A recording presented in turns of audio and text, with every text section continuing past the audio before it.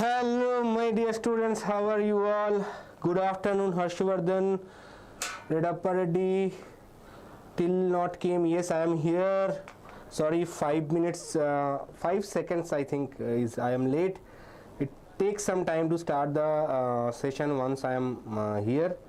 Okay, so anyway, so today I am going to discuss all important questions, all with explanation, with answer for your pre-board exam, physics exam. So those who have not started anything or those who have some doubts, they definitely should watch it, and if you want to revise everything, they must also watch it, and it will be a very good platform for your board exam as well. And trust me when I am saying I am going to discuss all questions, MCQs, fill in the blanks, 2 marker, 3 marker, 5 marker, numericals, everything will be covered in this lecture. Good afternoon, Suma.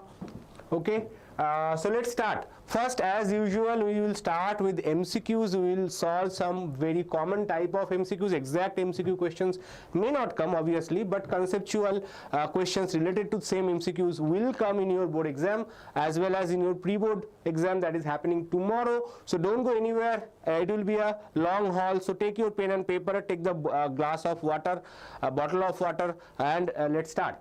So start with MCQs. As I mentioned, MCQs will be started first. Dash placed in an electric field experiences a force in the direction opposite to the electric field. So what is the answer? Electron, positive charge, neutron, or proton?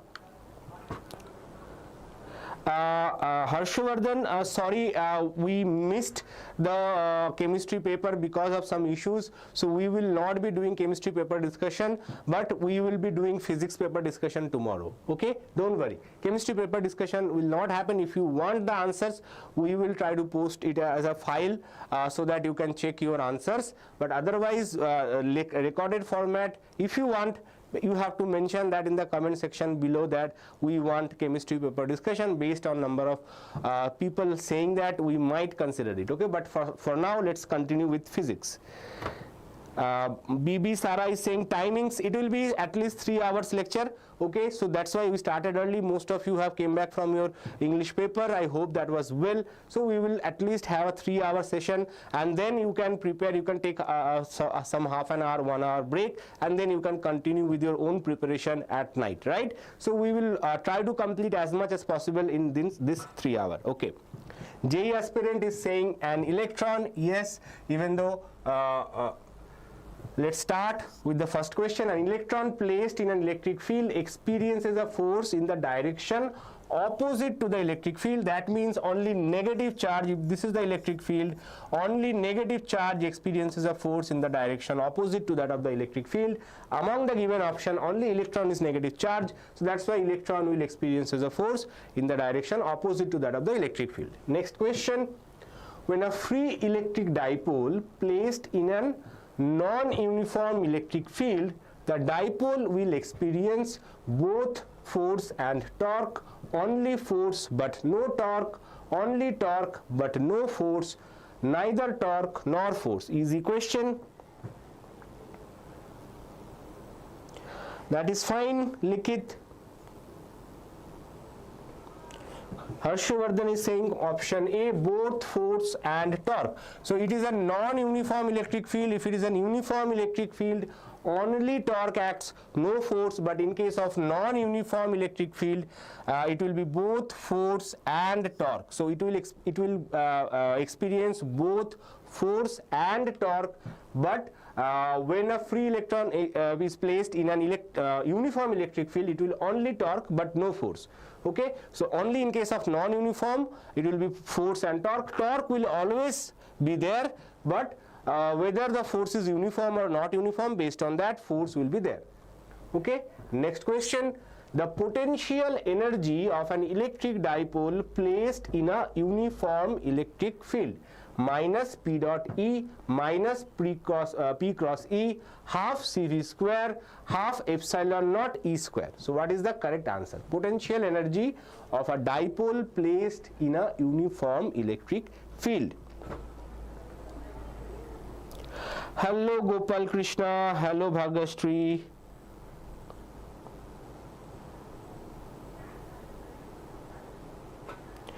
Harshvardhan is saying Hita. Yes, answer 1 was right for the other question. This one, Harshvardhan is saying B. Sarah is saying A, JE aspirant is saying A. Potential energy, remember potential energy is a scalar quantity. Okay, this is the potential energy of a capacitor, this is energy density of a capacitor. So these two are just distraction. Some student find this is more common, familiar, so they mark it, but actually it is minus P dot E.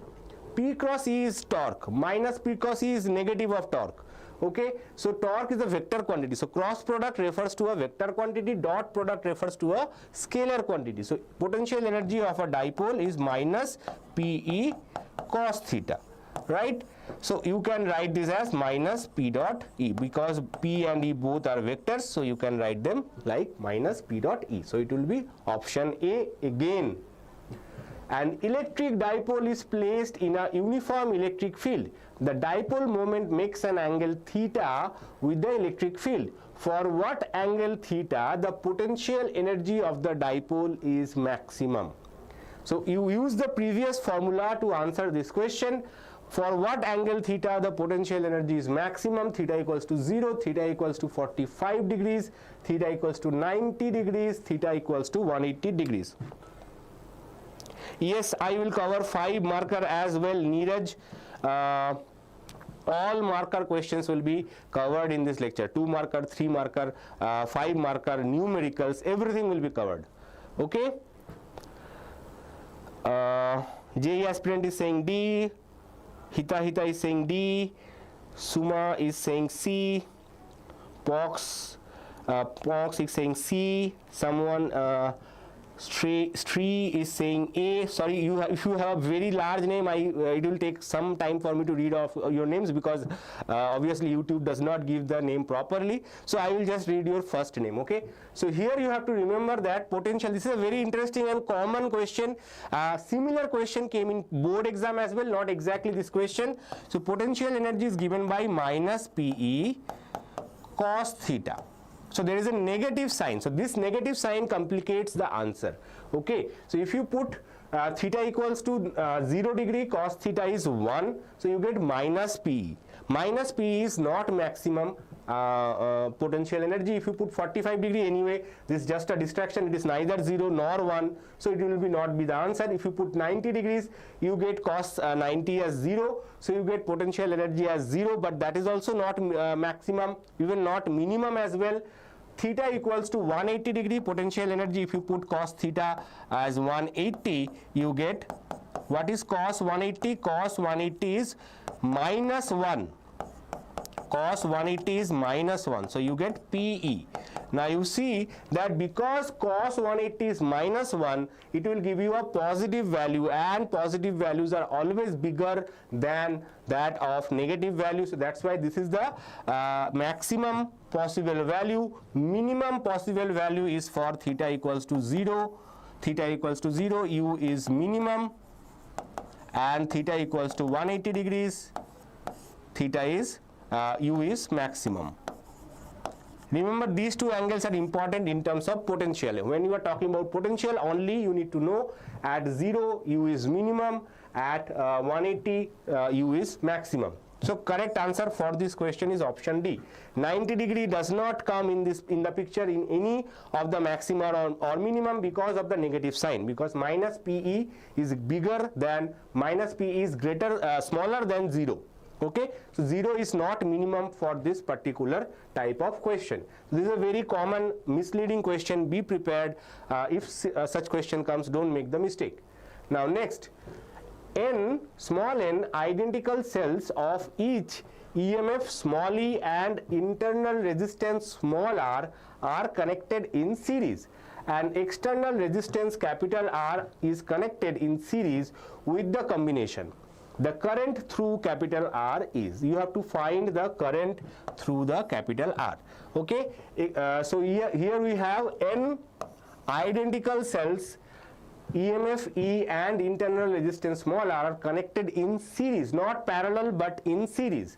Okay, and external resistance, so what is the question is basically about?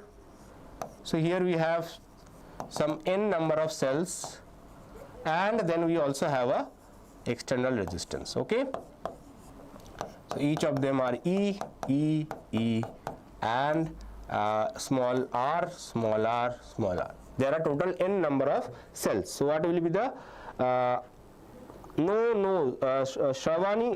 Sharwani, we will solve all. MCQ we just started. When you open your question book or question paper, what you get first thing, what you get MCQs. So we are doing MCQs first, then we will move on to fill in the blanks, 2-3 marker, 5 marker derivation, 5 marker numericals. Everything will be done in this lecture. Okay, so try to do it faster so that I can complete everything. We have more than 100 questions in this lecture today. Okay, so let's try to solve everything. In case you feel something you are prepared, I can skip 1 or 2 questions, but otherwise we are going to discuss everything. So if you watch this, all of your preparation revision will be completed. Okay, you don't need to do anything else. Afterwards you just read your book, textbook once if possible. You will be ready for tomorrow's exam.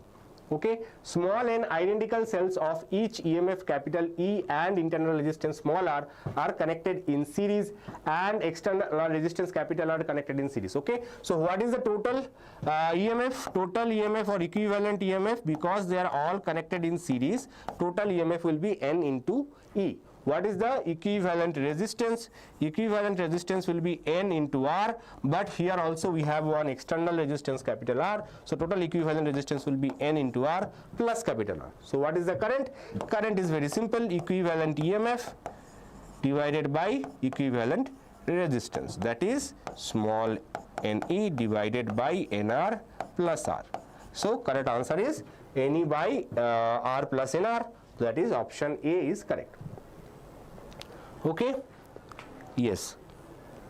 Next, before continuing, there is a just promotional slide that our Abhyas KCET 2026 is launched, and it is specifically designed for your practicing of your KCET exam, where we are going to give you total 35 KCET tests, and also you will get chapter wise KCET PYQs absolutely free of cost, that you can practice with your preparation of KCET, and everything is priced at $14.99. So if you are interested, if you don't want to purchase it, you can try the 4 free version. So if you are purchasing the 4 free version, you have to use email ID and mobile number, and through that email ID and mobile number you can log in and you can check the 4 free papers which is available. You can practice them anytime, any number of times, and main thing is the timing that you practice. Okay, solving 60 questions in 60 minutes is the major thing that you have to achieve for getting a good rank in KCET. Now let's continue.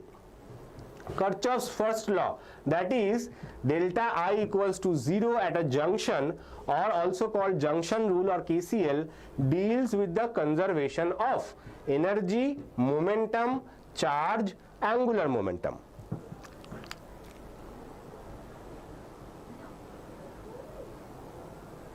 Quickly, Bhagyashree is saying option A.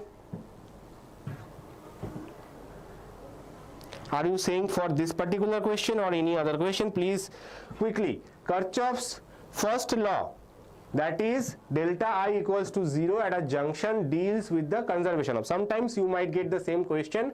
Kirchhoff's junction rule or Kirchhoff's current law deals with the conservation of. Same question, formula or the language is slightly different. Okay, this is also called junction rule. It is also called KCL, Kirchhoff's current law. Okay. So what is the option A? Bhagyashree is saying option A. Preetham is saying option C. Let's see. So current, all sum of all current equals to 0. What is current? Current is basically Q upon time.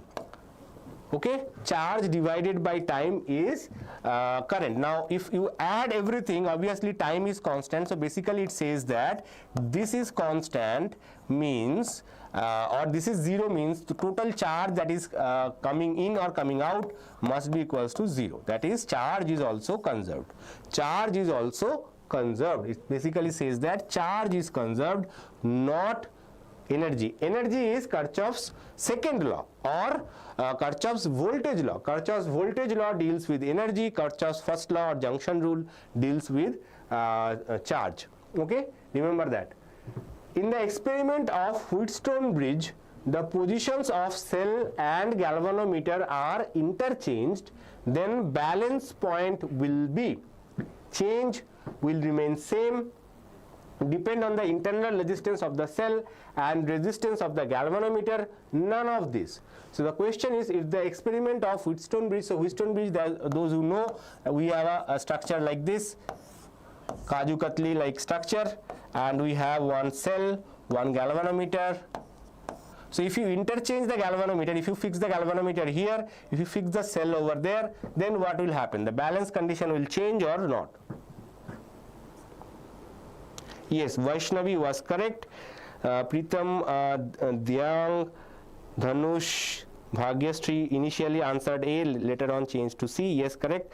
Bhagyashree is saying option A, it will change.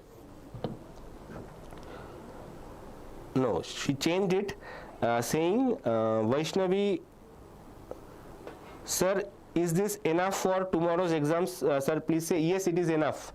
We are going to discuss over 100 questions, so let's do not discuss whether it will be enough or not. Go through the lecture because this is all the important questions I will be going to cover. Okay, not only MCQs, we will cover all long form questions with solution. Okay, all 2, 3, 5 marker questions with their answers I am going to do today. Okay, so that's why we started a little earlier. Generally our lives go from 4 or 5, but we started early so that we can cover a lot of things, and still you still have some time to revise yourself. Okay, so what is the question? So Bhagyashree is saying option B. Matin Funibad is saying C. Yes, option B is correct. Okay, so in case P by Q equals to R by S, if this condition is satisfied, there obviously resistance are there. Okay, I do not draw it. So if the bridge is already balanced, no matter even if you interchange the galvanometer and the battery, the condition will still remain unchanged. You can still check it whether this is valid or not after doing a redraw. Okay, if you can redraw it, galvanometer will come over here, the battery will come over there, and it will still be balanced condition. Okay, so the galvanometer, Wheatstone Bridge will still be in balanced condition. If it is already balanced, it will still remain in balanced even if you interchange galvanometer and battery. That is the beauty of Wheatstone Bridge. Now next question. Compare column 1. Column 1 gives certain physical terms associated with flow of current through a metallic conductor. Column 2 gives some mathematical relations involving electrical quantities. Match the column 1 and column 2 with appropriate relation. Quickly answer it. So relaxation time, drift velocity, current density, and electrical resistivity.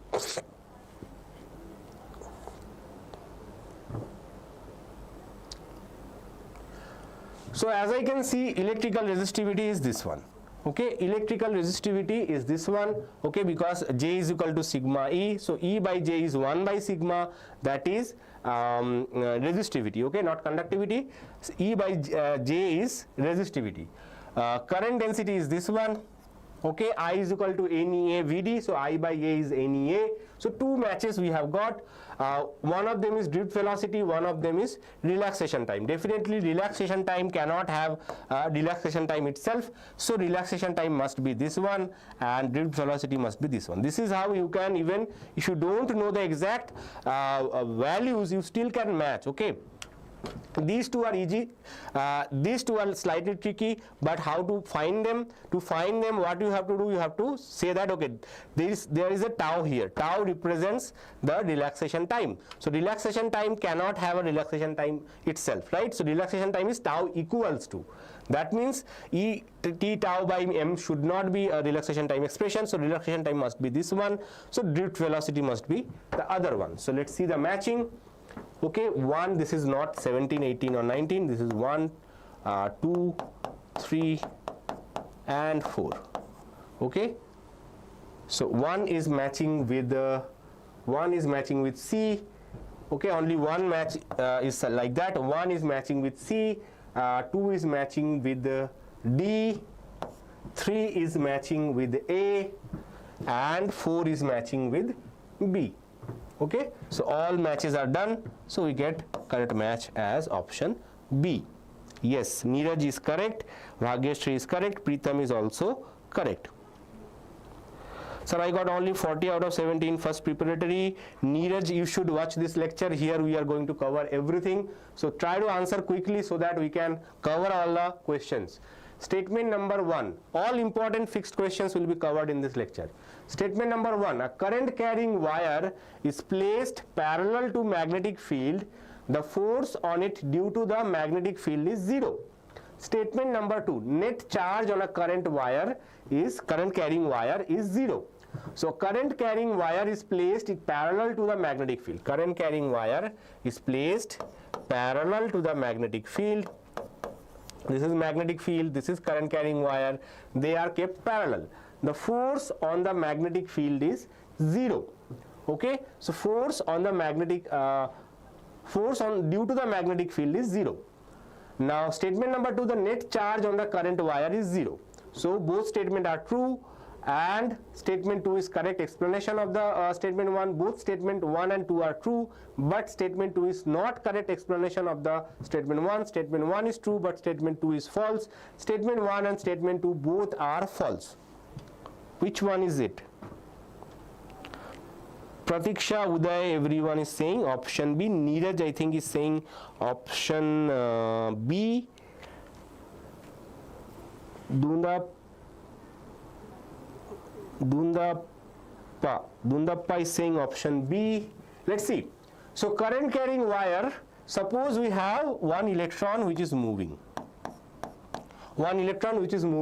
Now we know that from Lorentz force acting on a electron is given by Q into V cross B. Okay, the electron is moving in this direction, magnetic field is in this direction, so they are anti-parallel. So anti-parallel means the component, this one will be 0. Okay, and now if you consider the net charge, according to Kirchhoff's law, these charges are conserved. So net charge, even though electrons will drift, but net charge, addition of charge will still be 0, because whatever charge is entering into the wire will exit in the other side. So in the battery, from the negative side electron comes into the circuit, but in the positive side the electron goes back to the battery. So that's why the net charge is 0. So both statements are true, but you don't need to this explanation for why the force is 0. Force is 0 because velocity and magnetic field, they are anti-parallel in this case, and that's why the net force is 0.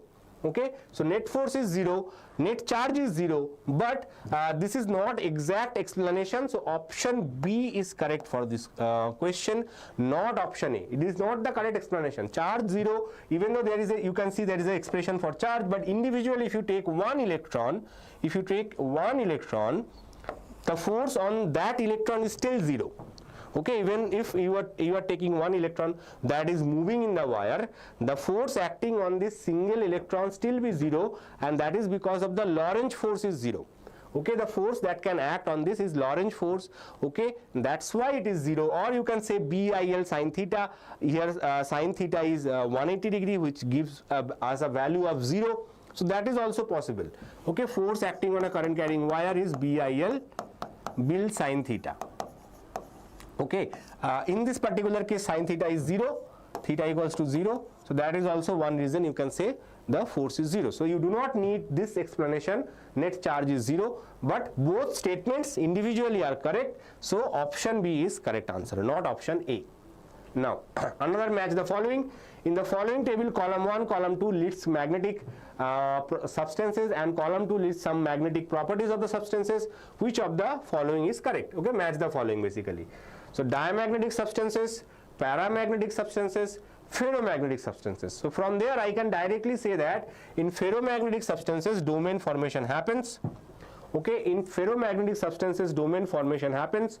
In paramagnetic substances the susceptibility is slightly greater than 1, and in case of diamagnetic substances relative permeability is less than the permeability of free space. Okay, so the matching is A with the P, A with P, B with R, and C with Q. So A with P, B with R, and C with Q. So correct match is this one. Option B is correct. Hi Shashank. Hi Only Raven. Answer quickly. I want to finish everything quickly. Let's continue. The ratio between magnetization and magnetic intensity is called permeability, is called relative permeability, is a dimensionless quantity, is the reciprocal of susceptibility. Let's see who can answer it. The ratio between magnetization and magnetic intensity. Magnetization is represented by capital M and magnetic intensity is represented by capital H. So what is the relation?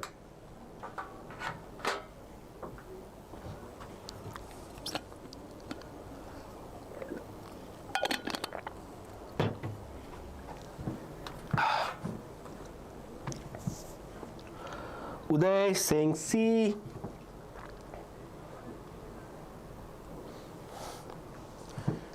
C answer is correct.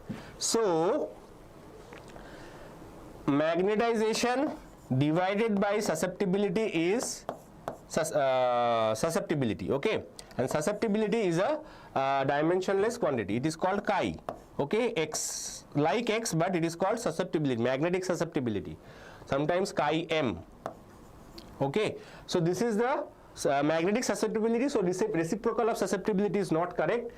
And susceptibility is a dimensionless quantity. Obviously, M and H both have same dimension, so this is a dimensionless quantity. So this is the correct answer. It's a dimensionless quantity. Okay, reciprocal of susceptibility is not correct. Now, next, if a magnetic substance is kept in a magnetic field, then which of the following substance moves out of the magnetic field?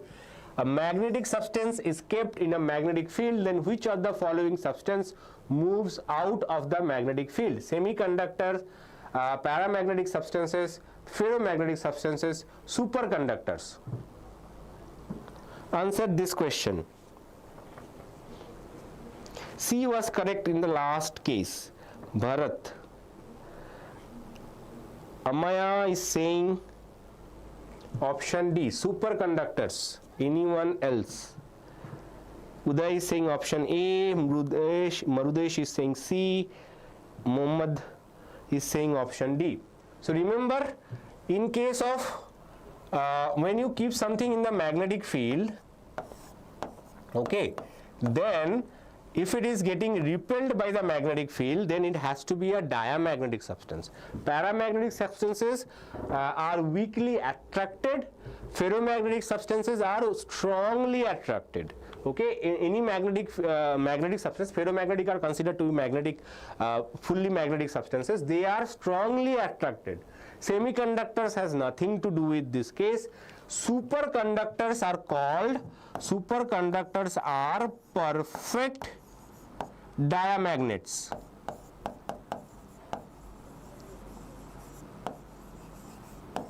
Superconductors are perfect diamagnets and they repel the magnetic field. Okay, so that's why superconductors will repel the magnetic field. There was when we are studying in your age, there was some videos. They are very popular. We used to have a superconductor placed in a magnetic field, and it was basically floating in the magnetic field because of the repulsion. Okay, that's how some people wanted to develop a train technology. Like it was moving in a train technology, train track, but that was not possible because of a lot of technical issues. Maybe some of you in future will develop it in that the technology required for it. So superconductors are very cool things. They are perfect diamagnets and they actually almost instantly get repelled by a magnetic field. Okay, so answer is option D. Interesting question. Now this is also very interesting question. The direction of current induced in the top of ABC as shown in the figure is. So you can say this is a HOTS question, this is a HOTS question. Okay, this is a hot question. Higher order thinking skill. You need higher order thinking skill to answer this question. The direction of current induced in the loop ABC in the figure is along ABC if I is increasing, along ACB if I is decreasing, along ABC if I is decreasing, along ACB if I is constant. Now here I will give you one hint that if current is constant, there will be no induced magnetic field. There will be no induced current because you have to change the magnetic field linked with this coil. Now if the current is constant, magnetic field linked with this coil is constant, magnetic flux is also constant. Flux, remember, magnetic flux is nothing but magnetic field divided by area.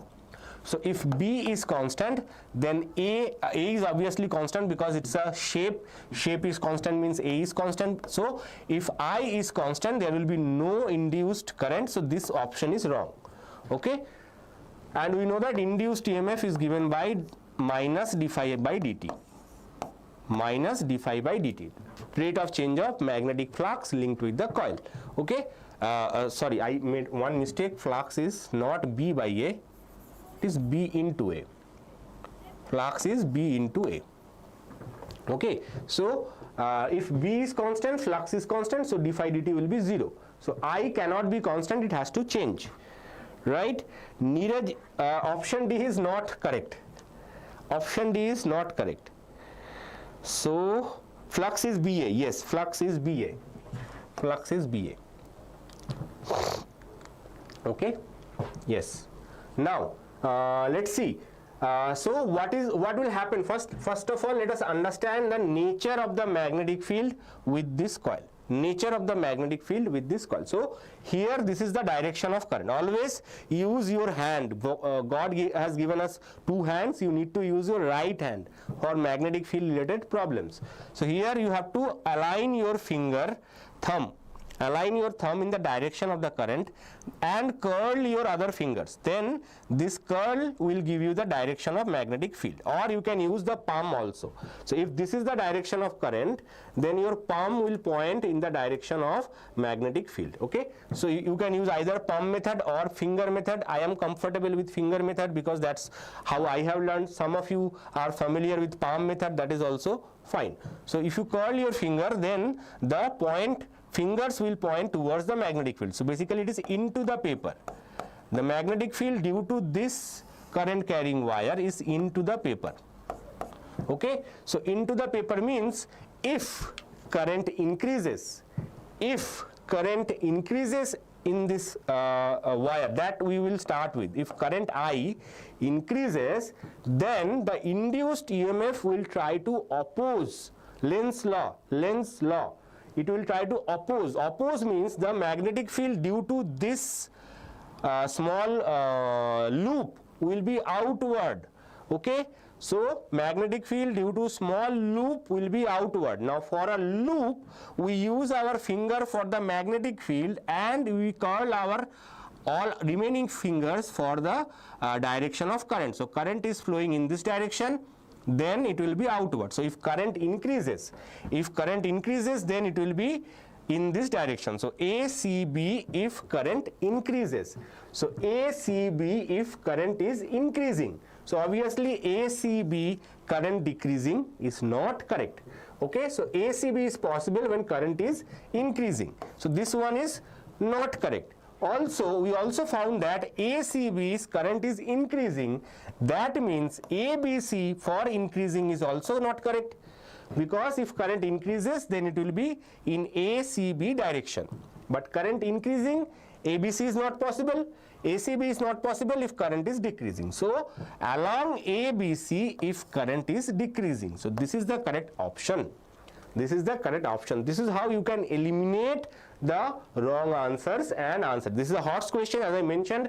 You will not be able to solve it just by memory. You have to understand there will be different cases. Instead of a circular ring, they might give you a rectangular loop as well. So you have to be ready for such questions.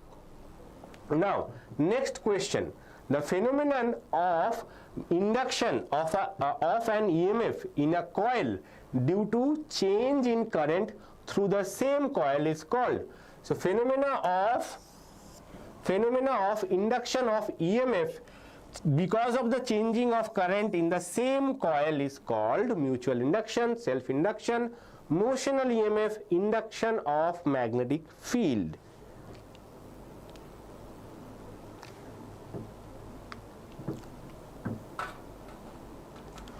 Amaya is saying option B, Srushti is saying option B, Uday is saying option A. In the previous question, Rahima was correct. So now let's see. So same coil, only one coil is there. That means if only one person is there, then what we say?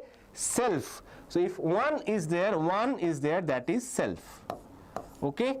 And if two is there, we say mutual. Mutual means between us. Okay, mutual. And self means self-confidence, that is confidence of your own. Okay, so self, only one means self. Okay, if two or more are there, we say mutual. Okay, mutual is between two or more people. Okay, so mutual means when more than two are there, two or more are there. Okay, self means only one means self. Okay, two or more is mutual. Okay, now let's see. The input voltage to a pure inductor, is V equals to Vm sin omega. So those who were saying option A is correct, not correct, option B was correct. Uday, Vaishnavi, Mohammad, Jilan, you are not correct. Pawan Bharti is saying option B for this question. Let's see. The input voltage to a pure inductor is V equals to Vm sin omega t. Then the current in the circuit is.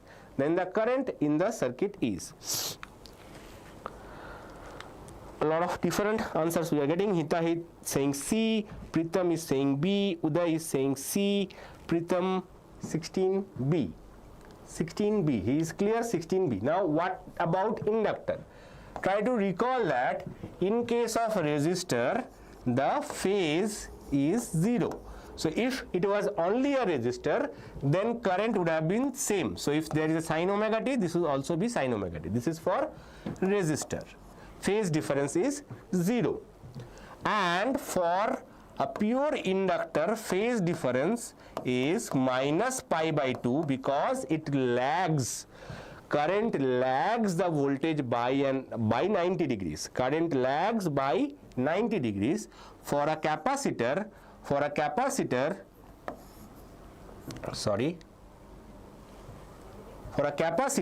the phase is plus pi by 2.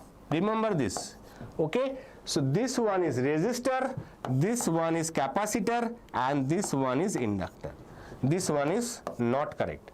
So option C is correct. Now in the exam, instead of inductor, if the question comes as capacitor, then B option will be correct. If the inductor is coming, remember that inductor current lags. So this negative sign gives us the sense that current is lagging. Negative means lagging. Positive means leading. Okay, leading means if you watch a test match, you will say that India is leading by 20 runs. Leading means they are ahead. Okay, so leading means ahead. So plus means leading, minus means lagging. Okay, so lagging or trailing. Okay, lagging or trailing, that is the correct term. So we say minus pi by 2. Now next question. In a series LCR circuit, the L and C are interchanged. The resonance frequency of the circuit increases, decreases, remains the same. There will be no resonance. So which one is correct? In a series LCR circuit, the L and C are interchanged. So that means, suppose this was L, this was C, and there was a battery. Now what you have done, you have interchanged. So capacitor is first, inductor is next, battery is same. So if you interchange them, interchanging means position is changed. So what will happen?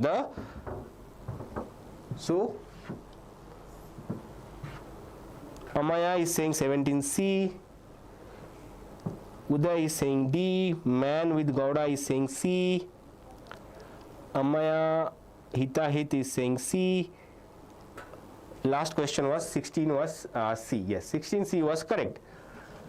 17. So even if you change the inductor, what is the formula for resonance frequency? Formula for resonance frequency is 1 by 2 pi square root of L and C. So if you interchange it, L into C or C into L, 2 into 4 or 4 into 2, because it is a multiplication, even if you change the order, it does not matter, it will still remain same, okay, because in the denominator it's multiplication. So even if you interchange them, C will come first, L will come next, but their multiplication value will still remain same, so it will still remain same. Now next, displacement current is produced due to constant electric field, constant magnetic field, changing electric field, changing magnetic field.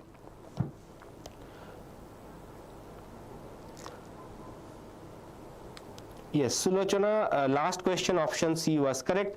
Bharti, check your answer, option D will be correct. Now if you are answering, I will appreciate if you mention the question number, because we are solving a lot of questions. Some of you are getting a slightly delayed responses. That is fine as long as you are mentioning the question number, okay. So try to mention the question number so that I get idea that which question you are answering. Yes, correct, like that. Amaya is saying 18C, Hitaita is saying 18C, Bharti is saying C, Man with Gauda is saying C, Pritam is saying 18C. Changing electric field, yes. So displacement current is epsilon naught dE by dt, okay. Epsilon naught dE by dt is the displacement current, okay. Now next, choose the false statement. So this is also a higher order thinking skill question. This is also a HOTS question. False statement means 3 are correct, only 1 is wrong. Electromagnetic waves are produced by accelerated charge particles. For electromagnetic waves, E naught by B naught equals to C, where E naught and B naught are electric and magnetic field amplitudes. Electromagnetic waves are transverse in nature. Electromagnetic waves can be deflected by electric field and magnetic field. Amaya is first, option 19D.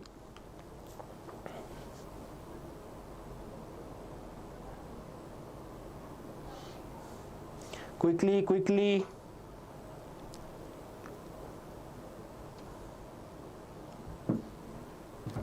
So electromagnetic waves, this is the correct statement, okay. Electromagnetic waves is the source of electromagnetic wave. Electromagnetic waves are produced by accelerating charges. This is also mathematically can be proven that E naught by B naught is the speed of electromagnetic wave or speed of light, because electromagnetic waves are basically lights. Electromagnetic waves are transverse in nature. This is also correct because light is transverse in nature. Light is a part of electromagnetic wave family. It's a larger family, only a small amount of them are part of the electromagnetic waves. So electromagnetic waves are transverse in nature. Electromagnetic waves can be deflected by electric and magnetic field is wrong. Even though electromagnetic wave constitutes of electric and magnetic field, they do not deflected by static electric or magnetic field. So this answer is false. This is a false statement, and this is our correct answer for this particular question. Yes, Vinay. Vinay, answer once, we will see it, okay. You don't have to mention 5-6 times. In refraction of light, sin I by sin R equals to 1. I upon R is constant. Sin I into sin R is constant. Sin I by sin R is equals to constant, which is correct. Bharti is saying option D. Vinay is spamming option C. Vinay, don't spam, I will see your answer. So remember that in Snell's law,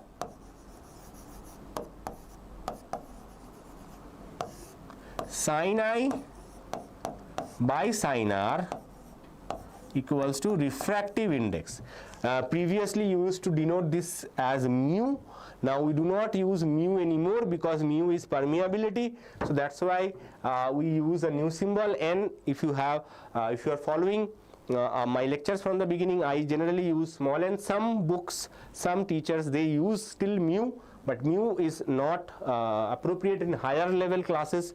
It is n only. So now refractive index n is constant for particular given to medium, right? So basically sin I by sin r is equals to constant. So this is the Snell's law. So that means this one is correct, not option C. So Vinay, option C is not correct.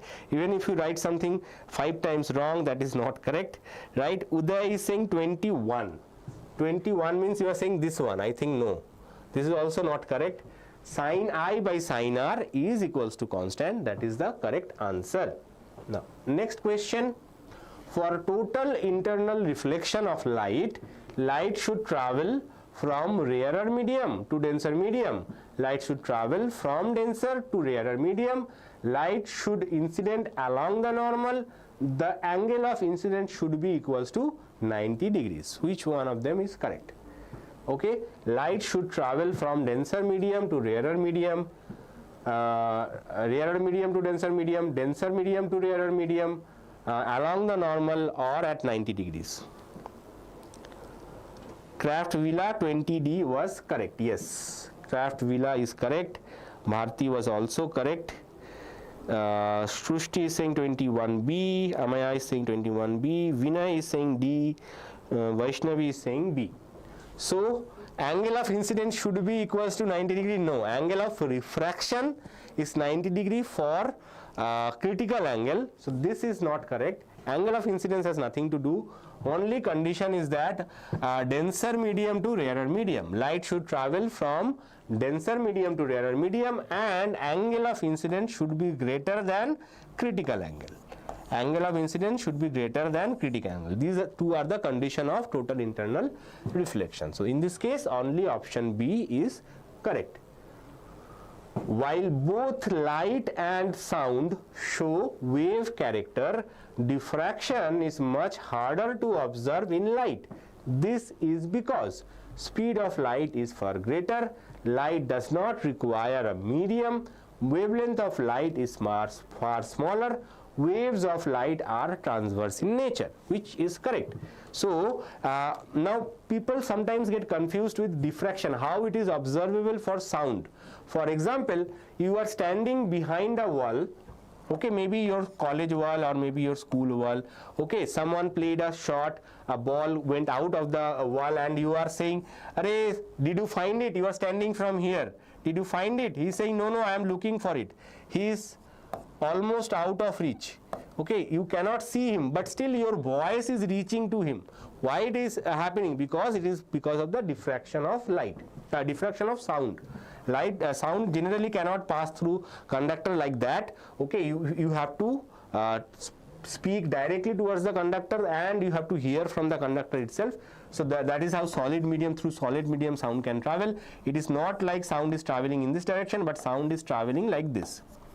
Okay, so this is diffraction of sound. So diffraction of sound is there, very easily observable, but if you show a torch from behind this same wall, if you show a torch here, the torch will not cross and go to the other side. That is not observable. Why? Reddappa is saying still how many MCQs?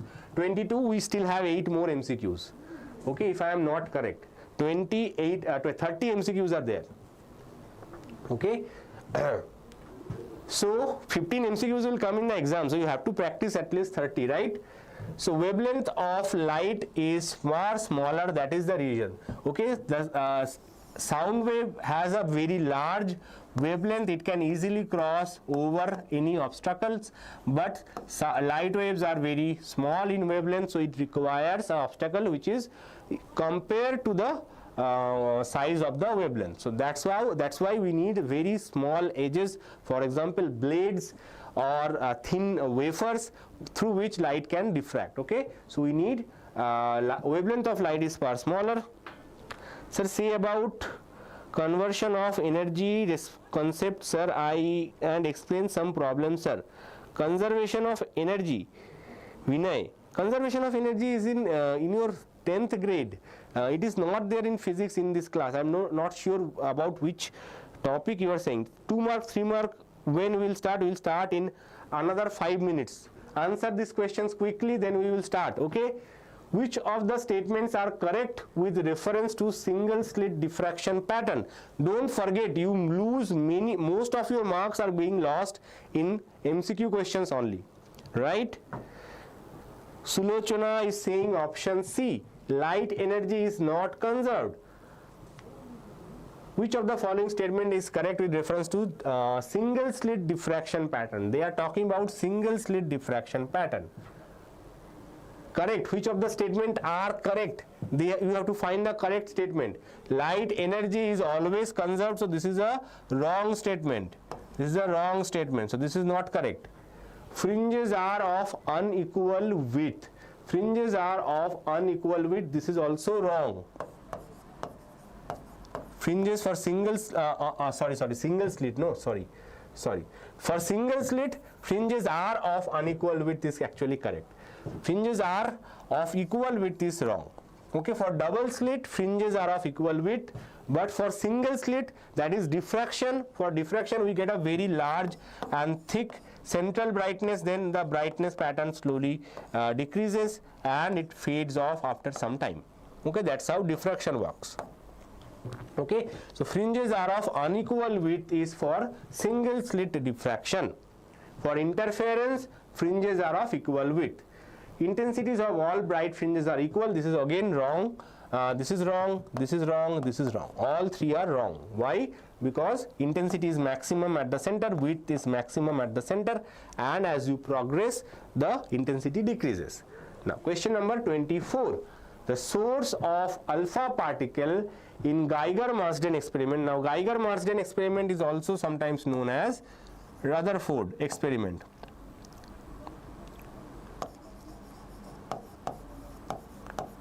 Okay, Rutherford experiment, Rutherford Geiger-Marsden experiment, same thing. Okay, so what is the source of alpha particle? Radium 226, bismuth 214, radon 222, cobalt 60. Waves chapter duration. Sulochana is saying waves. You are saying PU1 waves or wave optics. We are not doing any chapter wise questions. It will come, all questions will come, and wave optics will come sometimes. I'm not sure, because questions I have kept randomly. 2-3 marker questions will come one after another. Maybe after 1 hour you might check wave optics is reached or not, but questions will be coming randomly. We try to give it some order, but we are not doing chapter wise. All question marks wise we are doing. Okay, after MCQ fill in the blanks, then we will be having 2-3 marker all, then 5 marker all, and then we will also discuss numericals. This is the order. Source of alpha particle in Geiger-Marsden experiment is bismuth 214. Yes, Sulochana is correct. Amaya is also correct. According to classical theory, statement number 1, electron will fall into the nucleus. An accelerated electron emits radiation in circular path. Both 1 and 2 are correct, and 2 is correct explanation of 1. Both 1 and 2 are true, but 2 is not correct explanation of 1. 1 is true, but 2 is false. Both 1 and 2 are false. Quickly answer question number 25. Oh, this is the last MCQ. This is the end of the MCQ. Next we have fill in the blanks. Okay. According to classical theory, which option is correct?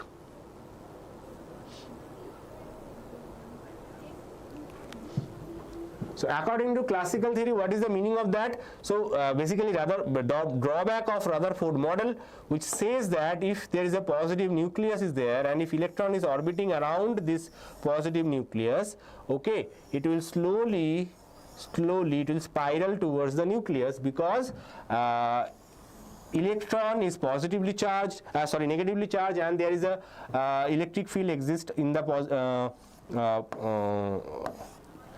due to this positive charge, and when electron is accelerated. This motion can be considered as accelerated motion. Circular motion is accelerated motion always, and in this circular motion what happens is that the electron when moving in a electric field, it slowly loses its energy and it jumps into the nucleus. So, and the nucleus or the atom will be stable for 10 to the power of minus 8 seconds. So, after creation, after the world is being created, due to Big Bang, and everything would have been collapsed within 10 to the power of minus 8 seconds.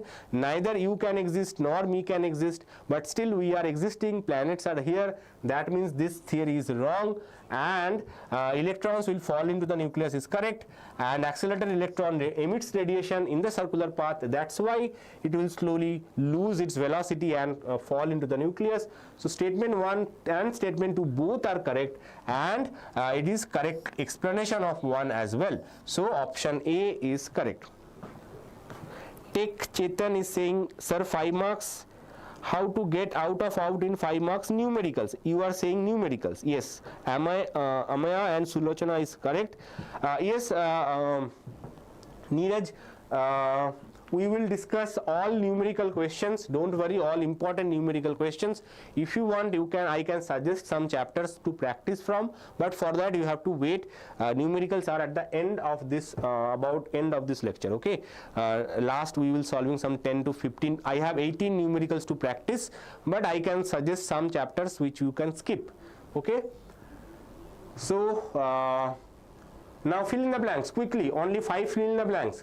A galvanometer can be converted into an ammeter by connecting a small shunt resistance dash to the galvanometer. A galvanometer can be converted into an ammeter by connecting a small shunt resistance dash to the galvanometer. Options are superposition, tetravalent, current, series, parallel, inward. So these are the options.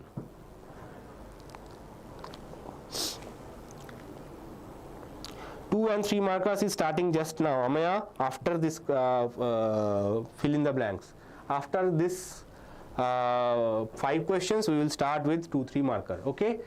So a galvanometer can be converted into an ammeter by connecting a small shunt resistance in parallel. In parallel. So for ammeter parallel, for voltmeter series. The magnetic flux associated with the coil carrying current is directly proportional to magnetic flux associated with the coil carrying current is directly proportional to, obviously if you check the option, it is only correct option possible is current. Okay. So magnetic flux is directly proportional to current. Interference of light is due to dash of identical waves traveling in the same direction at small angles. So this is basically superposition of waves. Okay. So interference is type of superposition. Okay. Superposition of identical waves. So that is why we observe superposition. Question number 29. Electric lines of force about a negative point charge are radial and electric. So superposition is also done. So electric lines of force about a negative point charge are radial, and if you see, only one correct option is possible, that is inwards. Silicon is a tetravalent crystal. Silicon is a tetravalent crystal. Now let's start with all 2-3 marker question. The first question is obviously the most important questions.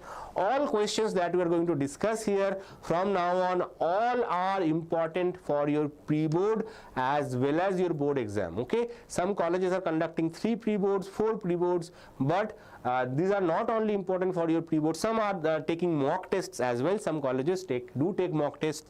I encourage students to appear for those mock tests. They are important, but also these questions are not only important for those mock tests, but for your final exams as well. So if you prepare them right now, it will be helpful for your board exam as well.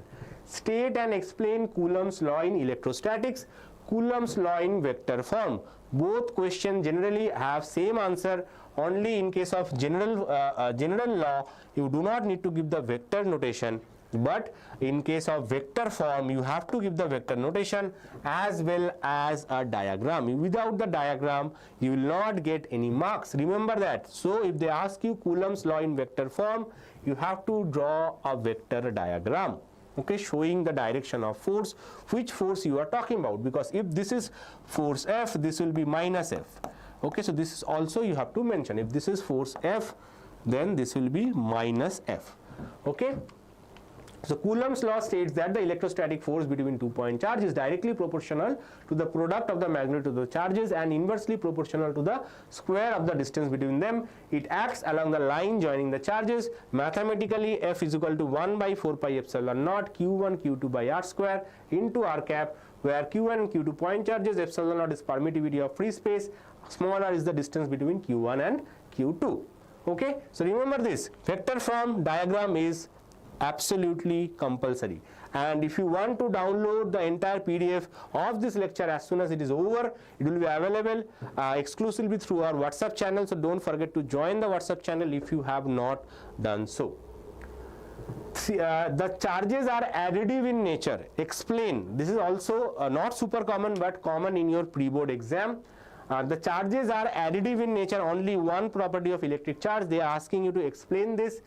If a system contains 2 point charges Q1 and Q2, the total charge of the system is obtained simply by adding algebraically Q1 plus Q2. That is, charges add up like real numbers, or they are scalars like the mass of a body. So this is the explanation, and you have to give one example as well. The total charge of a system containing 5 charges. This example you can take any charges, just make sure some of them are positive, some of them are negative, and you add them simultaneously like this, and you give the correct value. I have taken 1, 2, minus 3, plus 4, minus 5. You can take any numbers as long as some of them are positive, some of them are negative, and you are showing that the total charge is plus 1, plus 2, minus 3, plus 4, minus 5, that is equals to minus 1 in the same unit. So Coulomb, you can show Coulomb as well, right? Derive the expression for torque on an electric dipole placed in a uniform electric field. Another very, very important question. Here we have electric field, okay, and we have a dipole. Dipole has a positive charge and a negative charge. Now for this particular derivation, it will be helpful if you show the positive charge in the upper portion and the negative charge in the lower portion. Does not matter even if you draw it reverse, but this will be slightly easier for you to handle. The distance between positive and negative charge is obviously 2a. Any one of the charge is q, minus q plus q. Electric field is given here, okay, and you are trying to find the torque. So to find torque, what you have to do? You have to find these forces. This is, say, F, this will be minus F. Equal and opposite forces acting on a same body but at two different points gives rise to torque, right? That is what we have learned in our PU1. Now, so what is this force? Force acting on a charge in an electric field is given by charge times electric field. As simple as that. So force, so this is the force acting on the positive charge, okay? Force acting on a positive charge is Q into E. Now what is torque? Torque is given by the magnitude of any one of the forces times the distance between these two forces. The distance between these two forces, the perpendicular distance, that is this distance. Say this distance is, say, L. If this distance is L, then torque will be F into L. Okay. Now, suppose the dipole is making an angle theta with the electric field. The dipole is making an angle theta with the electric field. Then this angle will also be theta. Okay. This angle will also be theta. If dipole is making an angle theta, then this angle that you are drawing here is also theta, right? So we will take this triangle,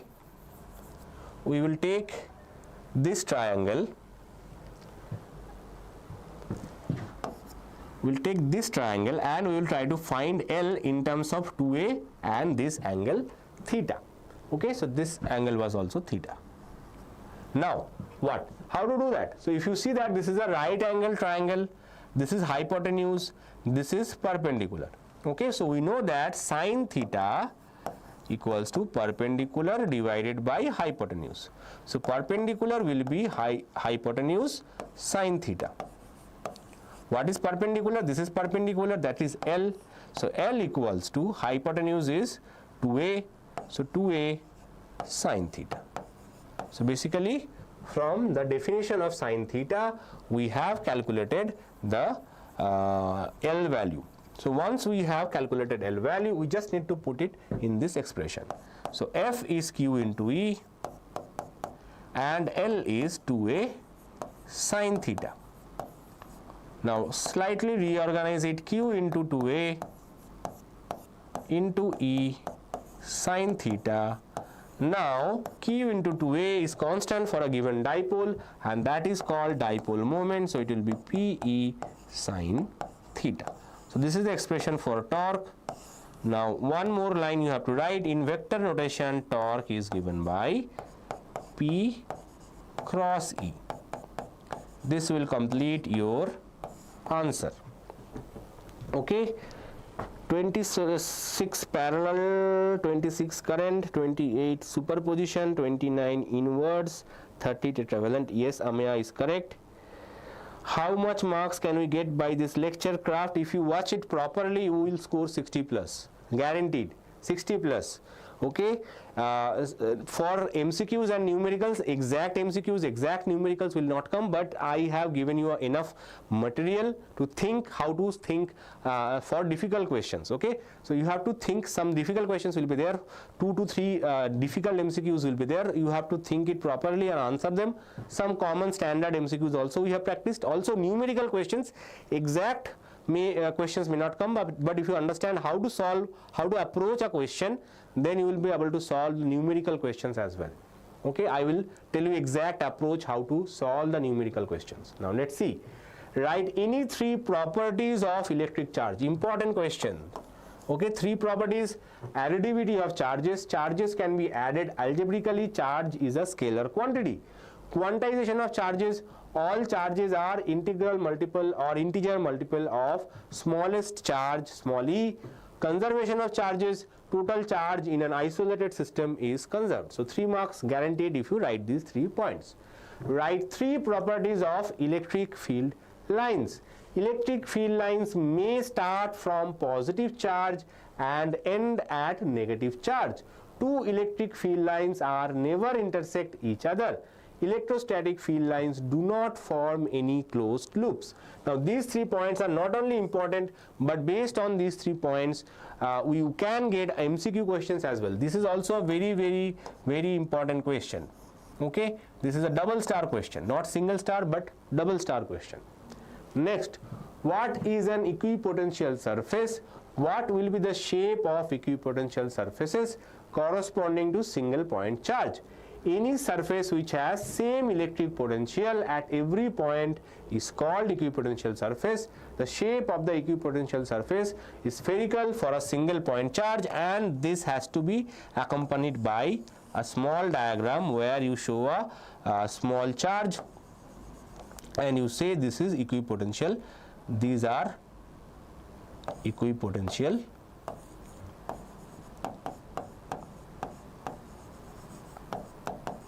surfaces. Now remember, obviously it's a spherical, but you cannot draw sphere in 2 dimensions, so you have to draw circles.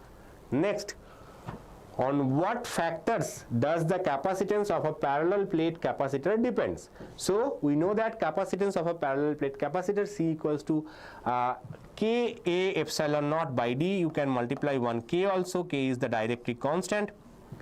It is directly proportional to area. So C is proportional to area, inversely proportional to distance between the plates. So C is inversely proportional to the distance between the plates, directly proportional to dielectric constant between the plates, not medium, between the plates.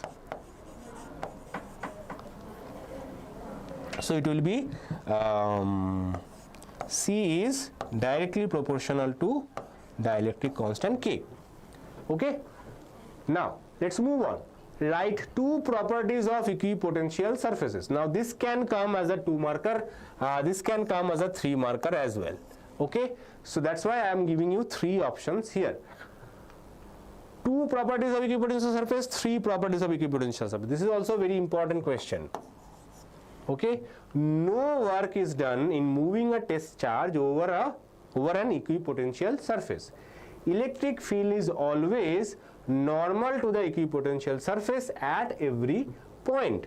No two equipotential surfaces can intersect each other. Easy, this point is obviously easy. Okay, now let's continue. Obtain the expression for the effective capacitance of two capacitors connected in series. So these small derivations students sometimes ignore and they suffer. Okay, they forget. So don't forget to practice these small derivations as well.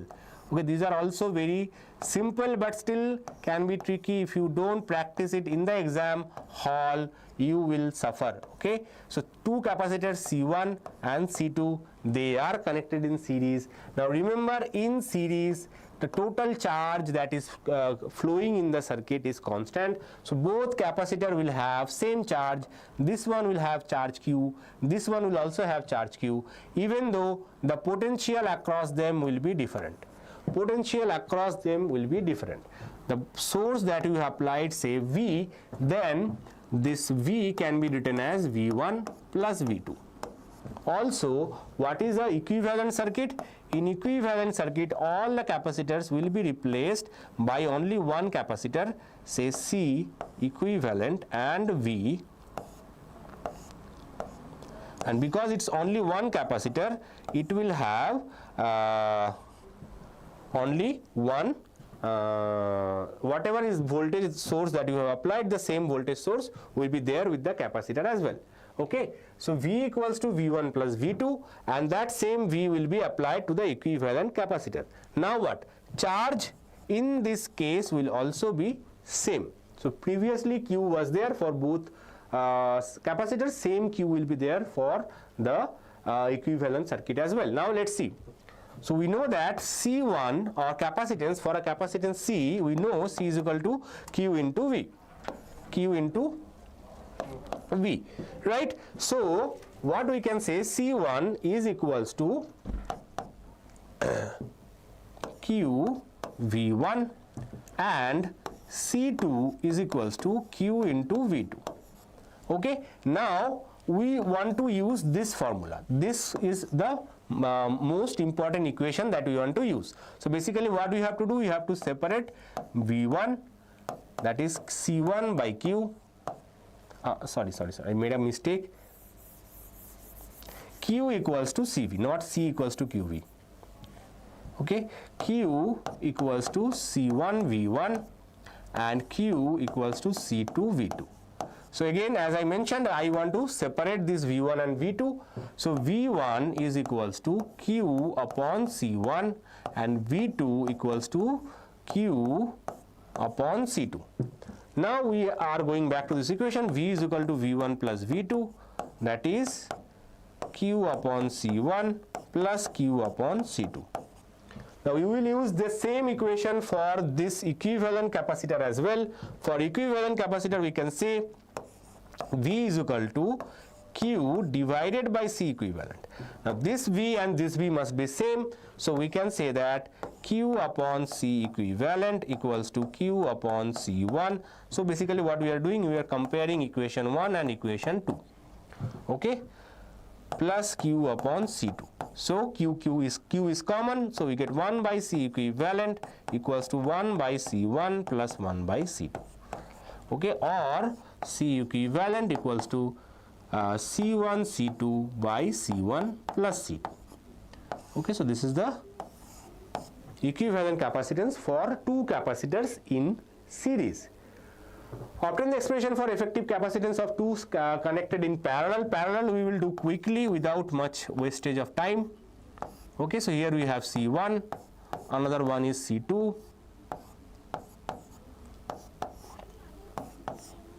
Okay.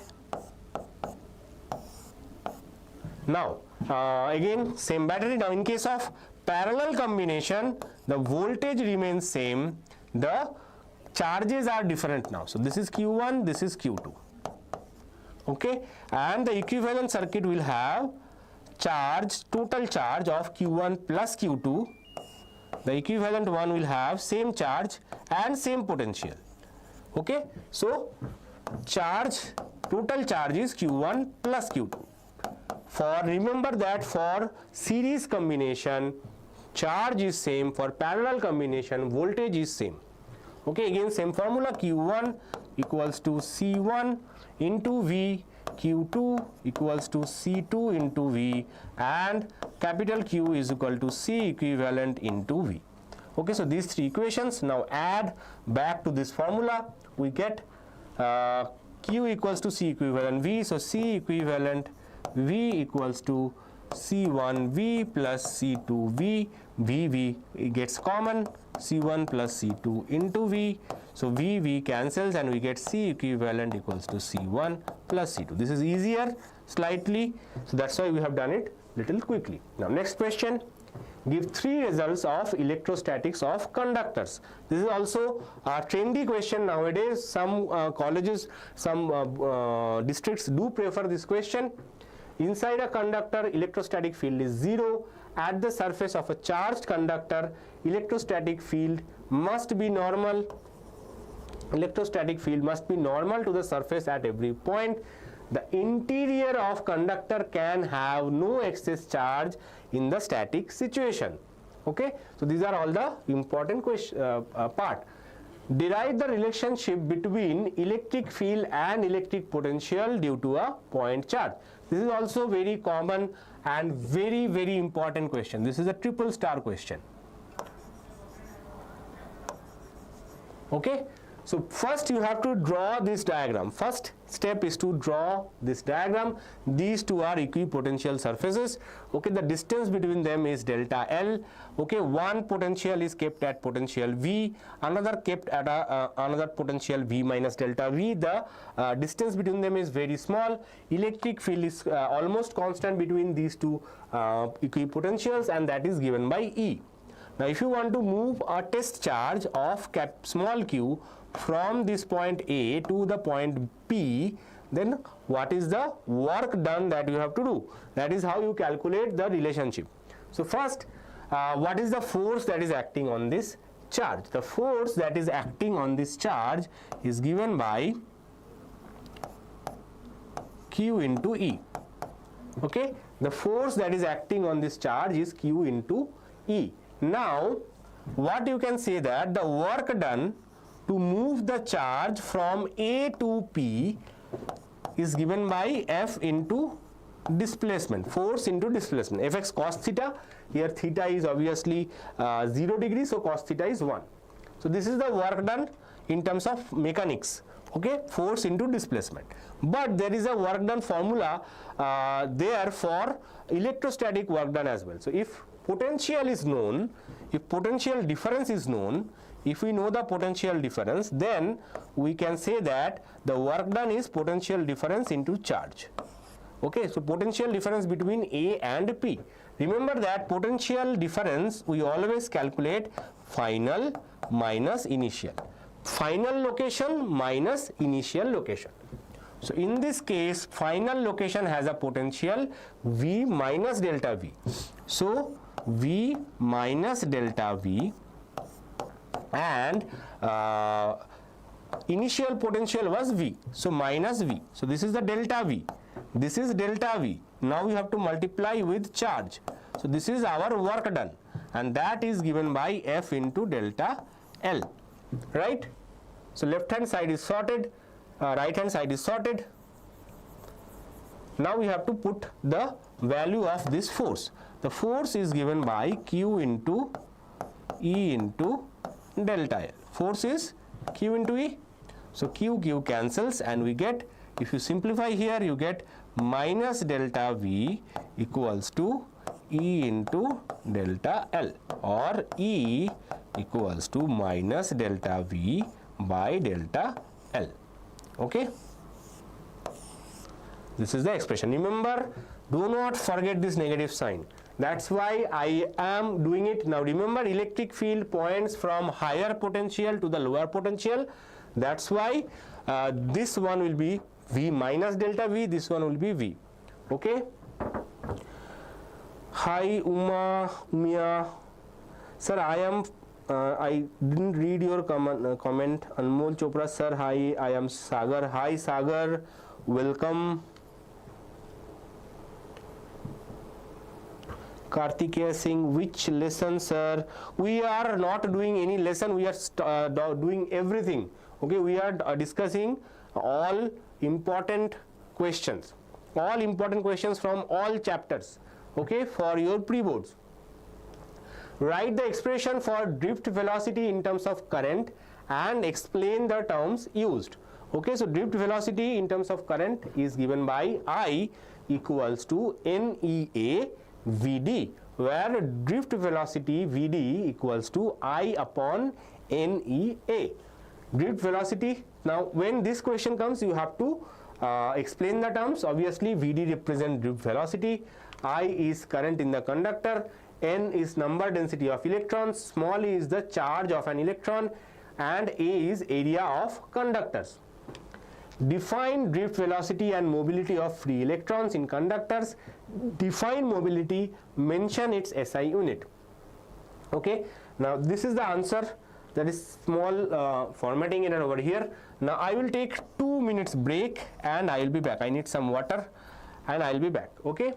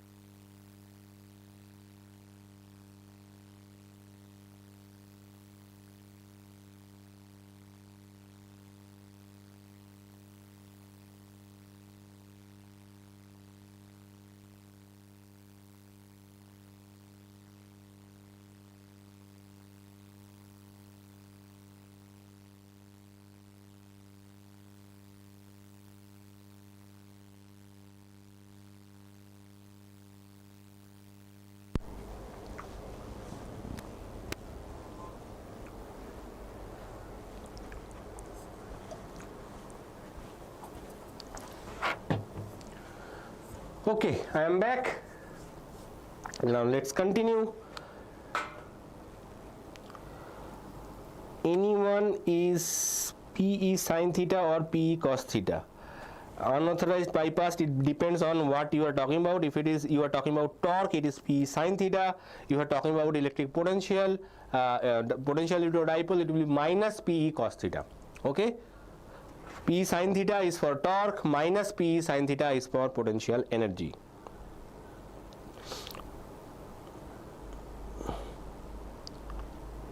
Study for is saying, say hi, I am your former student. I attended your class last year, live classes before boards, and they actually got me really good marks in my boards, and I am really thankful. My name is Saundarya. Hi Saundarya. Obviously, tell me what you are doing right now. It is very good to meet some of the old students. One of my last class also someone from my previous year students came, and we had a small little chat. Anmol Chopra, I remember you. I see you after a long time.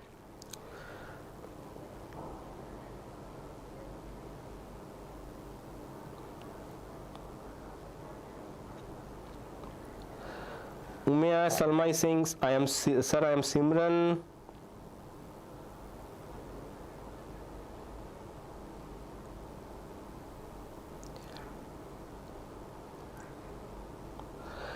So I think Kartika is saying that derivation, that sin PE cos sin theta is the derivation from electric charges chapter. Okay, electric charges and potential. Yes, I am seeing you after a long time. Okay, your name is Sagar Chopra. I didn't know that because every time you post comments from the account Anmol, so that's why I used to call you Anmol, if I remember. Oh, okay. Study 4 is saying you are taking drop for NEET. Very good. All the best. And in case you want help for KCET, we will be having some exclusive classes for KCET as well. But right now we are slightly focused for boards because obviously pre-board is there, board exam is there. If you want to prepare for KCET, do let me know. Do join us in our other classes and lectures. Right now, let's move on. Mention two limitations of Ohm's law. Two limitations of Ohm's law. Very interesting. Ohm's law. This can be asked as a 3-marker question as well. So 3 limitations, 3 marker, 2 limitations, 2 markers. Ohm's law is applicable only if all the physical conditions remain same. Ohm's law is not applicable at very low and at very high temperatures. Ohm's law is not applicable to non-ohmic devices like semiconductor devices, discharge tubes, etc. Okay. So tomorrow, yes, Umesha, we are doing, that's why we are doing this live, Umeya. I mean Simran, right? Simran, we are doing this live because you have your physics exam tomorrow. And we have already discussed 45 questions, out of that 25 MCQs, 5 fill in the blanks. This is the 15th question in 2-3 marker. We'll also discuss 5 marker derivations as well as numerical questions. So don't go anywhere. Give any two differences between current and current density. So whenever you see a difference based question, try to write them in table format. Always. This is always preferred by the teachers. They get the clarity what you are writing. So current is defined as the amount of flow of electric charge per unit time. Current density is the amount of current per unit area. Unit of current is ampere. Unit of current density is ampere per meter square. Okay, very simple. This is also a question came in board in 2024. Okay, so those who have appeared in 2024, this was given in the board exam MCQs. Name two factors on which the resistivity of a wire depends. Material of the wire, temperature of the wire. Remember, it is talking about resistivity, not resistance. Resistivity depends only on material of the wire and temperature of the wire. It does not depend on length, does not depend on area. When does current carrying conductor placed in a uniform magnetic field experience maximum force, minimum force? So force acting on a current carrying wire in magnetic field is given by BIL sin theta. So force acting on a current carrying wire is BIL sin theta. Okay, so when the force will be maximum? Force will be maximum when the current is flowing perpendicular to the direction of the magnetic field, that is theta equals to 90 degrees. Sin 90 is 1. So when sin 90 is 1, force is maximum, and force will be minimum when the current is flowing in the direction of the magnetic field. So theta will be 0 degrees. Right? Anmol is saying my second preparatory is held by the college. Don't worry, even if it is done by your college, done by district administration, does not matter.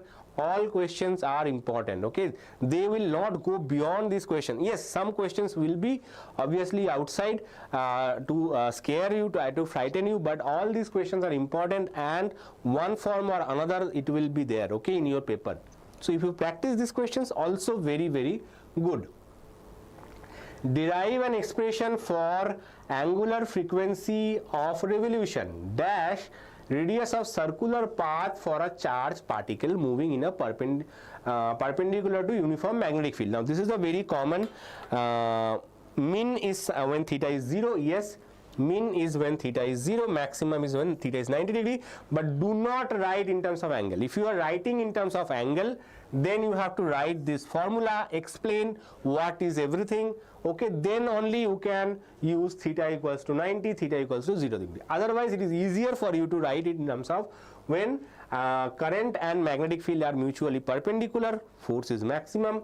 When current and magnetic field are in parallel direction, then it is minimum. Okay, that is much better to write.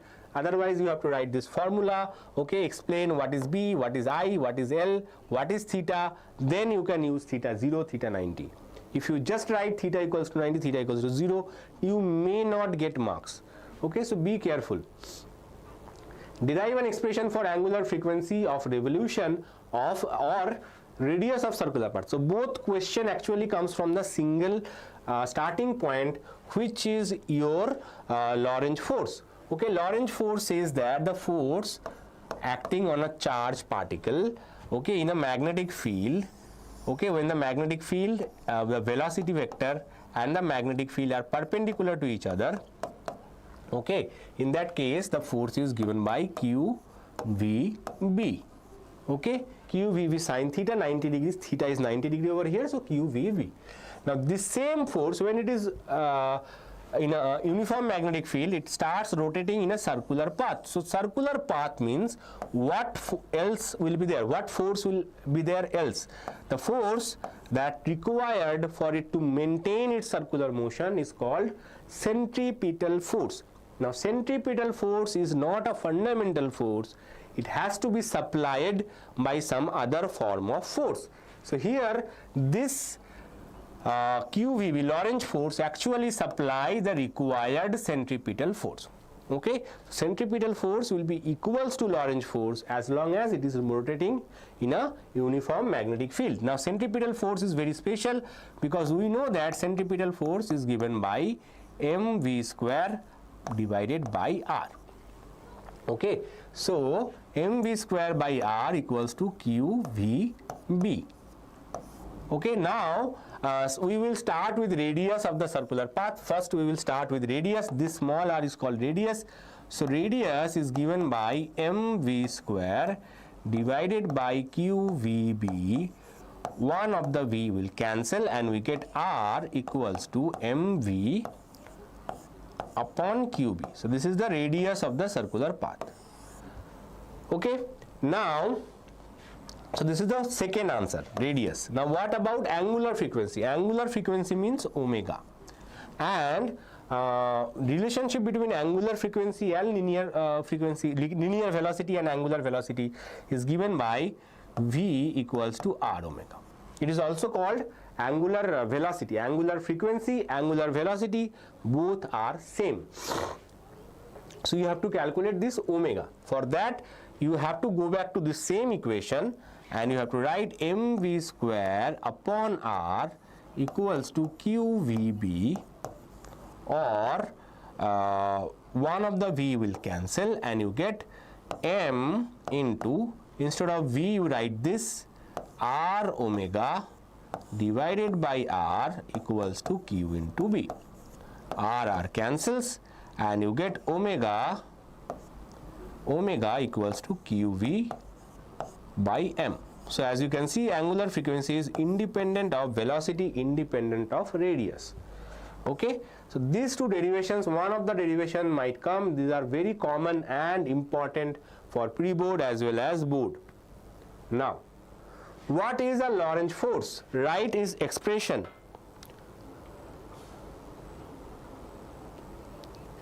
First preparatory was held by board. Anmol is saying it is not by board, it was held by district.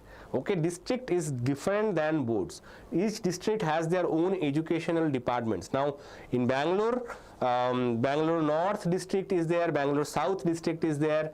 Okay, similarly there are other districts, Kalburgi, then Bidar, then Shimoga. They are all different districts are there. Okay, and all districts they actually sometimes some districts coordinate between them and they give the same paper, but otherwise all districts are independent bodies. They can choose to give different papers, but obviously for some reason printing cost would be same, it will be saved some way if you are giving same paper. So some districts choose to collaborate between themselves and give same paper. Okay, something similar happened during first pre-board mathematics paper. It got some during that file transfer, it got leaked some way one day before, but that will not happen in board exam. Obviously board exam, board is the only one body that controls all the districts. Okay, so it will be much more what should I say, it will be much more vigilant in terms of these kind of things. So what is the Lorentz force? Write its expression and explain the terms. Force acting on a moving charge particle in presence of electric and magnetic field is called Lorentz force. So F equals to Q into E plus Q into V cross B. So this is the electric field component, electric force component, and this is the magnetic field force component. Okay, you can write them individually or you can directly write this expression, that is also fine. Okay, here Q is charge, E is electric field, V is the velocity of the particle, B is magnetic field. Remember, Lorentz force is a vector quantity, so try to write this in vector form. Okay, because these two quantities are not in same direction, so you cannot add them in scalar form. Okay, so if they ask you write Lorentz force expression and explain the terms, okay, then it has to be in the vector form. If you write it in scalar form, you will get 0, because Q into E vector and Q into V cross B vector, they can be in different direction, so you cannot simply add them algebraically, you have to use vector addition method. Okay, that's why whenever you are writing Lorentz force, it has to be in vector notation.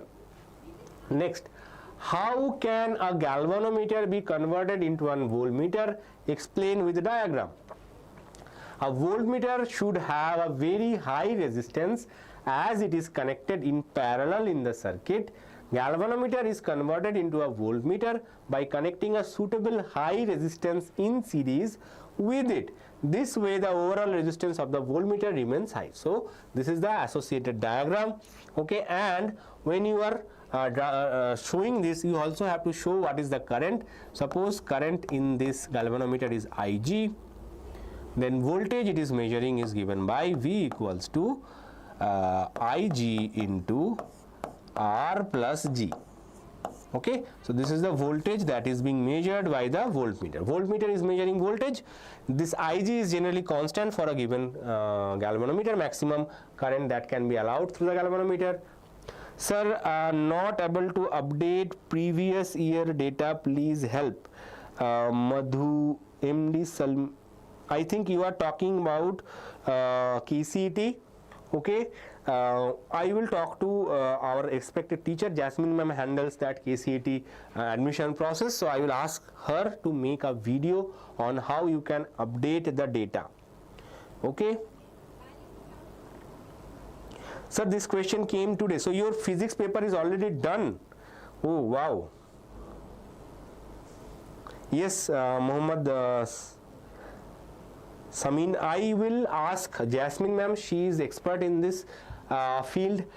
Even though I know the basic process of cassette form filling, but if you have any technical process like this, your previous data you are not able to update, okay, I will ask Jasmine ma'am, she will connect with some other people and she will check how to update the data. Okay, it is not enabling to do. So you can do one thing there. First of all, they have a email ID given in the in their website. You can mail into that email ID that I am not able to update the data of last year. Okay, so if you are not able to, some by the way, if you are talking about marks and all, generally that opens after the board exams are over, but anyway you can send a mail to KEA. Otherwise, I will ask Jasmine ma'am. Some fields may be restricted right now because that will be available at a later time. Okay, because this year, current year students, they have not yet approached the board exam. So there is a time, I remember there is a time when students are asked to fill their marks especially CBSE students, because Karnataka government students, they just need to give the number and the marks are updated automatically. For CBSE students, they give the option, they do verify it from backend, but you have to do it manually. So if you are confused that you are not able to upload your marks and etc., don't worry, it will be given in a later time, but you should also send them a mail. You are not a repeater, then what is your problem? What is your data that you are not able to upload?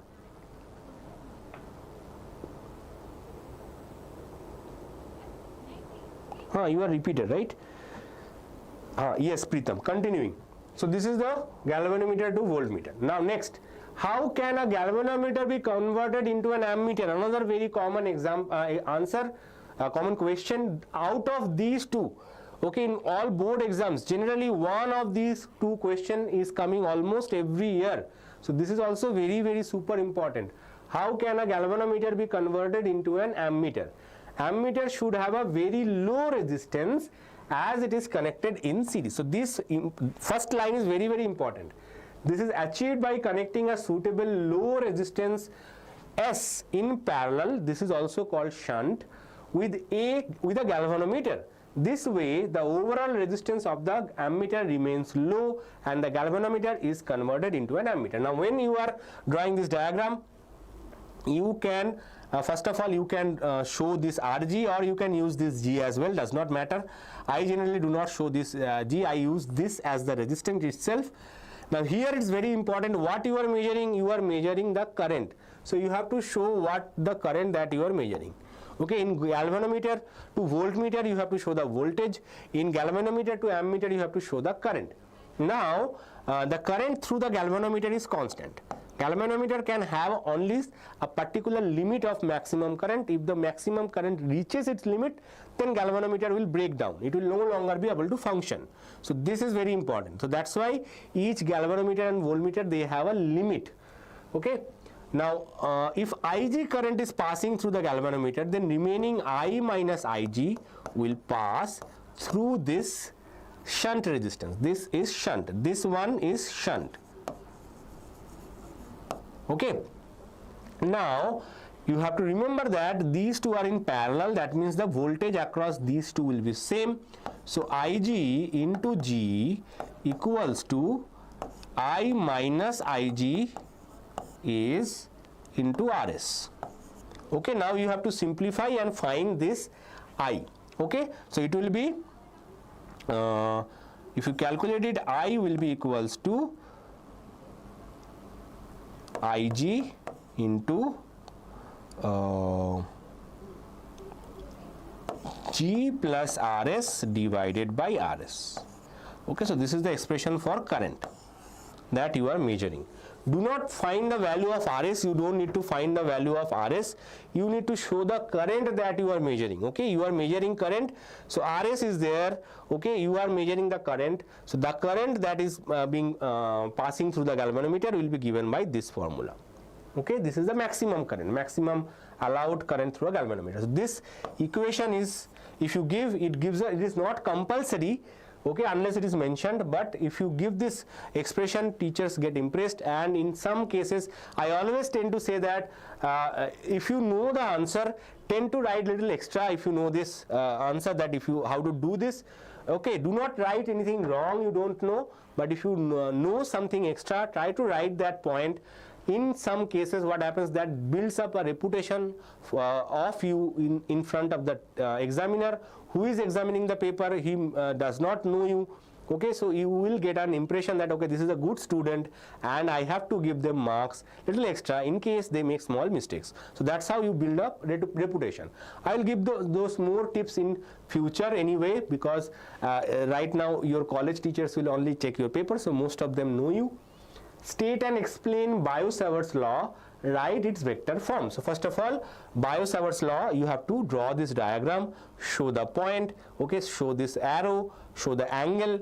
The magnitude of magnetic field at any point P due to the current element dl is directly proportional to the strength of the current. So obviously dB, so first of all the vector form I will write so that you don't make any mistake. So dB is given by mu naught by 4 pi I dl sin theta r cap by r vector, r square, sorry.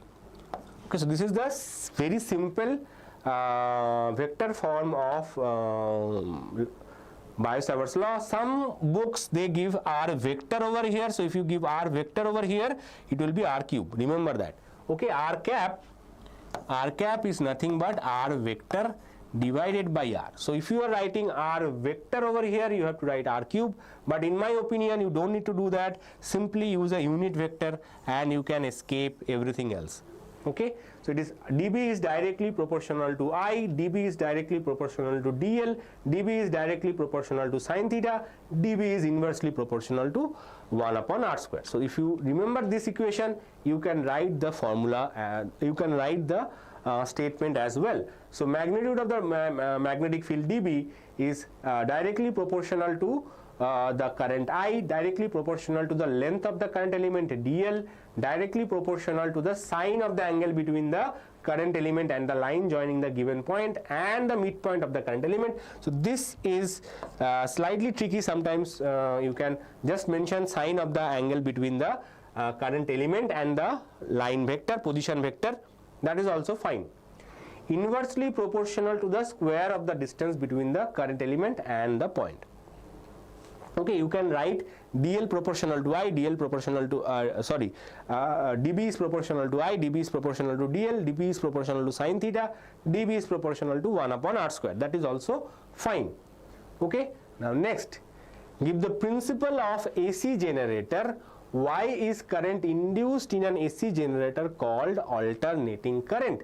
Mention the expression for induced EMF in it. Okay, this is also a trendy question. An AC generator converts mechanical energy into generator. So remember, generator means it generates current.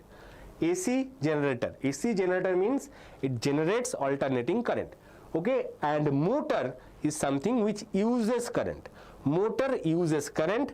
Generator is actually reverse of motor. Motor example, the fan. Fan is an example of motor. Okay, there is a motor is in your house or in your society which pumps the water from ground level to your top floor. Okay, so that is called motor. And generator is something which is done in power stations. Okay, power stations, AC generator are there, they generate current. So AC generator converts mechanical energy into electrical energy by changing the flux linked with a rotating coil. Okay, turbine, if you are familiar with it, turbine that rotates produce electrical energy. Okay, the direction of current produced in an AC generator changes periodically, therefore the current is called alternating current, AC. And the expression for the induced current I is equal to NAB omega sine omega t. Okay, because it is a rotating mechanism, so basically it has an angular frequency, so that is the angular frequency of the turbine motor. NAB omega is sometimes called the maximum current induced, so this is also sometimes represented by IM. Okay, so current induced or current produced by an AC generator is given by NAB omega. Remember this, NAB omega. Okay. Sir, for pharmacy, board marks are not counted in KCET, yes or no? If I am not sure about pharmacy, but I know about agriculture. In agriculture, 50% weightage is there. If you are coming from agricultural background, okay, then you have to appear in an agriculture practical exam. Okay, and weightage of that is 50%. Weightage of that practical exam is 50%. If you are from a agriculturalist family, that means someone in your family, your grandparents or your father, they have some land and associated with farming, then only you can apply. There are certain clause to it. So 50% is there in your practical exam, 25% is there from your KCET paper that you appear, PCMB, and 25% for your board exam. Pharmacy I need to check. Pharmacy, there I think you only need to appear PCB. Mathematics is not compulsory in pharmacy, but this is for agriculturalist. Okay, agriculture quota, those who appear in agriculture exam, that's how the marks are distributed. Okay, pharmacist, I am not sure, I need to check. Sumit Kumar, important question for PU1 physics, our exam are starting from 12th February. Sumit, don't worry, all PU1 schedule is finalized. It will start very, very soon. All PU1 important questions, their answers, their solutions will be discussed. Don't worry. Okay, and personally, I do not like to give long lectures. I will give you only the important questions that will come in your exam. Okay. This is useful for final exam. Yes, obviously Amit, this is not only helpful for your pre-board, this will be very, very helpful for your final exam as well. In fact, before final exam also we will revise the similar questions, same questions. Okay, I am just waiting for some of the pre-boards to pre-board papers that happened. Pre-board 1 mainly, all districts took that differently, but I am not able to collect all the papers. I got 2 or 3 papers. I need at least 5-6 more papers to analyze them and add or change some of the papers. So if you are part of a district other than Bangalore South or Bangalore North, do mention in the comment below, and I will share how you can upload your physics paper back to us. Okay. Write 3 differences between diamagnetic, paramagnetic and ferromagnetic material. This is also a star question. This is also a star question. One of the pair is very, very likely to come. Either dia or para, or dia or ferro, or para or ferro. One of the pair will very, very likely will come. Any 2 of them can come. Dia para, dia ferro, para ferro. Okay. So you have to remember this table, single table, to answer all questions based on paramagnetic, ferromagnetic differences, as well as for your objective questions. So first of all, property, magnetic behavior. These are weakly repelled by. So whenever you are writing this question, try to write the property also. Okay, as I mentioned, this gives a good impression to the examiner who is checking your paper. They will realize, okay, the student is very organized, they are studious, so we should consider small mistakes if they are making any small mistakes. Okay, so that's how you build a reputation. So magnetic behavior, these are weakly repelled by magnetic field. Paramagnetic, these are weakly attracted by magnetic field. Ferromagnetic, these are strongly attracted by magnetic field. Also, you will be able to, if you just remember the properties, these points will come to you naturally, right? So magnetic susceptibility, have a small negative magnetic susceptibility, have a small positive magnetic susceptibility, have a large positive magnetic susceptibility. And in terms of effect in a magnetic field, induces a magnetic field in the opposite direction of the applied magnetic field, induces a weak magnetic field in the direction of the magnetic field, induces a strong magnetic field in the direction of magnetic field. So these are the 3 points that you have to remember in case you get, this can come as a 2 marker, this can come as a 3 marker. So that's why 3 points. 2 marker, only 2 points are sufficient. Now, write any 3 properties of magnetic field lines. This is not very common, but it might come, especially in your pre-boards, it might come. Electric field lines are more common and more important, but magnetic field lines did came once or twice in last 10 years.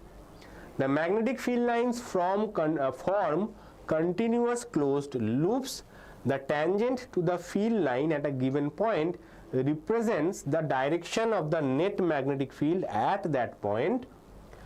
Large number of field lines crossing per unit area, stronger is the magnitude of the magnetic field. So more number of field lines, stronger is the magnetic field.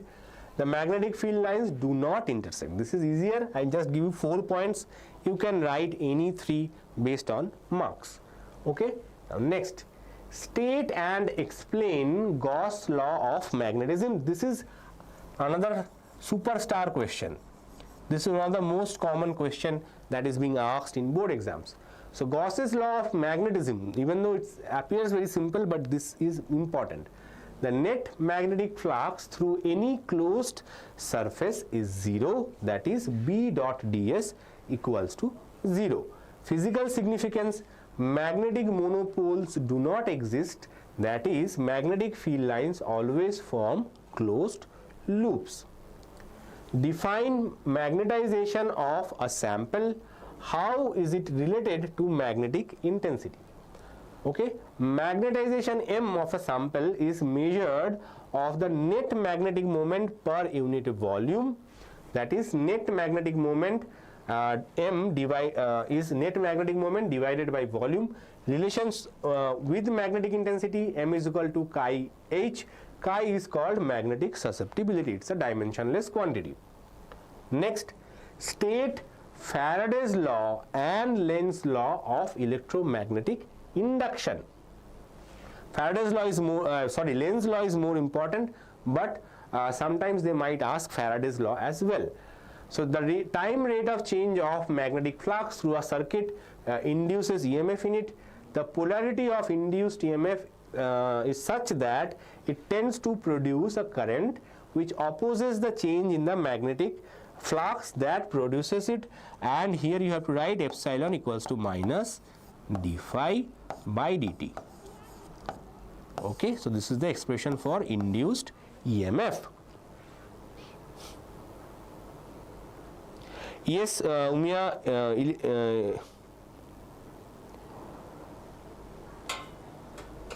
AC generator is working on the principle of electromagnetic induction. Yes, correct. Hi Kaushalya.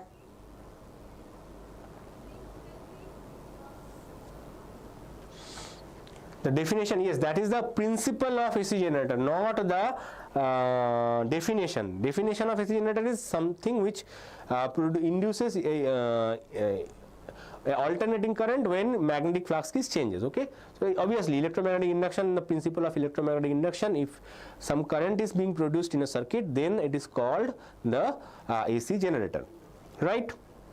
Now let's continue. Mention any two factors on which the self-inductance depends. Okay, the equation of self-inductance, now you can remember this equation, especially if you are preparing for JEE or KCET or NEET.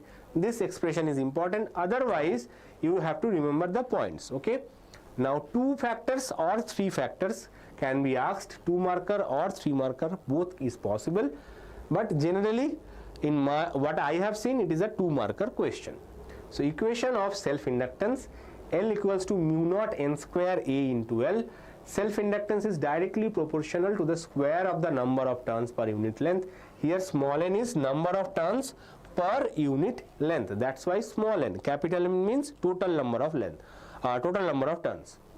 Self-inductance is directly proportional to the cross-sectional area, capital A, of the solenoid. Self-inductance is directly proportional to the length of the coil. So it is directly proportional to n square, directly proportional to A, directly proportional to L. Okay, proportional to area, proportional to length is more common and easy to remember. Derive the expression for motional EMF induced in a straight conductor moving perpendicular to uniform magnetic field. So motional EMF expression, so here we have a rail through which a conductor is moving with a velocity v. Okay, the distance at this particular time is x, the breadth is given by small l. So what is the magnetic field, say is obviously constant, magnetic field, say capital B. Then first of all you have to find what is the flux. Flux is given by B into A. Flux is given by B into A. So magnetic field is B, and what is the area of this square is rectangle. What is the area of this rectangle? Obviously it is length into breadth, right? Length into breadth, that is area is L into x. So this is the flux linked. So we can say that this is B L x, right? Now what is the induced EMF? Induced EMF is given by minus d phi by dt. Minus sign comes from the fact of Lenz's law. It opposes the motion, right? So that's why it is minus. So epsilon equals to minus d phi by dt. Now what you have to do, just differentiate. Very easy, simple differentiation, d by dt, ddt of BLX. Okay, ddt of BLX. Now B is constant, magnetic field is constant. Length, this length is constant, it is not changing. What is changing? This rail is moving in this side. So only thing that is changing is this x. This x is variable. Otherwise B and L are constant. So any constant has nothing to do with derivation, so it will come out of the derivation, so we get dx by dt. Now what is dx by dt? Dx by dt is rate of change of distance. It is rate of change of distance. Now if you see that as the rail is moving in this direction, the value of x is decreasing. The value of x is decreasing. So we can say that the velocity with which the rod is moving is given by v equals to minus dx by dt. So remember, in your first PU you have said that the velocity is rate of change of displacement. So here it is the displacement, and because the displacement is decreasing, that's why here we have a negative sign. So we can say that b into L into minus dx dt, and this minus dx dt is velocity, so it will be b L v. So this is the induced EMF in this particular case. So when we are talking about motional EMF, you have to draw this diagram, draw the magnetic field properly, then the derivation part is simple and easy, but the diagram you have to be very, very careful.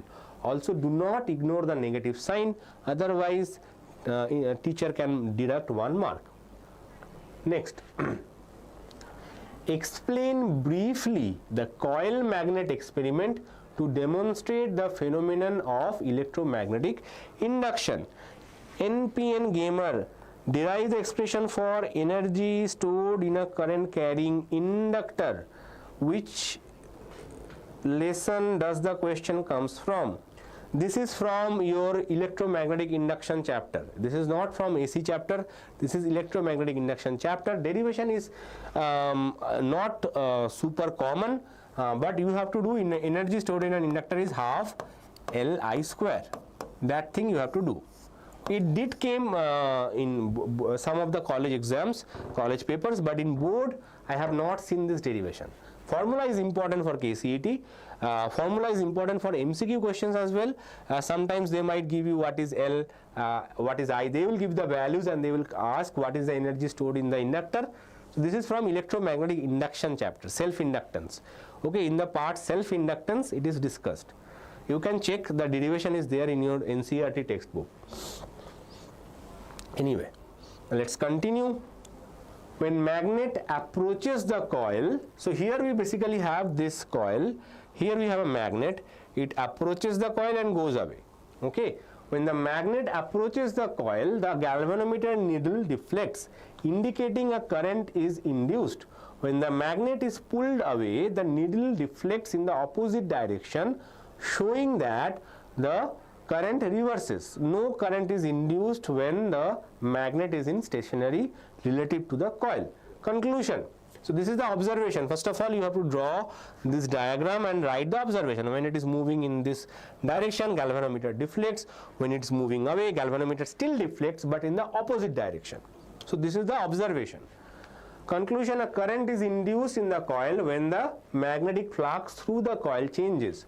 This confirms Faraday's law of induction, and the direction of the current follows Lenz's law opposing the change in the magnetic flux. So basically through this experiment you can prove both Faraday's law as well as Lenz's law. Sir, which is fixed for numerical purpose? Thank you, sir, for telling me, because my friend wrote the answer from alternating current lesson. No. Pushpa is saying, sir, this is this state preparatory or district level? Pushpa, as you know, Preparatory are generally district level. If you see the question paper also, the district code is still mentioned, okay, but second preparatory the schedule is different for different districts. Some colleges are taking their own preparatory as well. I am preparing for everything, no matter if you are giving it district level, if you are giving state level. State level generally there is no preparatory. Preparatory is being conducted by different districts, okay. They give us schedule, but the schedule is changed by different colleges, okay. I am not sure, but still I think the schedule itself is changed by the district themselves, okay. I will get a clarity tomorrow, right. So we are preparing for everything, no matter if you are applying for state, applying for district, applying for college. Questions are always important. These questions are always important and always fixed, okay. Let's see. Mention 2-3 uses applications of Polaroids. This is also a common question from wave optics chapter. Polaroids are used to control the intensity of sunglasses, window paints, etc. Polaroids are also used in photographic cameras and 3D movie cameras. They are used in 3D movie glasses as well, okay. Mention Einstein's photoelectric equation and explain the symbols. So Einstein's photoelectric equation, H nu is equal to 5 plus half mv square. H is Planck's constant. If you know the value, you can write it. If you don't know, you can skip that value. Frequency of incident light is given by nu. Work function is given by phi. And if you are wondering how to write nu, it is like V but not exactly V. Everything is curled. Writing V is this, but nu is this, okay. So you are writing like a V, but you are not, first of all, not closing this V, or you are not doing it, you are writing it like this, okay. Everything is curled. And there is one more symbol very common, which is this is gamma, okay. This is not nu, this is gamma, small gamma, okay. Nu, there is no this end point does not meet, okay. Nu is frequency of the incident light, phi is work function of the metal, small m is the mass of the electron, and here this V, this is V, by the way, that's why you see there is a curl over here. V, velocity of the ejected electron. So nu and V, even though they look similar, they are slightly different, okay. Write 3 features or principles, properties of nuclear force. It can be asked as a 3 features, it can be asked properties, okay. So nuclear force is much stronger than the Coulomb force acting between the charges, or gravitational force between the masses. Nuclear force between two nucleons falls rapidly to 0 as their distance is more than a few femtometer. The nuclear force between neutron-neutron, neutron-proton and proton-proton is approximately the same. The nuclear force is charge independent, okay. Write 3 limitations. Write 3 limitations of Bohr's atomic model. The Bohr model is applicable to hydrogenic atoms. It cannot be extended to even more than 2 electron atoms, even to mere 2 electron systems such as helium. While the Bohr's model correctly predicts the frequencies of the light emitted by the hydrogenic atoms, the model is unable to explain the relative intensities of the frequencies. The model does not explain the fine structure and splitting of the spectral lines observed under magnetic field or electric field. So it cannot explain Zeeman effect and Stark effect, okay. How total energy of an electron revolving in an orbit of hydrogen atom related to the principal quantum number of the orbit. What is the significance of the negative sign in the expression for total energy of the electron in a hydrogen atom? So En equals to minus 13.6 n square. This is the energy of an electron orbiting in a hydrogen atom. The negative sign indicates that the electron is bound to the nucleus. To free the electron, we have to supply this much energy, okay. So to free up an electron, you have to supply this energy. That's why the sign is negative. Yes, sir, this is enough for JEE? No. This is, we are talking, this is particularly for board exam, okay. This is nothing to do with JEE. Some formulas, some equations might be helpful, but this is not a JEE level content, okay.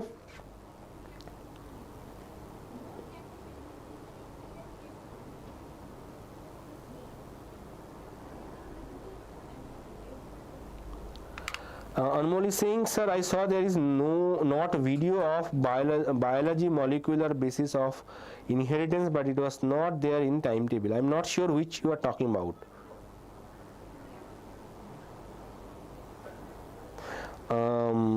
Sagar, I am not clear what timetable you are talking about. Oh, okay, you are talking about yesterday's 0 to hero series. It was stopped because of the preparatory exam. It will be done after preparatory exam is over. PUC board has cancelled study holidays. Now it is still the last exam colleges will function. Yes, QSAL 86 PUC board, especially the circular is for government colleges only, but that can be followed by private colleges as well. The circular that is there, that is for government colleges. There is no study holidays. Okay, and even if PU1 exam is going on, the college will still function. Okay, that particular circular is for government colleges, but if private colleges choose to execute that, that is also can be possible. What are coherent sources of light? Give one example. Coherent sources of light are light sources that emit light waves with the same frequency, wavelength and phase, or have a constant phase difference. Examples is laser light. Laser light is an example of coherent source. State Huygens principle in wave theory of light. Huygens principle states that every point in a wavefront acts as a source of spherical wavelets.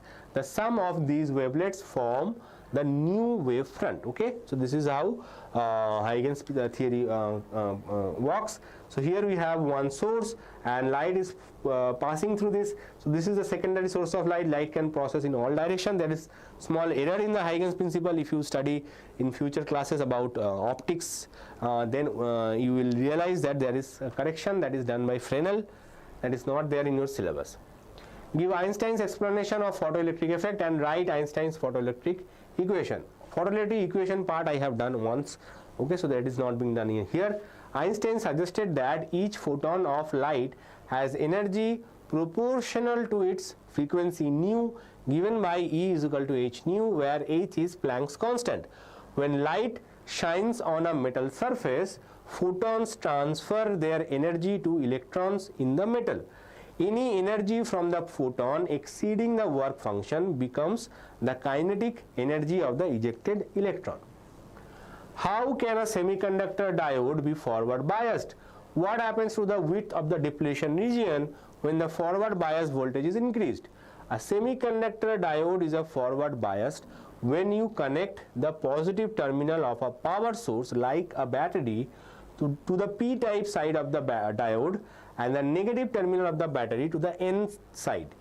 This setup helps to overcome the potential barrier created by the depletion region and allows the current to flow through the diode.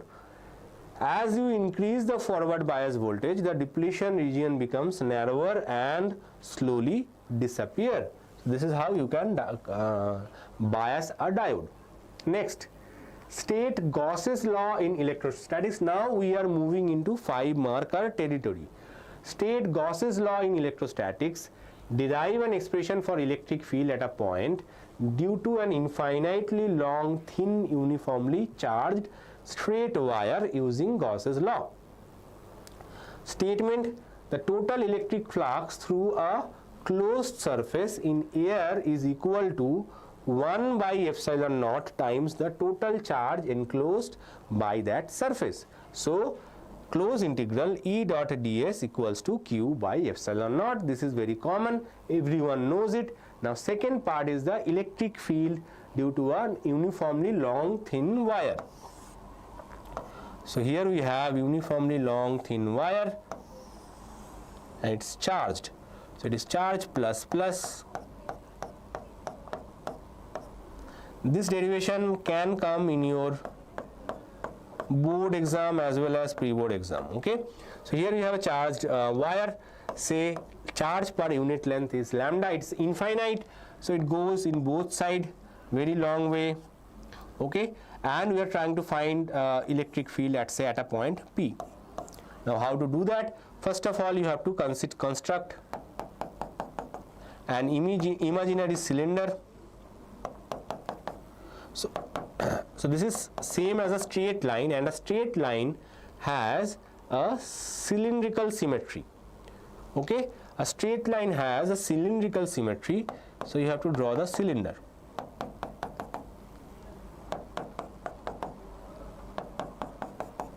Okay, so this is a cylinder, imaginary cylinder of length say L. Okay, the radius, say if the distance is r, this will be same as the radius of the cylinder, so this is radius is r. Now because of the cylindrical symmetry, whatever electric field is over here, same electric field will be here as well, only direction will change. Magnitude wise the electric field will same. Sir, please tell the question paper is same for all district. I am not sure, Sanskar Power. It varies from district to district. Okay, this second preparatory, some is being done by colleges as well, some is being done by district as well. Okay, so some colleges choose not to use the district paper, they are choosing their own paper, they are choosing their own schedule as well, right? But those if it is coming, each district, each and every district generally have their own paper. Some district, as I mentioned in the past also, it can collaborate and give you same paper, but normally each district have different questions. District code is mentioned in the question itself. Okay, so AS or NS, it is mentioned. Okay, now so this is the electric field on the surface of the conductor. Now so the distance here is r. Now what you have to do is, so if you are getting a paper from another district that happened conducted say yesterday, that question paper will not come in your tomorrow's exam. Okay, because each district they are covering separately, right? So don't be in hope that each and every district have same paper. No, it is not like that. Okay, so electric field are constant on the surface.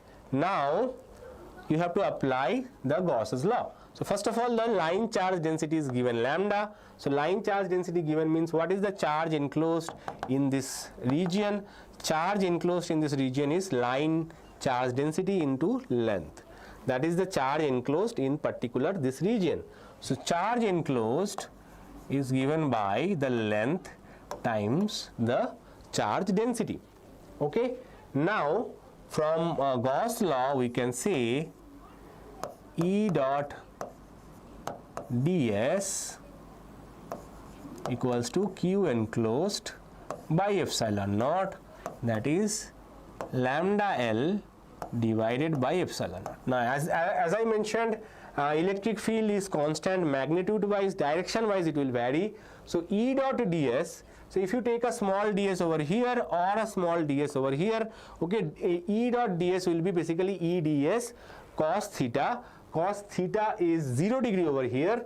Okay, ds is in this direction, electric field is also in this direction, so E dot ds will always converts into E into ds. Okay, so ds vector sign you can skip, so you get E ds equals to Q enclosed by epsilon naught, that is lambda L by epsilon naught. Now as I mentioned, due to symmetry, okay, E into ds equals to lambda L upon epsilon naught. Now ds is this curved area, the total area of this curved surface. Okay, so ds is the area of the this closed integral ds, area of the curved surface. Now area of a curved surface of a cylinder is given by 2 pi r into L. 2 pi r into L is the area of a curved surface of a cylinder. So just put the value. So E into 2 pi r L equals to lambda L by epsilon naught. L cancels and we get E equals to 1 by 2 pi epsilon naught lambda upon R, or for clarity you can write this as 1 by 4 pi epsilon naught 2 lambda upon R. Only reason we are writing it like because 1 by 4 pi epsilon naught is a known value. You can keep the answer in the previous part as well. So as you can see, electric field is proportional to 1 by R. Okay. Viday is saying, sir, are the MCQs on par with KCET MCQs? Viday, in some old MCQs, old KCET MCQs did repeated in board exam, but latest higher level questions, KCET questions generally do not come. Some easier level KCET questions might be coming directly from board exam, okay, from KCET. It happened in the past. Easier KCET questions did came in your board exam paper, but overall level of your MCQs will not be on par with KCET. Okay, it will not be par, it will be the easiest KCET level question, on par with the easiest KCET level question, and that will be considered as HOTS question. So if any KCET level question comes, that will be the part of HOTS question. 2 or 3 MCQs are HOTS question in your exam paper.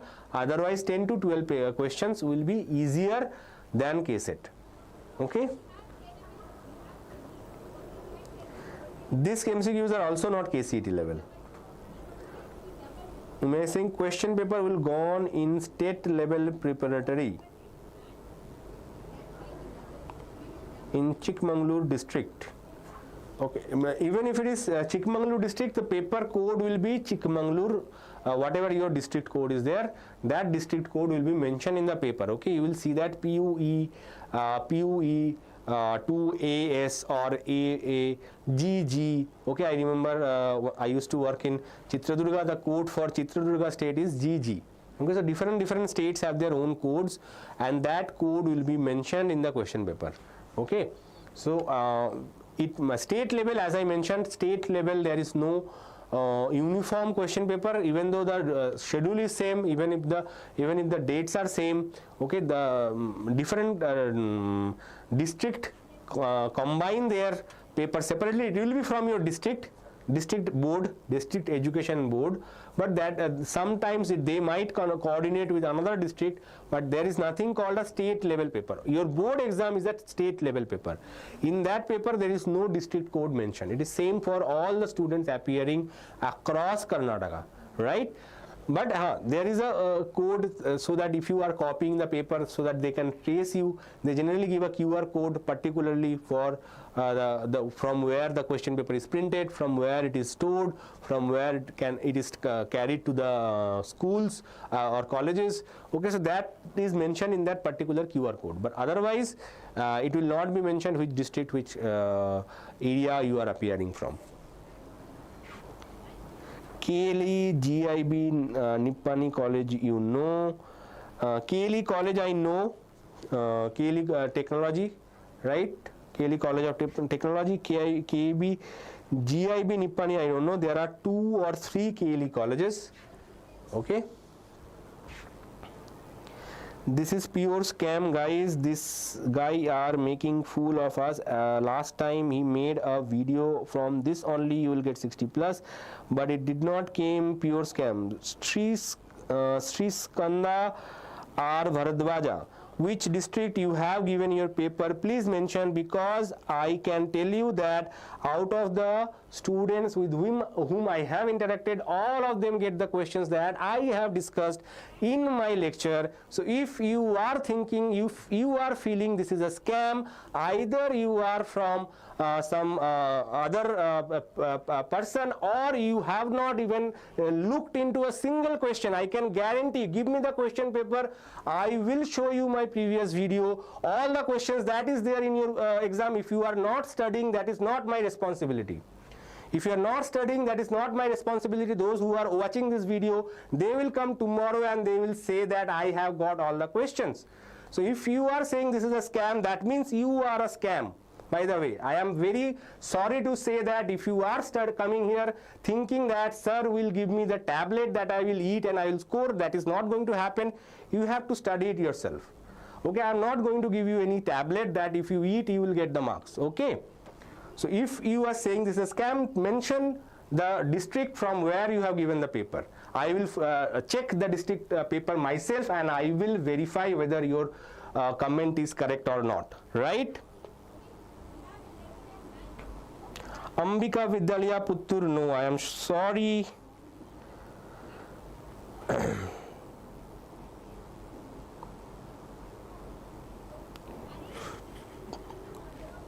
I think your Sri Skanda, I think your app is wrong. It is not 3 members are watching, more than 3 members are watching. You can be happy, you can follow whoever you want. They will give you all the questions that they are want, but do not disturb here. Okay, I will not allow that in my lecture. Okay. Okay, I will not allow this in my lecture. You are coming from some other channel, I know, and you are basically coming here and just trying to disturb the lecture, which I will not allow. Okay, so be careful.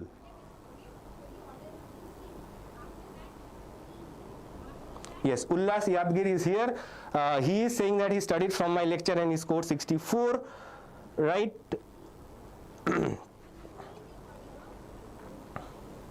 Chikmagalur district paper, Chikmagalur, they have different districts have different papers. So as I mentioned in my previous lectures as well, the questions that I am going to discuss are all important questions, and today that's why last time I have given you only 40 questions. All important questions. Maybe some questions may not come in some of the districts. That might happen. And if the college is setting the paper, there is chances are lower because the college itself, the teachers itself giving you the important questions, right? But what questions I am discussing are all important questions, all previous year questions are from your model paper questions. Okay, so if that is that much assurance I can give you. If the standard procedure, standard process is followed, you are going to get at least 60 marks from the questions that I am discussing over here, right? But you have to, it is your responsibility to prepare them in the exam, right? I know some of the students, they prepare cheats out of the lecture and they go to the exam center. That should not be, you should not do it. You have to learn them. Okay, you should not prepare cheats from the lectures. Okay. And I know I gave you 40 questions, you take 10 questions selectively, you take the cheats of that and you do not get any single question. Tomorrow you will say that I did not get any single question. You share the question paper, I will show you which questions are common, right? So derive an expression for the electric field at a point outside a charged spherical shell using Gauss's law. Another very common easy derivation. Here we have a shell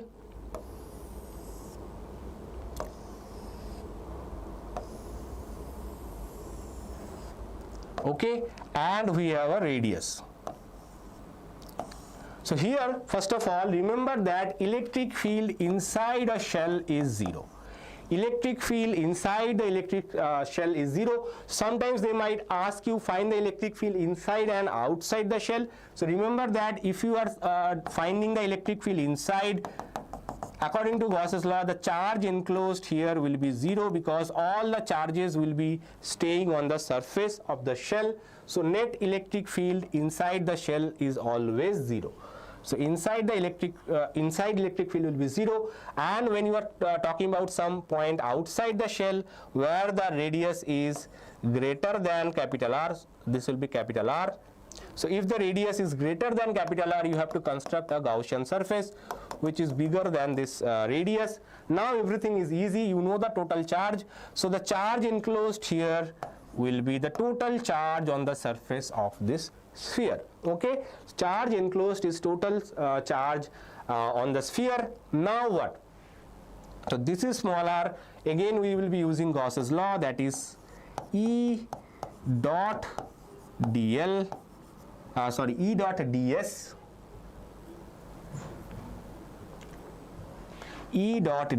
equals to Q enclosed divided by epsilon naught.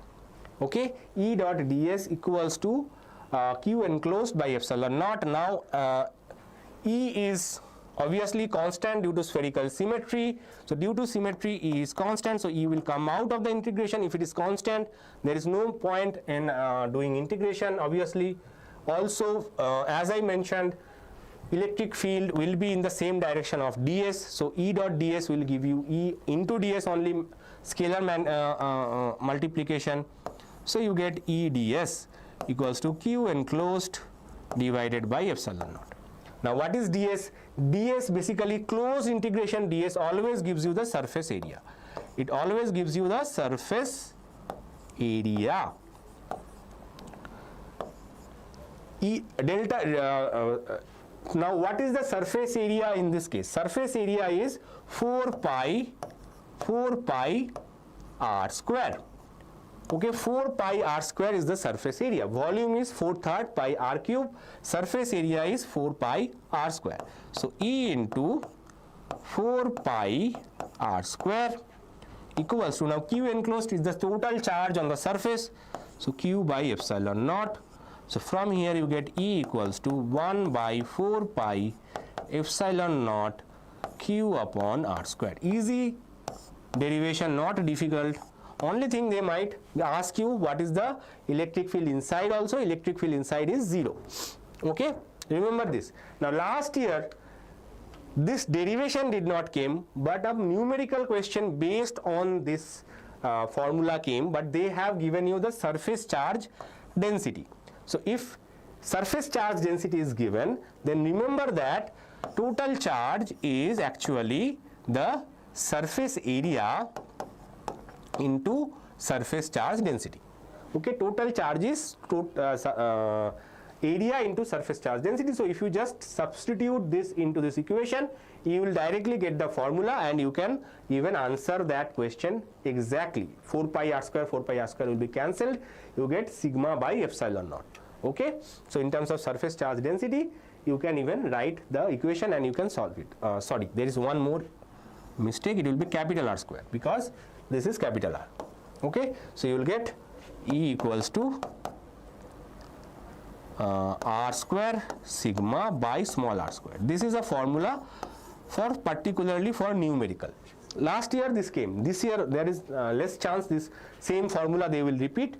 But there was some controversy happened on this question because they have given the unit slightly wrong. But if you follow the method, if you put the values, you will get the answer. Okay. Hello everyone. Sir, will this question be enough to answer all 2, 3, 5 marker questions tomorrow? Yes, you will get 10 questions common. You will get 10 questions common. More than 10 questions is not my guarantee. Okay, 5 2 marker, 5 3 marker you will get. That more than extra questions, that is not my guarantee.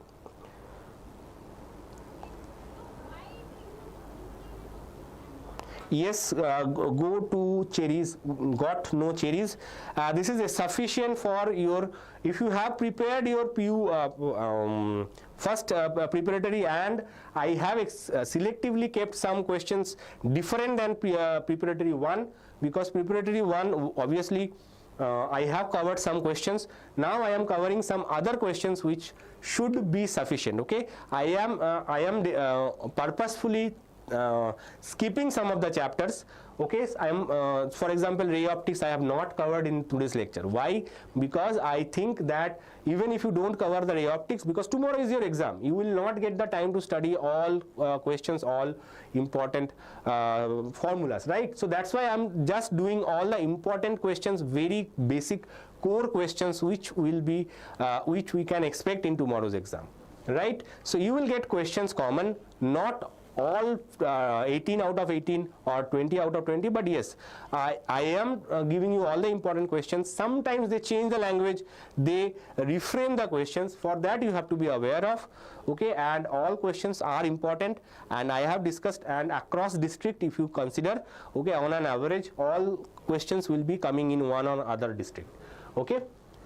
Define electrostatic potential due to a point charge and arrive at the expression for electric potential at the point due to a point source charge. This is also very, very common and super important derivation. Here we have a charge capital Q. Here we have a point P. Okay, and we are trying to find potential at this point smaller. Okay.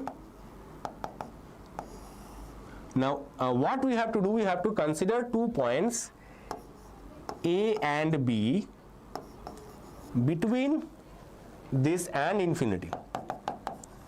Okay. Electrostatic potential due to a point charge is defined as the work done to bring a unit positive test charge from infinity to the point P. Okay, and anyway, if some questions do not come in tomorrow's exam, do not disappoint, because they will come in your board exams. Okay, so all the questions, all the preparations, first of all, your board exam is based on one whole year of level of preparation. So in some cases you might not get all the questions common. Okay, but we are trying our best to give you the best so that you get most question common in your preparatory as well as your board exams, right? Now, so this is how you have to draw the diagram. Diagram is compulsory in this derivation. This distance, say small distance dx. Now you have to mention that the distance between A and B is very small, so that electric field is constant at A and B.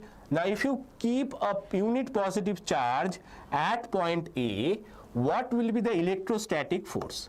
The electrostatic force is given by K Q1 Q2 by R square, right? This is the formula. Now here Q1 is capital Q, Q2 is plus 1, and what is the distance? This distance is not R, this distance is R. Okay, R is this distance. This distance is X. Okay, this distance is X. So here instead of R square it will be X square. Okay, so this is the electric force.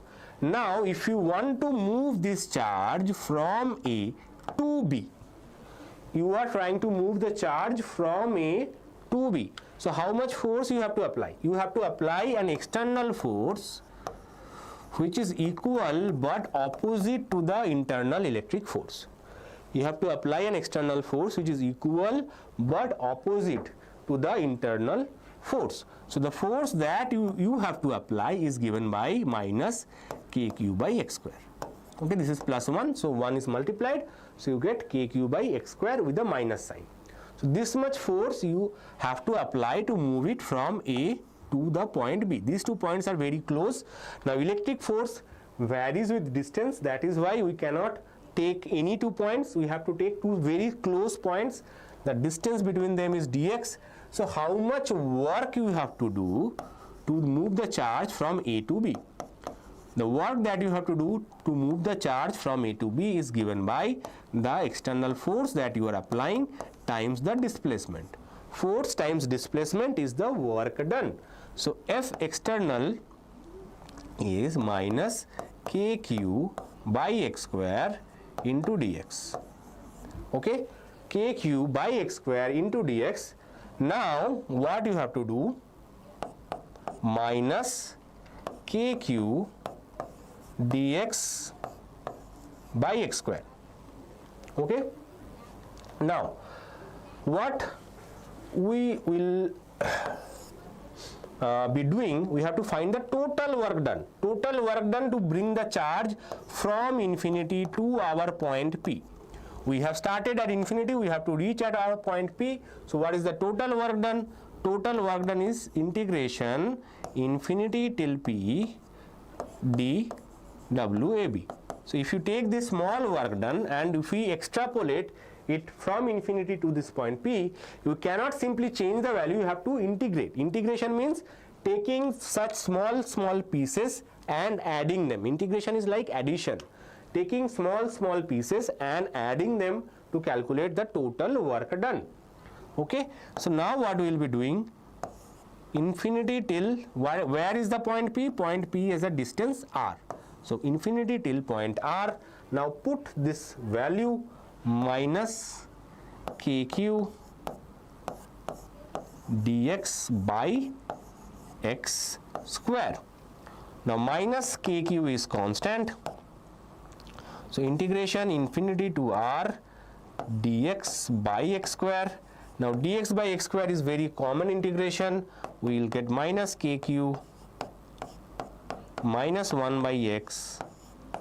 So remember, if you have studied this in your at the beginning of your PU2 classes, where you are very struggling to understand this integration. Now even if I write it in one line, you will not face this difficulty, right? Because that time integration was still not completed. So many students, when I used to teach in a college, okay, students were struggling to understand, sir, why this integration is minus 1 by x. Now I told them that once you are done with integration, this integration will feel much more easier than the integration that you are doing in your class. So minus minus plus, okay, we get 1 upon x infinity till small r.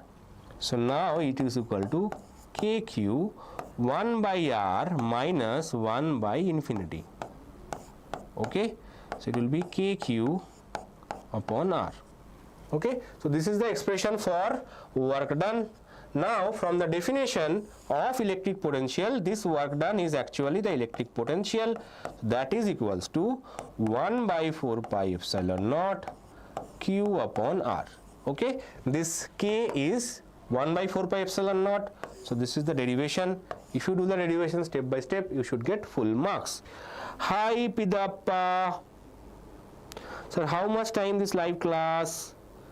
How much marks come, sir? This we are covering almost 100, more than 100 question. Okay, we are currently at 85 derivation part. Once the derivations are over, we will be solving numericals as well. Okay, 1 hour more I will try to conclude it, okay, as quickly as possible. Derive the expression for the electric field at a point on the equatorial plane of electric dipole.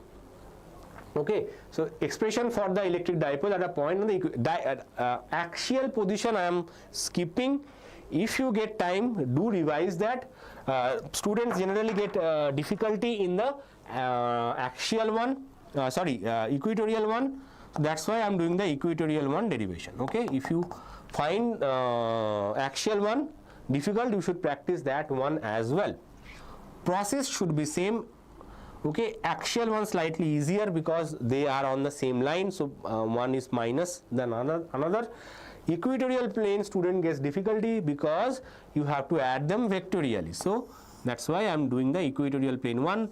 Don't think that axial one is not important. Axial one is also important. Okay, axial one is also important. I am not doing it purposefully because I think axial one is slightly easier, but you have to practice that. Okay, and don't come tomorrow saying that, sir, I got axial one, you did not do in the lecture. Okay, so that is the risk of only downloading the PDF and carrying it in the exam hall. You should be present in the lecture and ask questions in the lecture as well. Yes, Harshita, the notes will be available once the lecture is over. You will get the notes, don't worry. But as I mentioned, if you only rely on the notes, the small things that I discuss in the during the lecture, you will miss that. Okay, so axial one, if you can, you practice that as well. But axial one is easier and it should not be very difficult for you to answer. Okay, so this is minus, so this is E minus, this is E plus, this is net electric field. Okay, now when you are doing the equatorial plane, remember this angle is theta. Remember that this distance is equals to this distance. So this must be an isosceles triangle. Equatorial plane means it is basically the bisector of the distances. So this distance is small a, this distance is also small a. Now there is a property that you have studied in your lower classes in geometry, okay, that when the if it is an isosceles triangle, the median actually divides the base into two equal halves. Okay, similarly, if the median divides the base into two equal halves, then this is a isosceles triangle, right? So that derivation you have done in the past, and based on that property we can say that this distance is exactly equals to this distance. Okay, so these slanted heights are same, and say these are r dash. this is the distance that we will call our small r. Okay, this small r is given, r dash we will calculate. Okay, so r dash actually is equals to square root of a square plus r square. Pythagoras theorem. This is 90 degrees. So Pythagoras theorem states that this is a, this is r, so this is a square plus r square. Similarly, this one will also be a square plus r square. Both of them are r dash. Okay. Now, what? Now you have to calculate this E plus and E minus. Now, if you see that this point P is equidistant from positive charge, equidistant from negative charge. So, magnitude of electric field E plus, magnitude of the electric field E plus should be same as E minus. Okay, because charges are same, distances are same, direction will be different, but magnitude will be same. And we are saying this is E. Okay, so what is this E? So this E equals to 1 by 4 pi epsilon naught Q upon R dash square. Okay, so R dash we have calculated, so R dash square will simply be a square plus r square. Okay, so put that here. So E equals to 1 by 4 pi epsilon naught Q upon a square plus r square. Okay, so electric field we have calculated. Now next we have to, what we have to do? We have to add these two electric fields. How to add them? So this positive electric field is in this direction, negative electric field is in this direction. So what we can do, we can take the components. So we can take the components of this vector along this and along this. So this angle, if this angle is theta, this angle will also be theta. If this angle is theta, then this angle will also be theta. Alternate angle and similar angles. Now this will be giving you the sin theta components. Because both of them are same magnitude wise, y components will be cancelling each other. So net electric field y component will be 0. Net electric field x component will be twice of E cos theta. So E cos theta for this, E cos theta for this. So two E cos thetas will be added, right? So that's why we can write directly 2E cos theta. Okay, now we have to use 2 into what is E we have calculated 1 by 4 pi epsilon naught Q upon a square plus r square. And what is cos theta? Cos theta is base by hypotenuse. Cos theta is base by hypotenuse, that is r square plus a square. Okay, or we can write 1 by 4 pi epsilon naught 2a into q divided by a square plus r square to the power 3 by 2. Okay, so to the power 3 by 2. Now 2a is the distance, q is the charge. So if you multiply 2a into q, you will get 1 by 4 pi epsilon naught the dipole moment divided by a square plus r square to the power 3 by 2. Okay, here P equals to Q into 2a, dipole moment. Now remember that here we have to say that because dipole is defined as the distance between the charge is very, very small, so we can say that r distance is actually very, very greater than the distance of the dipole. So we can ignore this a square term and we can say Ex equals to 1 by 4 pi epsilon naught P divided by r cube. Okay, r square to the power 3 by 2. So this 2 cancels and we get r cube. Okay, so Ex equals to 1 by 4 pi epsilon naught P by r cube. How much is this live class? Hi Amit Kicha. Are you Kicha Sudeep? There was one person Kicha Sudeep last year.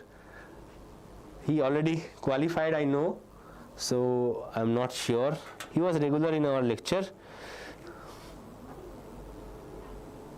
Okay, derive an expression for effective EMF and effective internal resistance of two cells in different EMFs and internal resistance connected in series. Now this one I will be doing it slightly quickly and faster. I will not explain everything. If you have any particular doubt, please do mention in the chat. Okay, so two cells E1 and R1, E2 and R2, and whenever you are solving a cell problem, you have to show an external resistance. Now the equivalent circuit will be one equivalent cell, one equivalent. This one is easier but important. The external resistance will be same, the current in the circuit will be same. Okay, now we have to find this E equivalent and R equivalent. How to do that? So obviously current flowing in the circuit, you can apply Kirchhoff's laws if you want. So Kirchhoff's law says that current I, that means each of the resistors should have the same current. Okay, so we say IR plus IR1 plus IR2 equals to E1 plus E2. Okay, or IR equals to E1 plus E2 minus R1 plus R2 into I. Okay, so this is the first step, equation number 1. Now similarly, if we apply the same logic in this, we will get I into R equals to E equivalent minus R equivalent into I. So if you compare equation 1 and equation 2, we can say that E equivalent equals to E1 plus E2 and R equivalent equals to R1 plus R2. Okay, so this is the easy derivation, not super difficult, and in my opinion this should be a 3-marker question, not a 5-marker. Okay, now next, same thing for parallel circuit.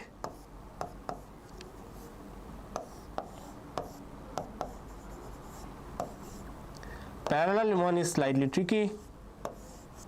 Suppose this is E1, this is R1, this is E2, R2, current through this is say I1, current through this say I2, total current is I.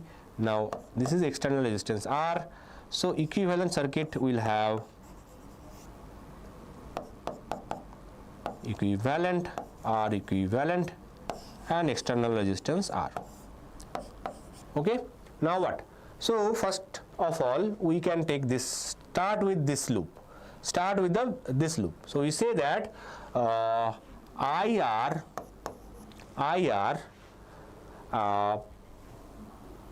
plus I1 R1 equals to E1. Okay, or I1 R1 equals to E minus IR. This is slightly tricky, slightly opposite than the previous one. So from here we say I1 equals to E1 by R1 minus IR by R1. Okay, similarly I2 can be written as E2 by R2 minus IR by R1 R2. So what we have done, first we have taken this loop, applied Kirchhoff's laws. Second, we have taken this loop, again applied Kirchhoff's voltage laws. Okay, so I1 and I2 are calculated. Now again we know that from Kirchhoff's law I must be equals to I1 plus I2. Okay, so apply that. So I equals to I1 plus I2 or equals to E1 by R1 plus E2 by R2 minus IR 1 by R1 plus 1 by R2. Okay, now what we will be doing, we will be dividing each and every term. So that's why I am saying this is tricky. Each and every term with this 1 by R1 plus 1 by R2. So we are dividing each and every term with this. So E1 by R1 plus E2 by R2 divided by 1 by R1 plus 1 by R2 minus IR. So IR should be separate in each and every case. Okay. So this is equation number 1. Now same thing we will be doing for the equivalent circuit, and we will get I by R equivalent equals to E equivalent by nothing, E equivalent minus IR. So if you compare, E equivalent equals to E1 by R1 plus E2 by R2 divided by 1 by R1 plus 1 by R2. Okay, and R equivalent equals to 1 by R1 plus 1 by R2. Okay, clear?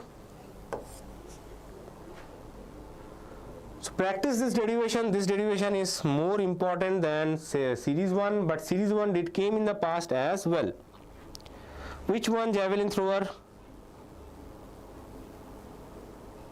Which one I should repeat? Which part I should repeat? Tell me. So first of all, in case of parallel circuit, you should remember that current in individual batteries are different, right? So Kirchhoff's current law says that if the total current in the circuit is I, then I should be I1 plus I2.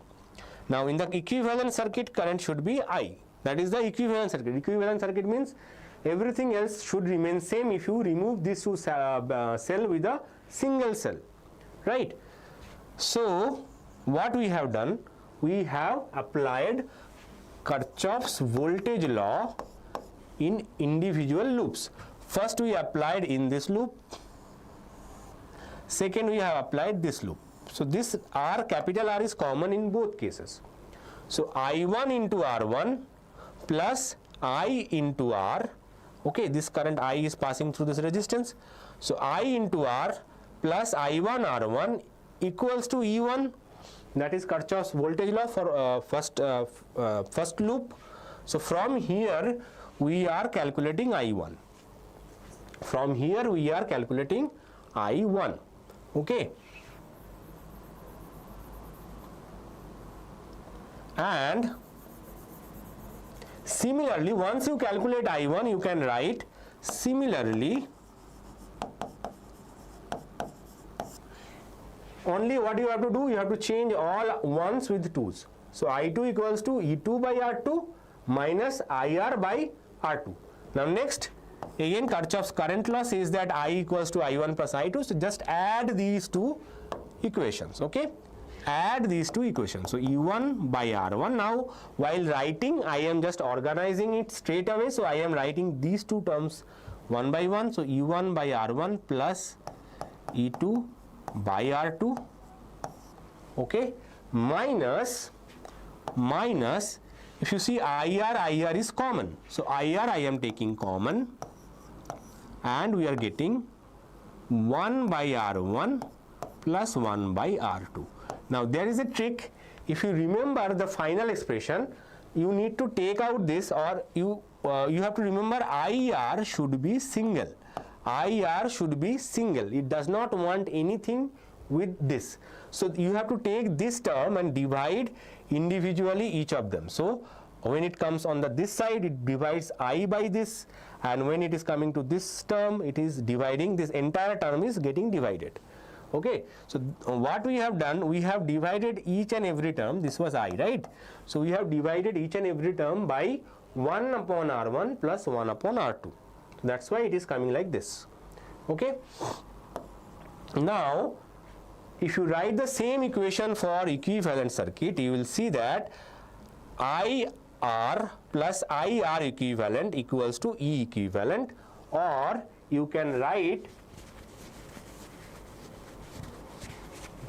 I made some mistakes, just a second. Yes, so I into R equivalent equals to let me write it once. I think you get confused over here. Let me write it once.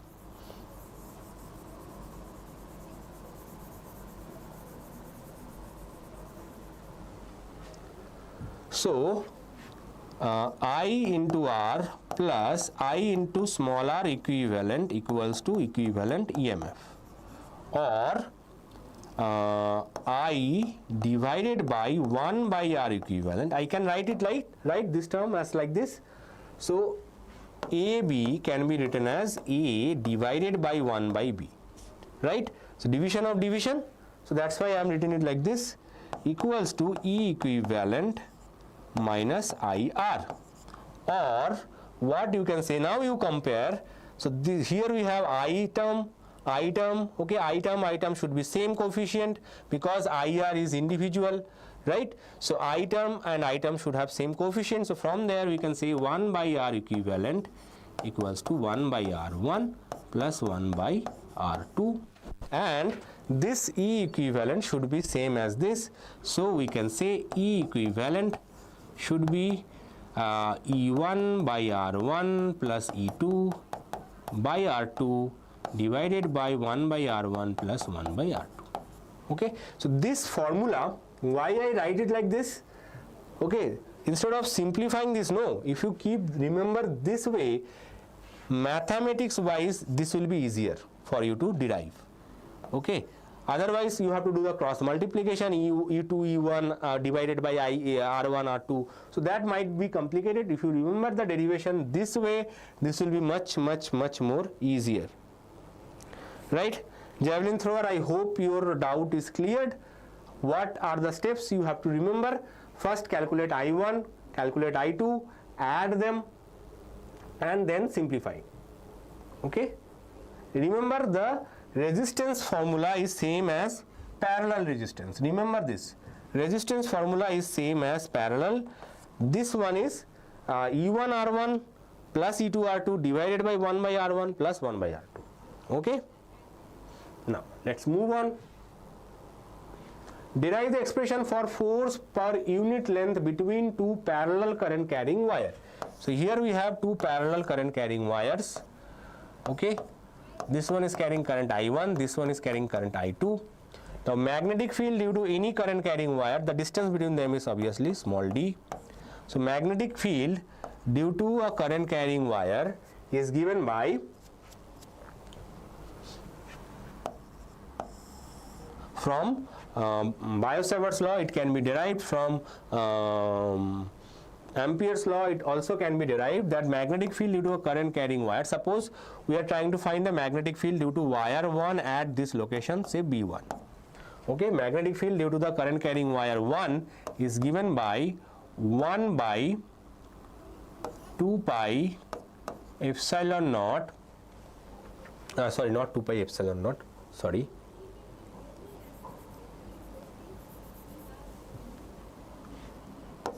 mu naught by 2 pi, mu naught by 2 pi I1 by distance. Okay, I1 by distance. This is the formula for magnetic field due to a straight current carrying wire. Okay, so now this is B1. Now, so we can say that the second wire is moving carrying a current I2 in the presence of magnetic field B1. So there will be a force on this wire, For that, what we have to do, we have to imagine a length, say L. This length we are imagining. Okay, so the force acting on the wire 2, force acting on this wire 2 due to wire 1, force acting on wire 2 due to wire 1 is given by BIL. Okay, sin theta is there, here theta is 90 degrees, so theta sin theta is 1. So force acting on the second wire due to first wire is the magnetic field due to first wire, current due to second wire into L. Now put the values. So B1 is mu naught by 2 pi into I1 I2 by d into small l. Now, if I want to find F12, that is, first we will find the magnetic field due to current I2 at this location B2, and then if we try to find the force acting on this wire, that is F acting on 1 due to 2, this is F acting on 2 due to 1. So if I want to find F12, what you have to do, you have to just reverse the order. Everything is symmetrical. So mu naught by 2 pi into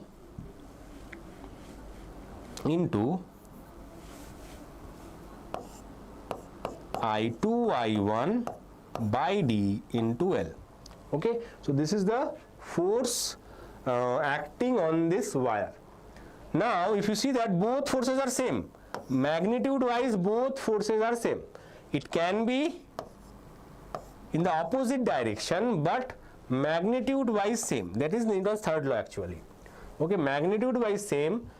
So we can say that magnitude of the force, common force F, which is same as F12 and F21, that can be written as F equals to mu naught by 2 pi I1 I2 by d into L.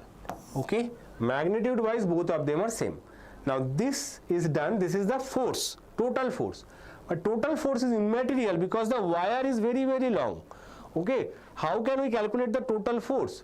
So we are more interested in force per unit length. Force per unit length is force divided by the length, that is mu naught by 2 pi I1 I2 by d. So this is the expression for force per unit length. Now remember, if this question is coming, generally they will ask you also define ampere from this formula. So define ampere from this formula, you have to write that if I1 equals to I2 equals to 1 ampere, okay, and distance is 1 meter, then small f will be equals to 2 into 10 to the power of minus 7 Newton per meter. Okay, so when two parallel wires kept at a distance of 1 meter carries a current of 1 meter in each of them, the force acting between them is 2 into 10 to the power of minus 7 Newton per meter. What we have done? We have used the fact mu naught equals to 4 pi into 10 to the power of minus 7. This value we have used. Okay, so if you use this value, you will get 2 into 10 to the power of minus 7 Newton per meter. So this is the definition of 1 ampere. Remember this. In case you forget, you have to put 1, both of them, all of them are 1, and mu naught's value to calculate the force per unit length. So this is the force per unit length that will act when two wires carrying 1 ampere current each kept at a distance of 1 meter. Okay, now derive the expression for magnetic field on the point on the axis of a current loop. So here we have a current loop and we are trying to find the magnetic field on the axis.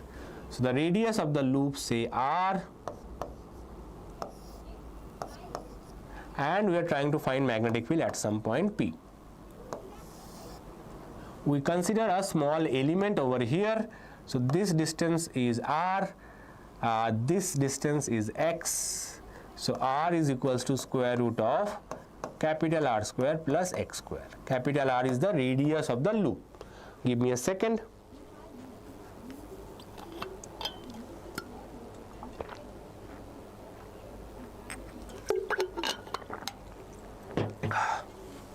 Okay.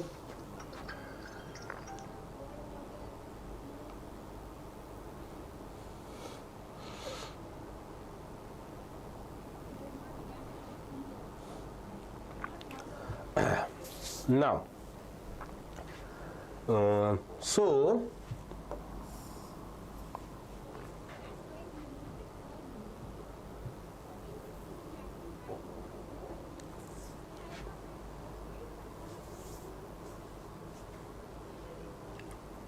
Now what?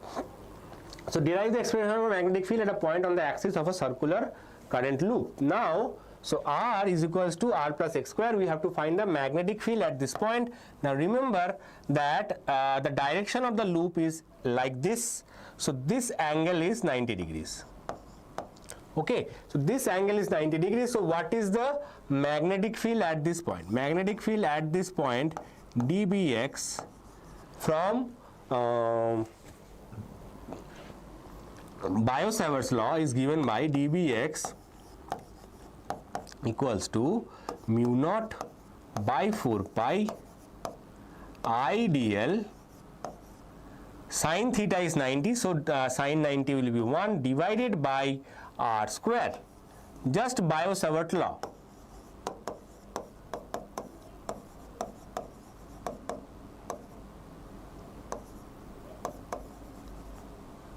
Okay, Biot-Savart Law, we are just simply applying Biot-Savart Law. So this will be the magnetic field, dBx, dB.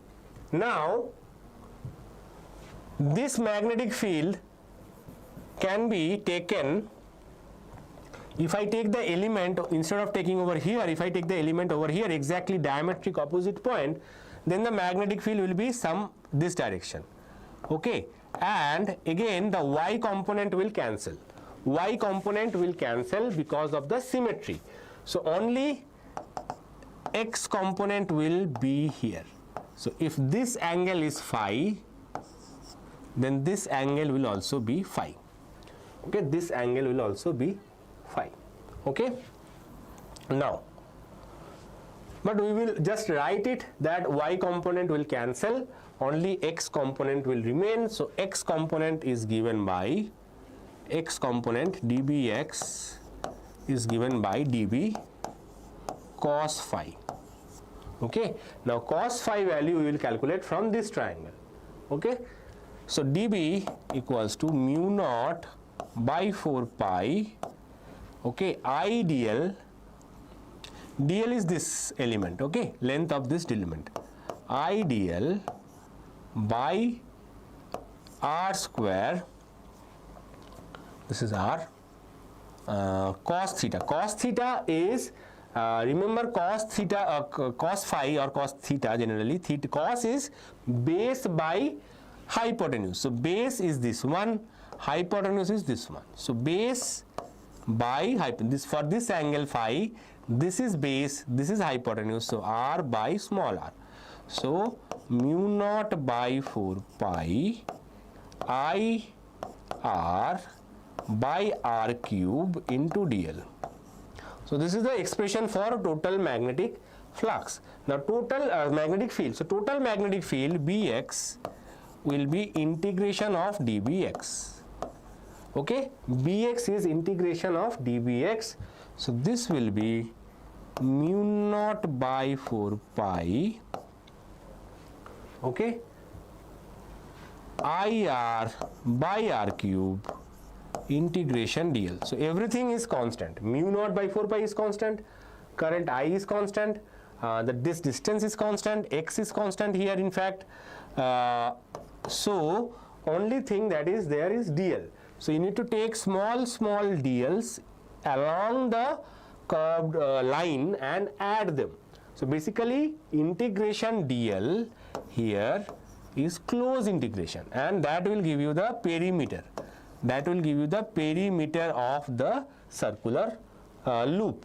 Okay, so it will be mu naught by 4 pi, okay, IR by R cube into 2 pi capital R. So 2 pi, 4 pi cancels, we get 2. So mu naught by 2 IR square divided by R square plus x square to the power 3 by 2. Okay, so small r is R square, capital R square plus x square square root, that is to the power half. So this is the magnetic flux, magnetic field, sorry. So this is very important derivation for your board as well as pre-board. Now let's move on. The most common, yes, Ullas Naik, what is your doubt?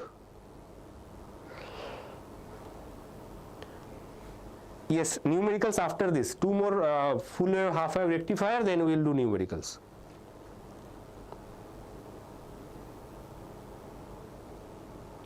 Movie Maniacs, second preparatory compulsory.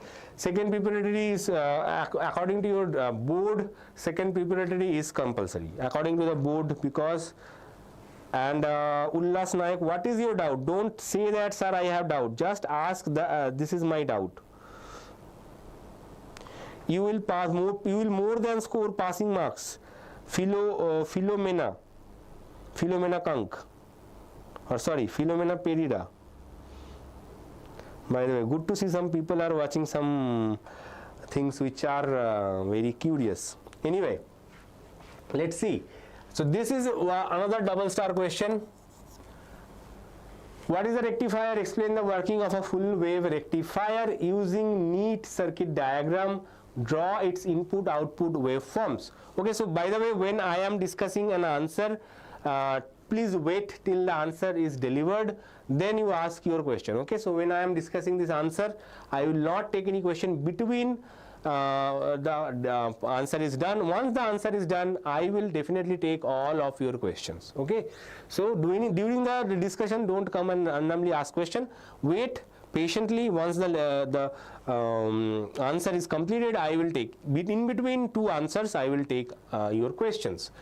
So what is a rectifier? Explain the working of a full wave rectifier using a neat circuit diagram. Draw its input output waveforms. So a rectifier is an electronic device that converts alternating current AC into direct current. Positive half cycle of an AC input. During the positive half cycle of the AC input voltage, the upper half of the transformer secondary winding becomes positive. Diode D1 becomes forward biased and conducts, allowing current to flow through the load resistance. Diode D2 is reverse biased and does not conduct. So here, during the positive half cycle, the circuit diagram is very, very essential, very, very important to remember. So this is for PUC or board.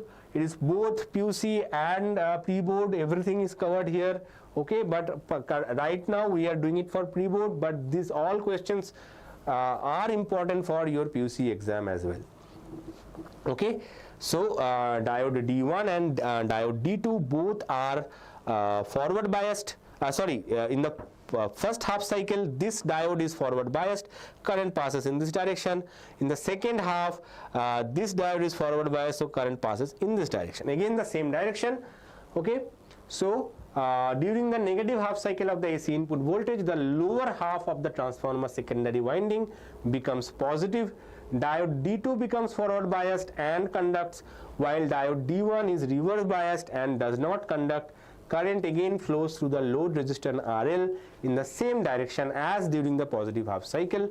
So you see, this is the diagram that you have to draw. This is the input output cycle. Okay, positive negative cycle should be mentioned individually, and you also have to mention that the current through the load resistance in both cases in the same direction for positive as well as in the negative direction. So also you have to mention which diode is forward biased in which cycle. So these are all the important points to remember. Okay, next, what is half wave rectifier? Explain the working. A half wave rectifier is an electronic circuit that converts alternating current into direct current by allowing the current to flow only during the one half of cycle of the AC input signal. The other half cycle is blocked, so only half of the AC wavefront is used. Positive half cycle. During the positive half cycle, the AC input, the anode of the diode is positive with respect to the cathode. I do not write in terms of cathode or anode. Okay, write in terms of P type and P side and N side. Okay, during the positive half cycle of the AC input, the P side of the diode is positive with respect to the N side. Okay, the diode becomes forward biased and conducts current. Current flows through the load resistor RL in one direction and the voltage across the load is positive. During the negative half cycle of the input, the P side of the diode becomes negative with respect to the N side. Okay, the diode is reverse bias and does not conduct, no current flows through the resistor. Now this is the circuit diagram that you have to show. This is the circuit diagram for single wave. Do not confuse between half wave and full wave circuit diagram and their respective output voltage. Practice the circuit diagrams at least 2 times. Sir, when is bio class? Bio class, which bio class you are talking about? Preparatory bio class. Preparatory bio class will happen, I think, on Thursday.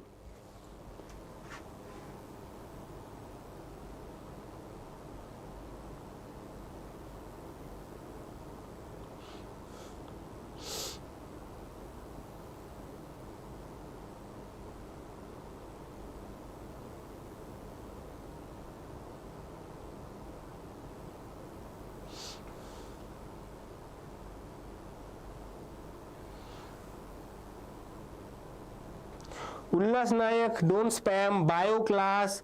If you are talking about bio class for 0 to hero, that will happen after pre-boards are over. I think 25th or 26th or maybe after that, okay? 25th, 26th is holiday. So 27th maybe will be 0 to hero bio class. Okay, and also if you are talking about preparatory bio preparation, that will happen on 22nd, I think, 22nd. Write 3 differences between intrinsic semiconductor and extrinsic semiconductor. Draw the energy band diagram for p-type. Now this question can come as a 3-marker question. This was a question in your sample paper, so that's why I am discussing it. Now remember, when you are discussing intrinsic and extrinsic semiconductor, you have to write the definition, and don't give the misinformation. We are not discussing any JE content over here. This is particularly for PUC preparatory and PUC board exam, right? So property: intrinsic semiconductor, a pure semiconductor with no impurities. Extrinsic semiconductor, a semiconductor doped with a small amount of impurity to improve conductivity. Charge carriers: equal number of electrons and protons. Unequal number of charge carriers. Majority carriers: electrons in n-type, holes in p-type, and minority carriers. Conductivity: low conductivity at room temperature, high conductivity due to doping, which increases the charge carriers, right? So this is the difference. And band diagram, remember, in case of band diagram, this is for this is n-type, this is p-type. Okay, in n-type there is something called donor level. Okay, this is donor energy level, which actually gives the electrons to the conduction band. In case of p-type, there is something called acceptor level, which accepts electron from the valence band and creates more number of holes. Now remember, holes are located only in valence band and electrons are present only in the conduction band. Okay, electrons can be present in valence band as well, but free electrons are only in conduction band. Okay, electrons in valence band, they cannot move, but holes in the valence band, they can move. Okay, now we are starting with numerical questions. Consider a uniform electric field E equals to 3 into 10 to the power of 3 I cap Newton per coulomb. What is the flux of this field through a square of 10 centimeter on a side whose plane is parallel to YZ plane? What is the flux through the same square if the normal to its plane makes an angle 60 degree with the x-axis? So first of all, what is the electric flux? Electric flux is very simple. It is given by E into A. Electric flux is given by E into A cos theta. So when it is normal, cos theta is 0. So when a surface is saying normal to electric field, direction of surface area vector is in the same direction, perpendicular direction. Okay, so normal to the surface means that area vector and the field both are in the same direction, so theta is 0. Okay, so first case, E is given directly. Okay, and area of the square is given by, area of the square is 10 centimeter into 10 centimeter. Square of side 10 centimeter, so both sides should be 10. That means area should be 10 into 10 centimeter square. Okay, or 100 into 10 to the power of minus 4 meter square. You have to convert centimeter square into meter square. So it will be 10 to the power of minus 2 meter square. So area we have calculated. Now we have to find the flux. So E is given by 3 into 10 to the power of 3. Don't worry about this I cap term, okay, because YZ plane means it is in the same direction as I cap. Okay, XY plane means it will be in Z cap K cap direction. Okay, and XZ plane means it will be in the J cap direction. Okay, so whatever is there, X is missing, so that means the unit vector will be in I cap direction. Okay, remember this small trick. So A is 10 to the power of minus 2, and first case they are just parallel, that means it will be their plane is parallel, that means theta is 0, so the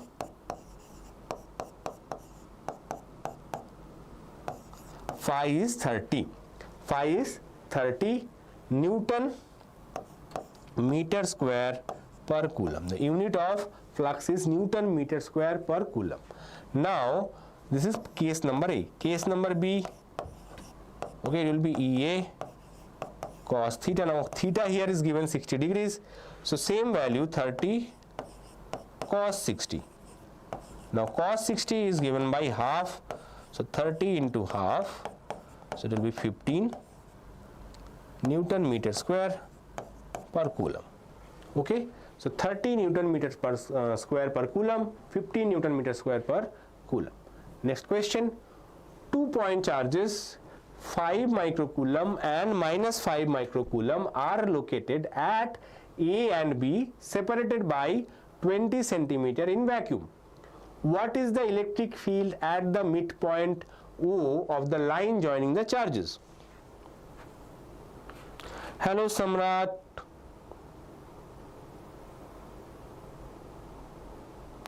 Energy graph, what energy graph? Javelin thrower.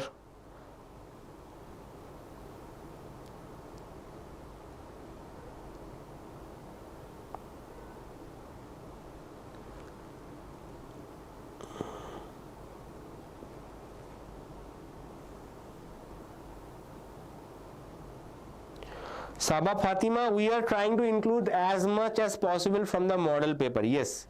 Okay, not all model paper, but important questions from model paper. If you are only looking into the model paper, there are some questions which is just given because they don't want to give you the exact board exam paper. Some extra questions are given in the model paper. Some colleges do follow the exact model paper, but when you consider the board exam, those all unimportant questions generally do not come. I will share you the analysis of last year's paper with the 3 model paper that they have done. Only 18% to 20% questions are coming from model paper. Okay, remaining 80% questions are repeated from the previous papers. This one, energy, oh, you are talking about this one, energy graph. Energy graph means you are talking about the band energy gap. This is energy gap. So energy gap, yes, energy gap is for N type, the energy gap for donor level to conduction band is 0.01 electron volt, and for P type the energy gap is between 0.1 to 0.05, but this is from acceptor level to valence band. Okay, so this is valence band, this is your valence band, but here this is conduction band. So the energy gap is same, but the energy gap is different also, because here is the difference between conduction band and donor level. Here energy gap is from valence band to acceptor level. Okay.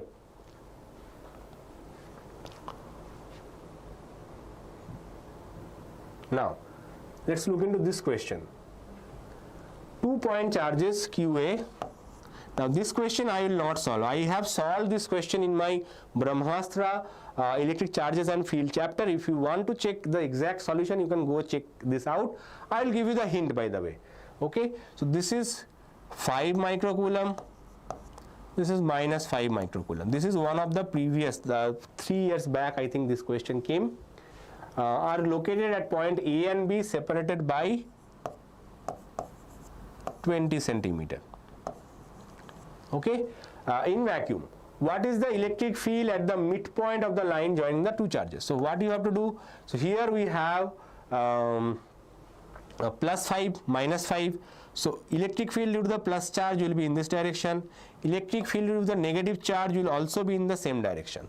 Okay, electric field for positive charges are away. Electric field with negative charge are towards. So here you have to find these two electric field, and in fact the distances are same. So magnitude will also be same because both charges are same. So electric field positive and negative will be same. So the net electric field will be 2 of any one of them. You calculate plus, you calculate minus, does not matter. Net electric field will be just twice of that. Okay, remember to convert the distance of 0.1 10 centimeter to 0.1 meter. So that is one point you have to cover. Secondly, so this is how you calculate the net electric field. If the negative test charge of magnitude 2 nanocoulomb is kept, then what is the force experienced by the test charge? Force experienced by the test charge is charge into net electric field. So if you calculate the net electric field, you can calculate the net force as well. Okay, so this is the hint. Answer will be 9 into 10 to the power of 6 Newton per coulomb, and force will be 18 into 10 to the power of minus 3 Newton. Okay, this one is almost similar, so this one I will solve.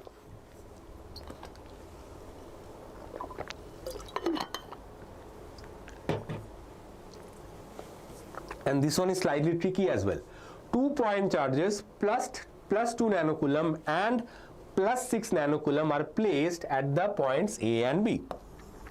So here both charges are positive. One is plus 2, one is plus 6. Okay, points A and B respectively. Separated by a distance of 0.2 meter in air. Find the magnitude of the resultant electric field at midpoint O. So again same midpoint O, and we are trying to find the net electric field at this point. Okay, so total distance is 0.2 meter. So this must be 0.1 meter. Now obviously here as you can see both charges are different in magnitude, so electric field will not be added or subtracted. So first we have to find the directions. So E plus 2 will be in this direction. E plus 6 will be in this direction. Remember, for plus charges electric field are always away from. Now obviously electric field due to plus 6 will be bigger than electric field due to plus 2. So ultimately net electric field will be E plus 6 minus E plus 2. Okay, so let's calculate the electric fields. E plus 6.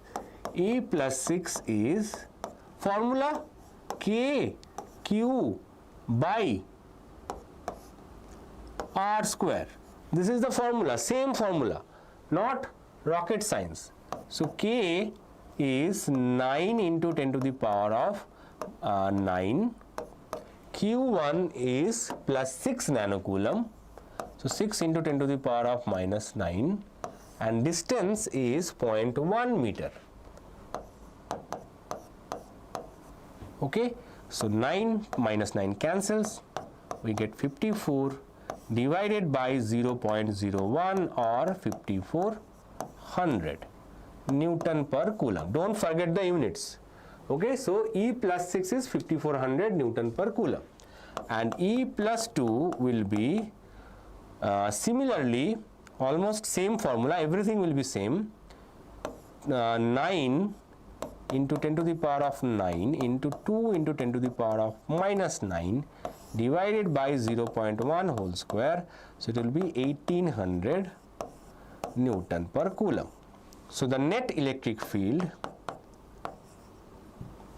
and because the electric fields are in opposite direction in this particular case, the net electric field will be E plus 6 minus E plus 2, that is 5400 minus 1800, so that will be 3600 Newton per Coulomb. Okay. What will be the magnitude of the resultant electric field at O if plus 4 nanocoulomb is added to plus 2 nanocoulomb charge? So if you add plus 4 nanocoulomb to plus 2, the net charge at A, will be plus 2 plus 4, that is plus 6. So charge at A is plus 6, charge at B is also plus 6. So both charges are equal. So equal and same magnitude charge. That means net electric field at the midpoint will be 0. If both charges are same, then electric field at the midpoint will be 0. Both of them will be 5400, 5400. So net electric field will be 0.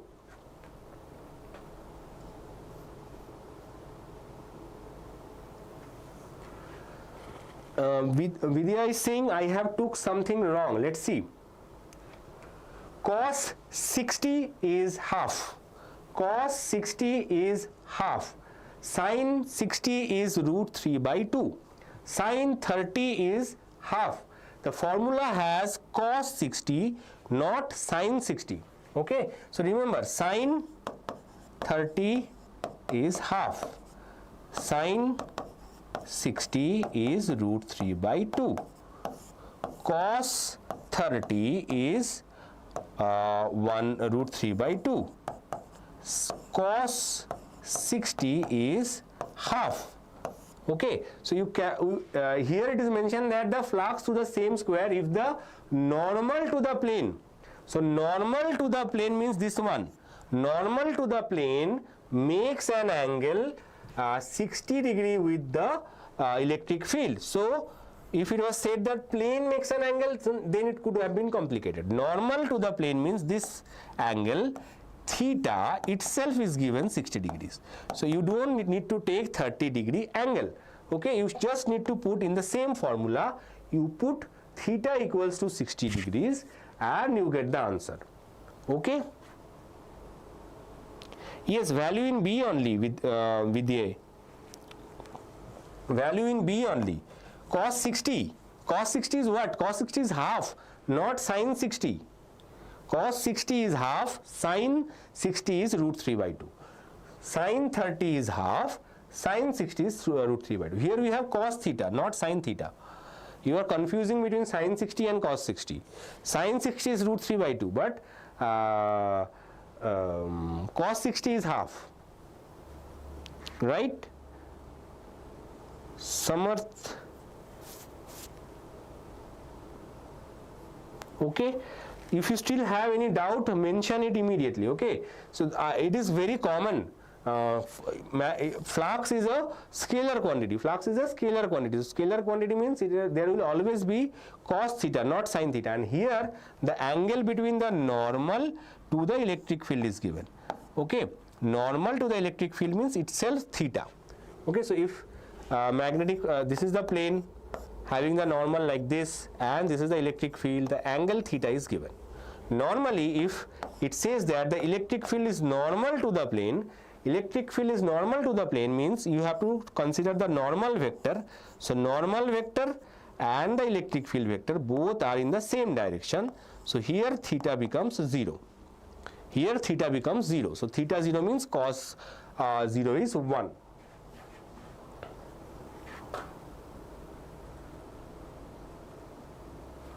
Here it is electric flux. Flux is a scalar quantity which is given by,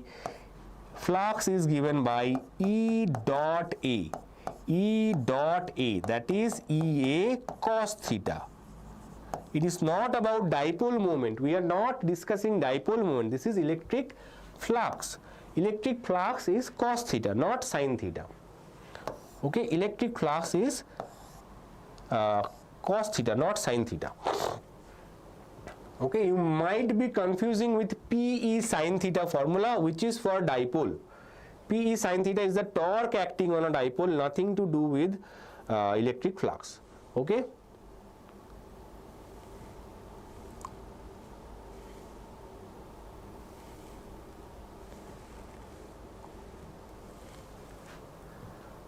Quickly, we have a lot of questions to discuss. Two positive charges of 0.2 microcoulomb and 0.8 microcoulomb are placed at a distance 0.15 meter apart. At what point the lining joining them, the electric field is 0.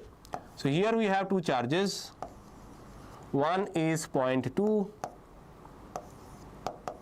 another one is 0.8. Okay, they are separated by a distance of 0.15. And they asked you at what point the lining joining them, the electric field is 0.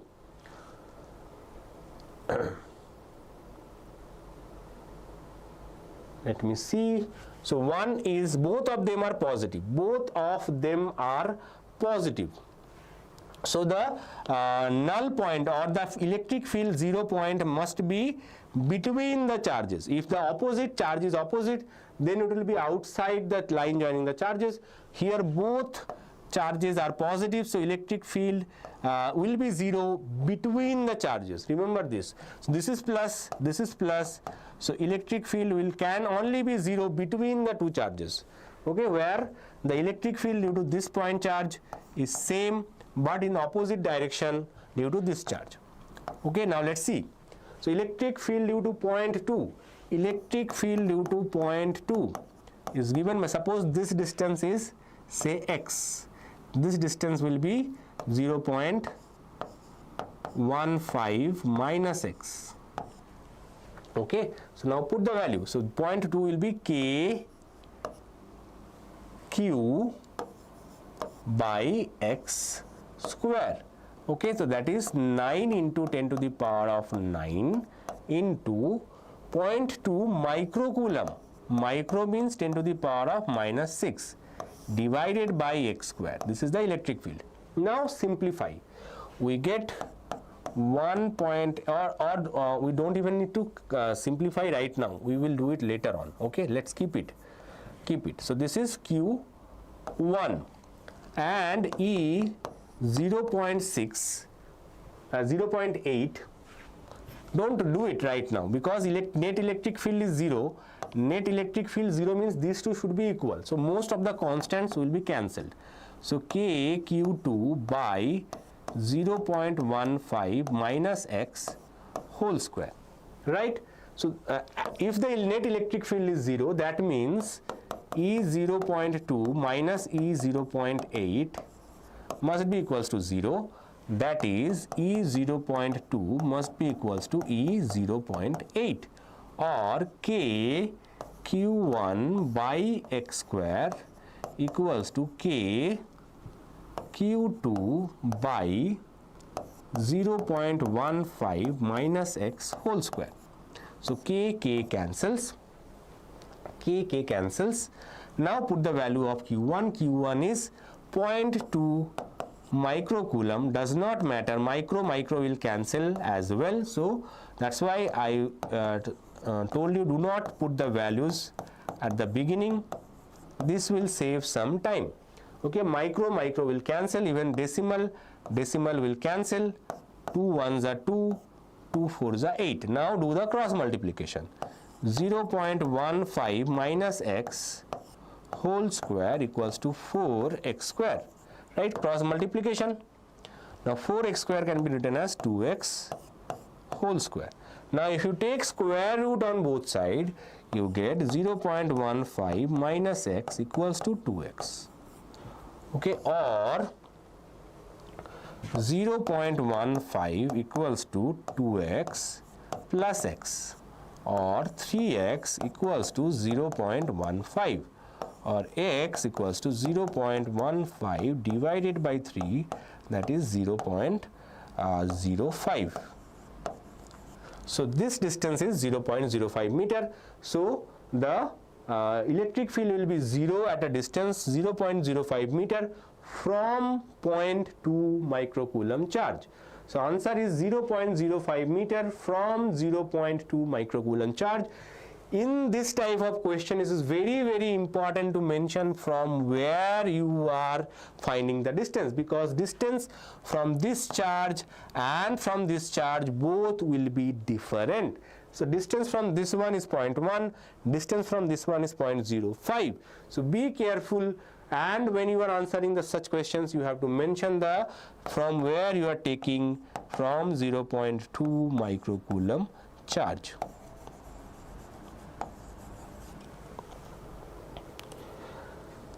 Electric field value not sine or cos.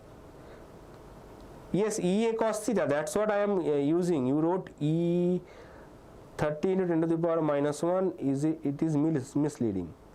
30 into 10 to the power minus 1.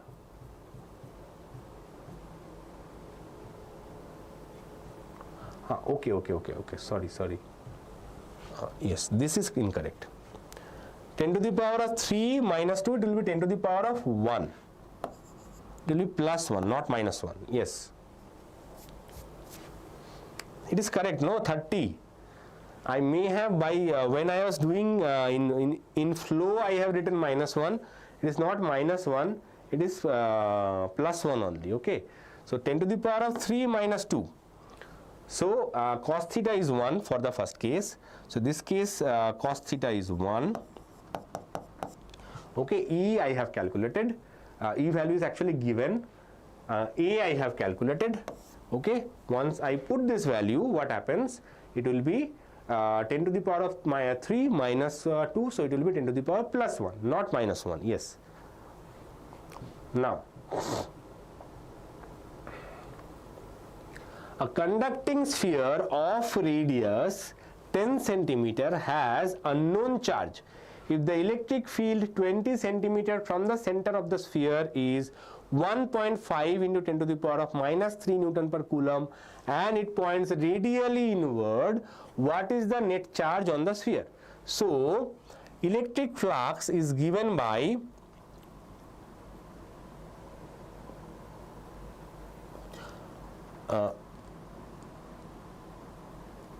electric field due to a spherical surface, okay, where the distance is more than that of the radius. Here, as you can see, the radius is 10 centimeter and electric field is 20 centimeter. Okay, so electric field due to a charge sphere outside the sphere, it is given by 1 by 4 pi epsilon naught q divided by small r square. Here small r equals to 20 centimeter, that is 20 into 10 to the power of minus 2 meter. Okay, so what is electric field? Now remember, electric field is given inward. Electric field inward means charge must be negative, so electric field is inward. If the charge is positive, electric field goes outward. So negative, so inward electric field is generally represented by negative sign. So we will put this as negative minus 1.5 into 10 to the power of 3 equals to 9 into 10 to the power of 9, because that is this value 1 by 4 pi epsilon naught into q divided by 20 into 10 to the power of minus 2 whole square. Okay, so we can write this as 9 into 10 to the power of 9q divided by 4 into 10 to the power of minus 2. So 20 into 10 to the power of minus 2 is 10 to the power of minus 1. So 2 square is 4, 10 to the power of minus 1 square is 10 to the power of minus 2. And there is a negative sign because of the electric field is inward. So now we have to calculate q. So q equals to 1 minus 1.5 into 10 to the power of 3 into 4 into 10 to the power of minus 2 divided by 9 into 10 to the power of 9. Okay, let's simplify. So 4.6 minus 60 divided by 9 into 10 to the power of 9. Okay, 4 5s are 4 into 1.5 is 6, and here we have another 10. So 60 divided by 9 into 10 to the power of 9. So it will be 20 by 3. So it will be approximately 6.67 into 10 to the power of minus 9, or minus, obviously this is a minus sign, minus 6.67 nanocoulomb. The charge is minus 6.67 nanocoulomb. Hi Aishwarya. Now, calculate the potential at a point P due to a charge of 400 nanocoulomb located 9 centimeter away. Obtain the work done in moving a charge of 2 nanocoulomb from infinity to the point P. Does the answer depend on the path along which the charge is moved? So here we have 400 nanocoulomb,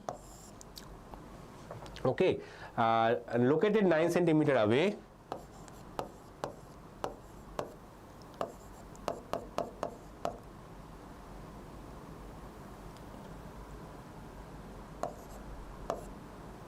Okay, so this is the point where we are trying to find the electric potential. What is the formula for electric potential? Formula for electric potential is K Q by R. Okay, so don't mess with electric potential and electric field. Okay, electric field is generally 1 upon R square, electric potential is generally 1 upon R. So K is 9 into 10 to the power of 9. Okay, Q is 400 nanocoulomb, and R is given here 9 into 10 to the power of minus 2. Okay, so now 10 to the power of 9, 10 to the power of minus 9 gets cancelled. This 9 gets cancelled, and we have 4 into 10 to the power of plus 4. So if you organize the 10 to the power of values, you will get 4 into 10 to the power of plus 4 volt. Okay, now obtain the work done in moving a charge of 2 nanocoulomb from infinity at that point. So this is part A. Part B is work done. Work done is given by Q into V. Okay, Q into V is the work done for bringing from infinity. Okay, so 2 nanocoulomb charge, 2 nanocoulomb means 2 into 10 to the power of minus 9, and potential is 4 into 10 to the power of 4. So it will be 8 into 10 to the power of minus 5 joules. Remember, units are compulsory. Units are compulsory. Okay, and it is independent of path, because electrostatic field is a conservative field, independent of path, so does not depend on path. So don't forget to mention that as well. Otherwise, you will lose 1 mark. Capacitance of parallel plate air capacitor is 1 nanofarad, and the plates are separated by 2 millimeter. Find the area of each plate of the capacitor. So capacitance is given by A epsilon naught by D. Okay, A epsilon naught by D. So capacitance is given by 1 nanofarad. So 1 into 10 to the power of minus 9. A is given unknown.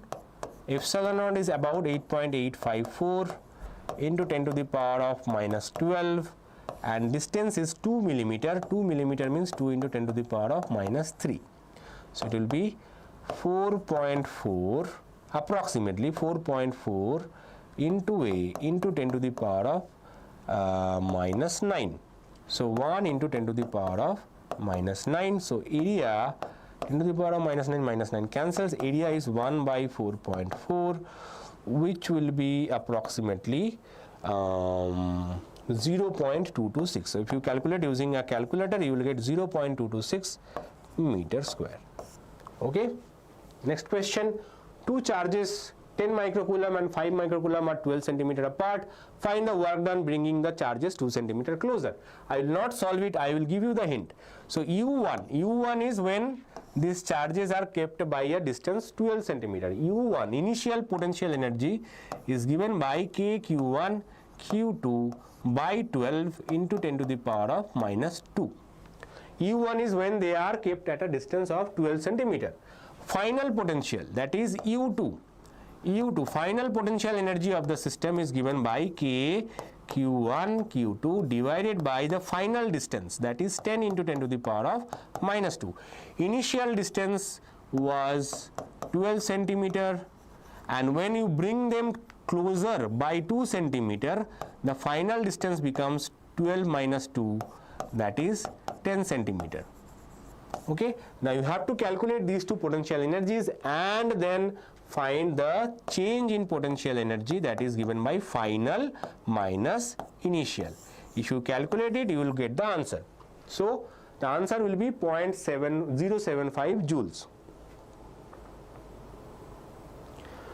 Philomen Pereira, we have only this past question, no important question. I don't get your point.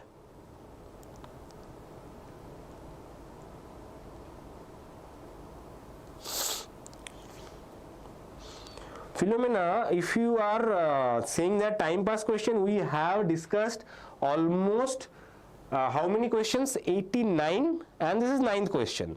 If you want to time pass, you can time pass. If you want to study, then you have to study. Okay, you are doing time pass over here, right? Now, in the following diagram, value of each capacitor is equal to 3 microfarad. Find the equivalent capacitance across AB. Now this one I will not solve. Again, easy question. So all of them are 3 microfarad.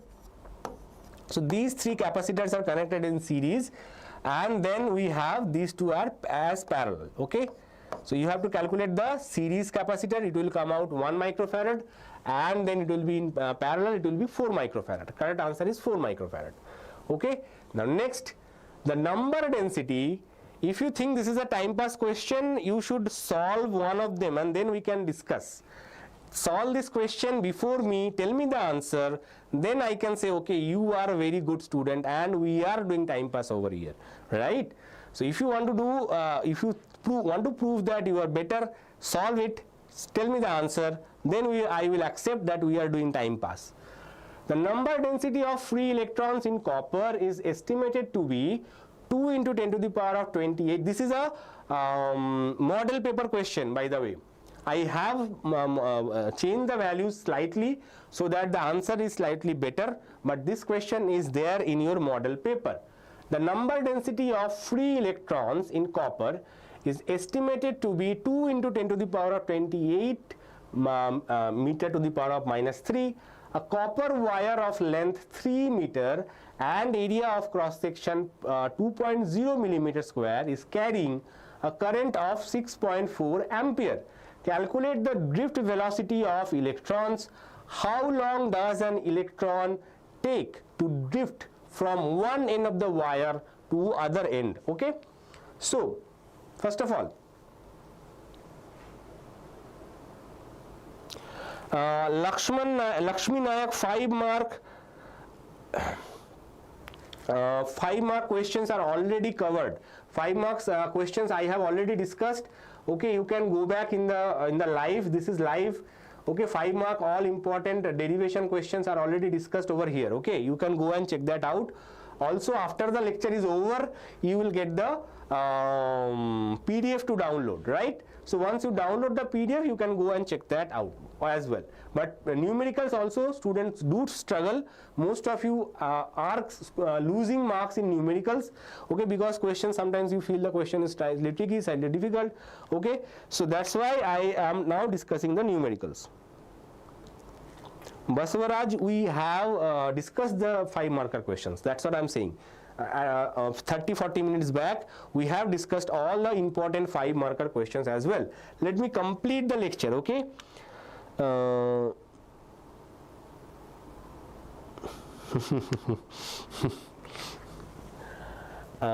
number density of free electrons in copper is estimated to be 2 into 10 to the power 28 meter cube. A copper wire of length 3 meter and area of cross section 0.2 millimeter square is carrying a current of 6.4 ampere. Calculate the drift velocity of electrons. So what formula we will be using? Always remember the basic formula, I equals to NEA VD. Okay, this is the basic formula. Okay, so drift velocity will be I divided by NEA. This is a common type of question. If the circuit theory question does not come, then one of such questions might come. So I is 6.4 ampere And there are times when circuit theory questions are not coming in board exam as well as in your pre-board exam as well. So I is 6.4 ampere, number density is given here. So number density is nothing but this small n, okay, 2 into 10 to the power of 28. Okay, charge of an electron is obviously known. I am looking here in the question, it is 1.6 into 10 to the power of minus 19, and area of cross section is 0.2 millimeter square. Very, very careful about such units. So 2 millimeter square. So 2 millimeter square means you always have to convert into 10 to the power of values. Millimeter square means 10 to the power of minus 6 meter square. Okay, 1 millimeter is 10 to the power of minus 3, and 1 millimeter square is 10 to the power of minus 6. Okay, so remember this, millimeter is 10 to the power of minus 3 meter, millimeter square you have to square this term. Okay, this is very, very important, crucial. Even if you solve the question, put that millimeter square to be 10 to the power of minus 3, or sometimes student even forget completely, put directly 2 value, they get wrong. Okay, so you have to be careful and put the 10 to the power of value very, very carefully. Okay, so then if you solve the drift velocity, you will get 10 to the power of minus 3. I am not having a calculator, so I am skipping that. Already the live is also almost more than 4 hours. So let me try to complete this lecture quickly. So drift velocity is calculated. Now, how long does an electron take to drift from one end of the wire to the other end? So the time taken by the electron to reach from one end to other end is the length of the wire divided by drift velocity. Okay, length of the wire here is given by 3 meters. So length of the wire is 3 meter, divided by drift velocity is 10 to the power of minus 3. So it will be 3 into 10 to the power of plus 3, and answer will be in seconds. Okay, answer will be in seconds. Okay, now let's move on. 3 resistors, 3 ohm, 2 ohm, 3 ohm, 6 ohm are combined in parallel. What is the total resistance? Total resistance 1 upon R equals to 1 by R1 plus 1 by R2 plus 1 by R3, and R will be equals to, if you put the values, you will get 1 ohm. I am not solving it. It is very easy to solve. If you put the values, you will get equivalent resistance to be 1 ohm. If this combination is connected to a battery of EMF 2 volt and negligible internal resistance, determine the current through each resistor and total current drawn from the battery. So current I1 will be EMF divided by R1, that is 2 volt divided by 2 ohm, that is 1 ampere. Current I2 will be 2 volt divided by 3 ohm, that is 2/3 ampere, and current I3 will be 2 divided by 6 ohm, that is 1 upon 3 ampere. Total current I will be I1 plus I2 plus I3, that is 1 plus 2/3 plus 1/3, that is 2 ampere. Okay, so equivalent resistance is 1 ohm, 1 ampere, 2 by 3 ampere, 1 by 3 ampere, and 2 ampere. These are the answer for this question. A wire of length 2 meter, diameter 0.2 millimeter, and resistivity 1.7 into 10 to the power of minus 8 ohm meter is connected in series with a battery of 3 volt and internal resistance 1 ohm. Calculate the resistance of the wire and the current in the circuit. So wire of length is given, diameter is given. I will again, this require a calculator to solve it. I will give you the how to solve it. Resistivity is given. Okay, but final calculation you have to do yourself. So we know that resistance of a wire is given by rho L upon A. Okay, so rho is given here 1.57 into 10 to the power of minus 8. Length is given 2 meter. Area is given diameter is given 0.2 millimeter. So diameter is given 0.2 millimeter. So what is area? Area is pi d square by 4, or you can say pi d by 2 whole square.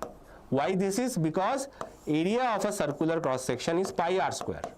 Now diameter is half, diameter is double of the radius, so it will be pi d square by 2, so it will be pi into 0.1 whole square, and it is in millimeter. By the way, diameter is in millimeter. So again another trap for you. So these questions are, even though look simple, not simple, because here you again have to convert the diameter. Okay, so 10 to the power of minus 3 whole square. Okay, now put this area in this equation, you calculate the resistance. Okay, now connected in series with a battery of EMF 3 volt and internal resistance 1 ohm. Now this is now simple. So 3 volt, 1 ohm, and this is the resistance. You have to calculate the current in the circuit. Current in the circuit is 3 divided by R plus 1. Okay, so if you simplify, this one will come as 1 ohm and current will be 1.5 ampere. Okay. Electric dipole at a point on the axial line. Basavaraj, electric field on the axial line, I think it is easier. If you want, I will do it. Just hold on. Let me go through the questions once. Series, one more chapter I will be doing ray optics. I think we have few questions that I will ask you to solve later on. I will do that, don't worry. A series LCR circuit contains a pure inductor of inductance 5 Henry, a capacitor of capacitance 20 microfarad, and resistor of resistance 40 ohm. If the AC source of 200 volt 50 Hz is present in the circuit, find the impedance, also find the resonant frequency of the circuit. Now remember, in LCR circuit related questions are straightforward formula based, but you do need a calculator to solve. Okay. Hi Shalini, I am good.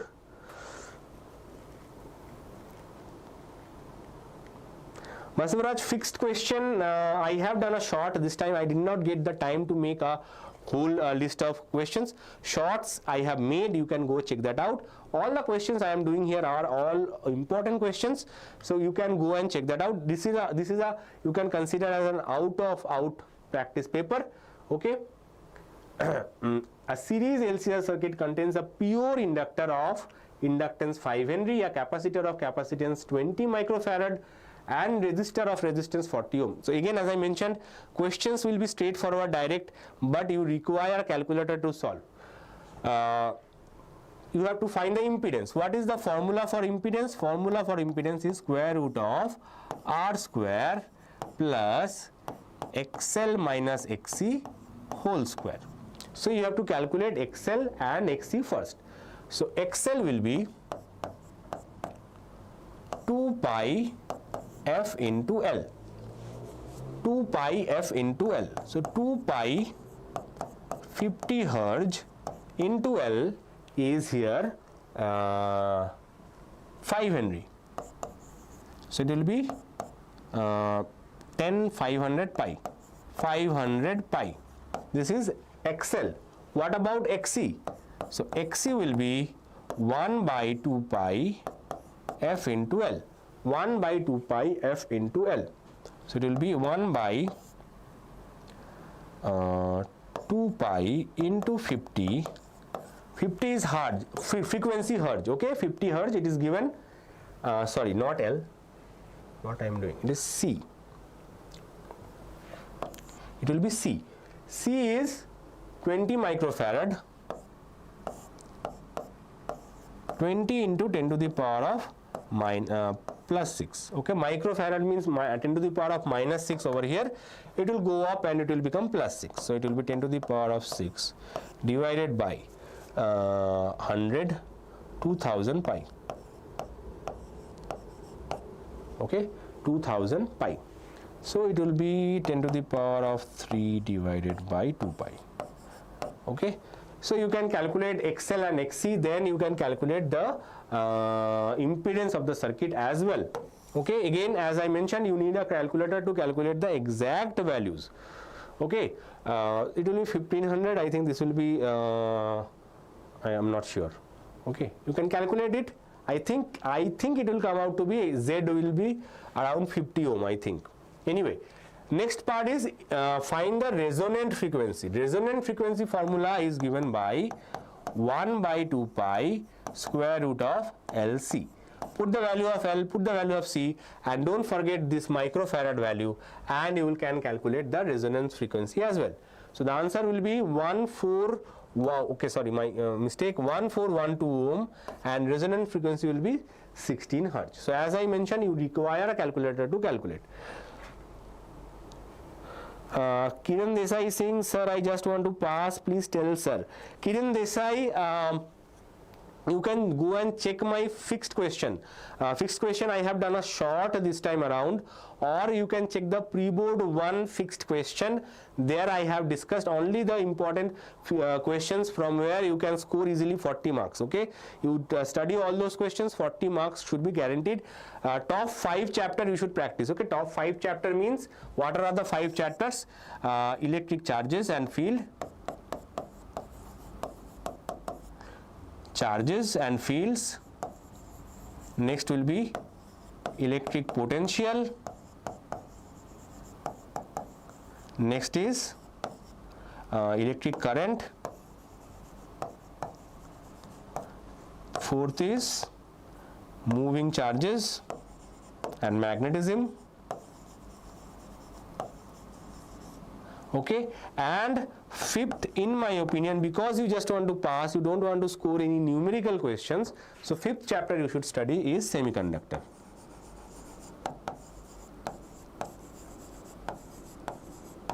You check all the questions from these chapters and practice them. You should score at least 35 to 40 marks easily. How you calculate the XL, sir? XL is 2 pi FL. XL is 2 pi FL. Okay, so 2 pi F is 50, L is 5 Henry. Okay, so what you do? 2 into F. F is 50 hertz. So 2 into 50 is 100. 100 into 5 is 500. So 500 pi. It will be more than 1500. It will be more than 1500. Okay, more than, in fact 3.14, right?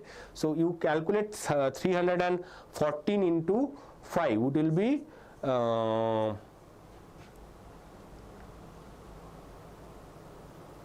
I think it will be 1570. If I am not mistaken, it will be approximately 1570. Okay, and XC is very simple. Again, 2 into 50 is 100. 100 into 20 is 2000. Now, how I am getting this? Because if you are confused with this step, you can write one more step. Okay, 1 by 10 to the power of minus 6.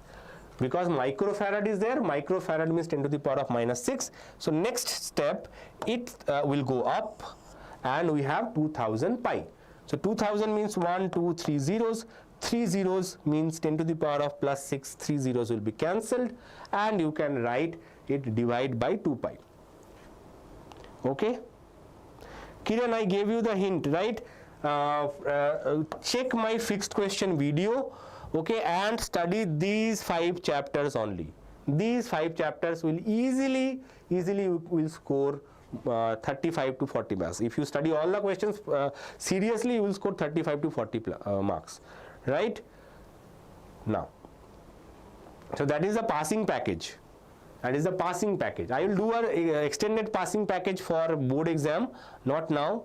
But board exam I will do a passing package. Those who are very afraid of physics, never studied physics, they watch that video and they will score at least 35 marks.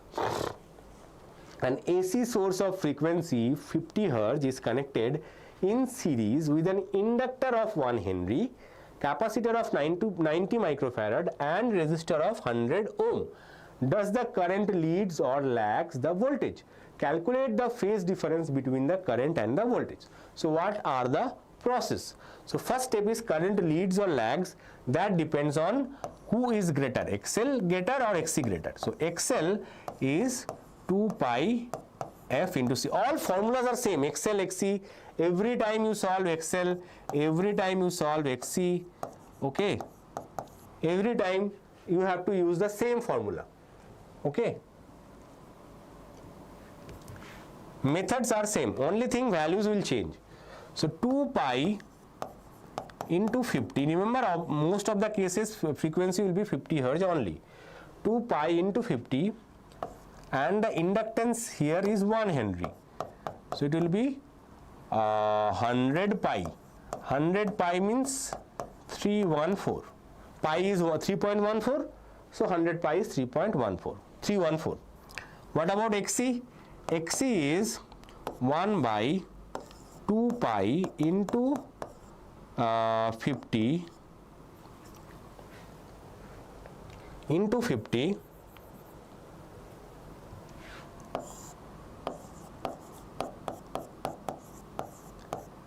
into C is 90 microfarad. Microfarad means 10 to the power of minus 3.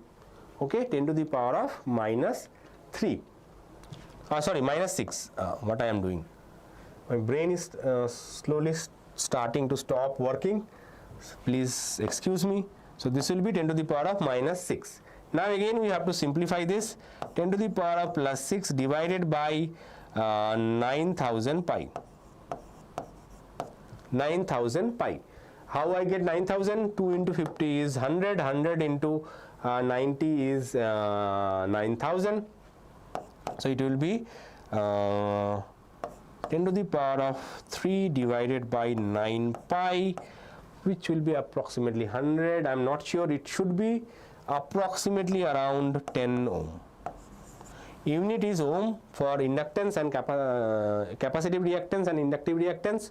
Okay, so as you can see, XL is greater than XC. XL is greater than XC. If XL is greater than XC, then current is lagging. Current is lagging. If XC is greater than XL, current leads.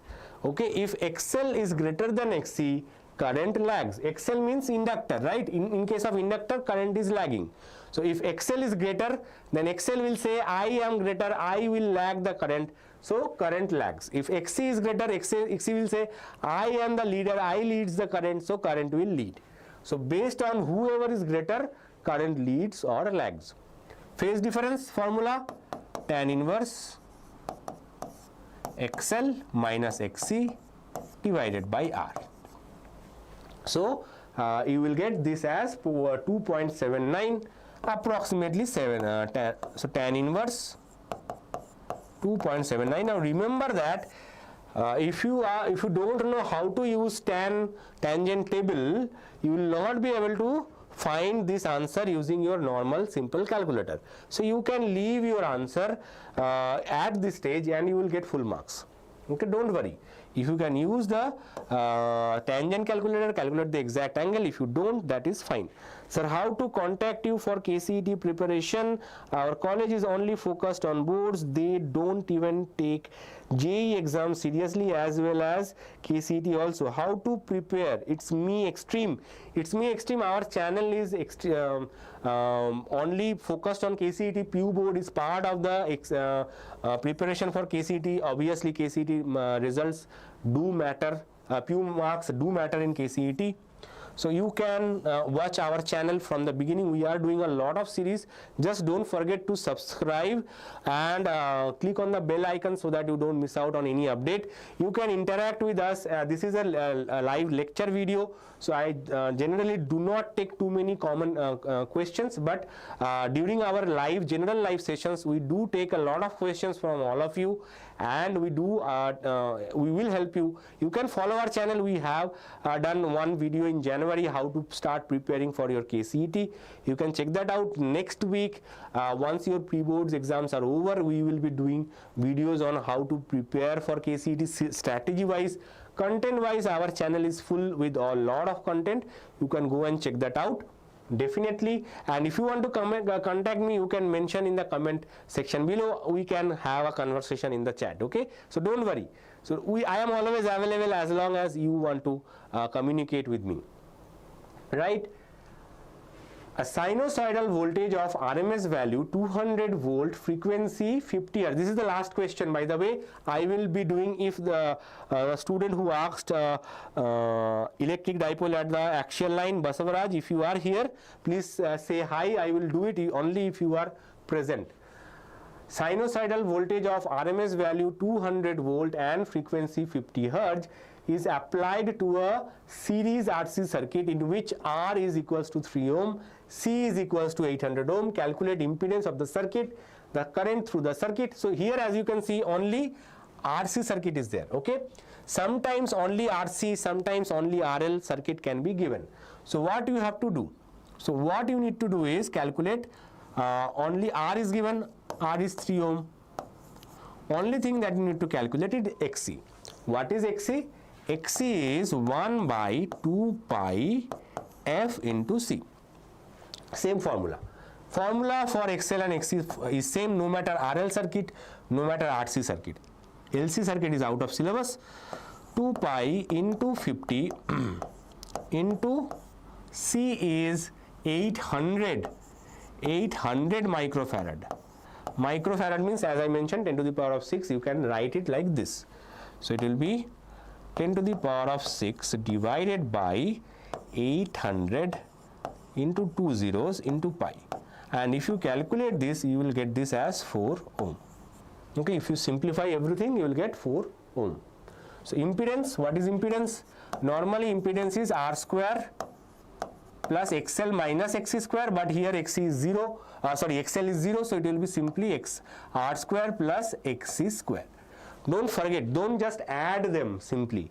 You have to always add them, square them and add them by taking square root. It will be 3 square plus 4 square, so it will be 5 ohm. So impedance of the circuit is 5 ohm. Current through the circuit, current is given by voltage divided by impedance. Voltage is 200 volt by 5, that is 40 ampere. Next is phase difference between current and voltage. Phase difference is tan inverse XC by R. It is normally XL minus XC by R. So XL is 0 and we do not take negative sign inside this. So we will only take the positive value. So XC by R. So it will be tan inverse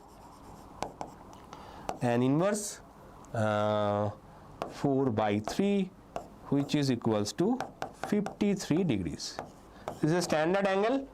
This is a standard angle, 53 and 37. So answer is 5 ohm, 40 ampere, 53 degrees.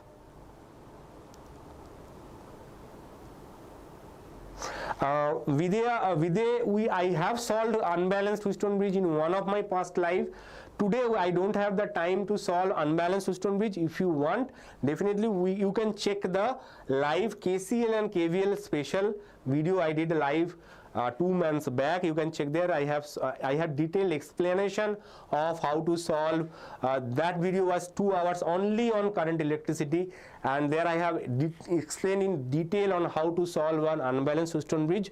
I will be solving unbalanced Wheatstone bridge in our future lectures as well. It came in 2024, only once it came, not many times in board exam. Sir, you feel value of pi and value of pi is 4.143. Basavaraj, no. Value of pi is 3.143. But we take 3.14 only. Okay, there are it is an irrational number. It goes till infinity. Okay. In the past, student used to remember values of pi. It is not 4.13. It is 3.14. Okay, it is not 4.13, it is 3.14. Okay, up to this much value it is sufficient. Okay.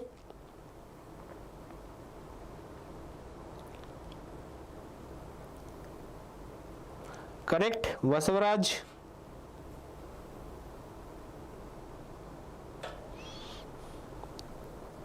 right? Videy, you can go and check. If you are only particularly want unbalanced Wheatstone bridge, I have done one KCL and KVL lecture. Okay, so this is the last question of today's lecture. Okay, I like to conclude it. If Vasavaraj is here, if it is not here, if he is watching it in later time, I will give you how to solve dipole for on the axial case. Simply I will just give you the idea. Okay, so here we have dipole. Okay, generally the structure is like this. We take positive charge on the right hand side, negative charge on the left hand side, and we take a point P on the axis where we try to find the electric field. So how to do that?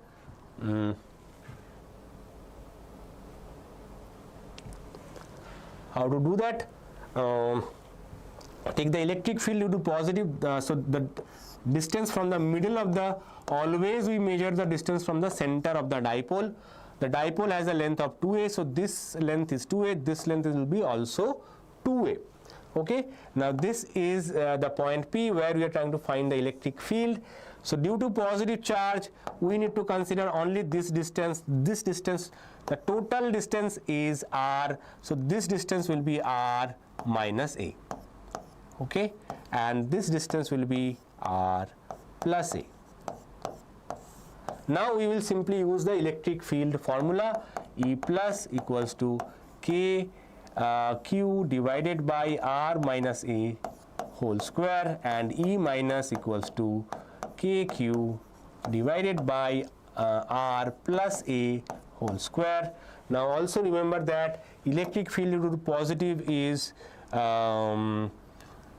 away from the positive charge, electric field due to negative is towards the charge. So the net electric field will be E plus minus E minus, and kq will be common. We get 1 by r minus a whole square minus 1 by r plus a whole square, and if you add kq, r square minus a square whole square, and we get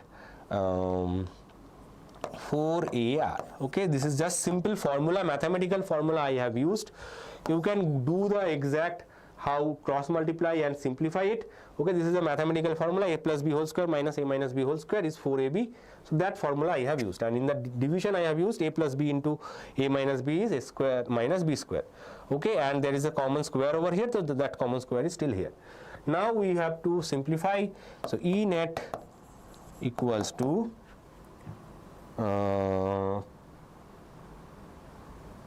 k into 2 into 2qa divided by r square minus a square whole square. So this 4 I have divided into 2 into 2. Now k into 2 into q into a is the dipole moment, so it is p r square minus a square.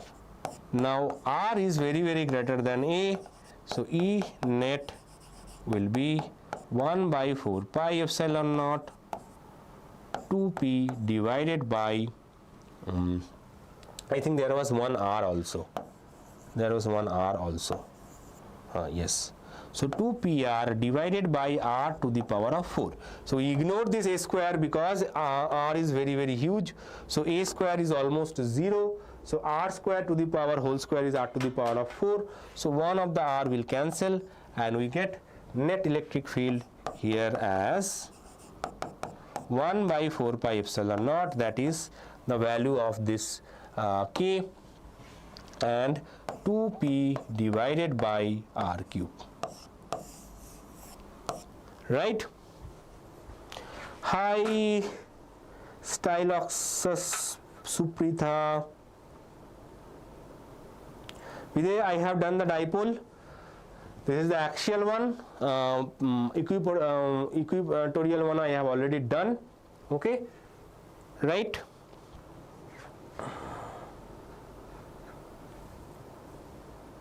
Okay.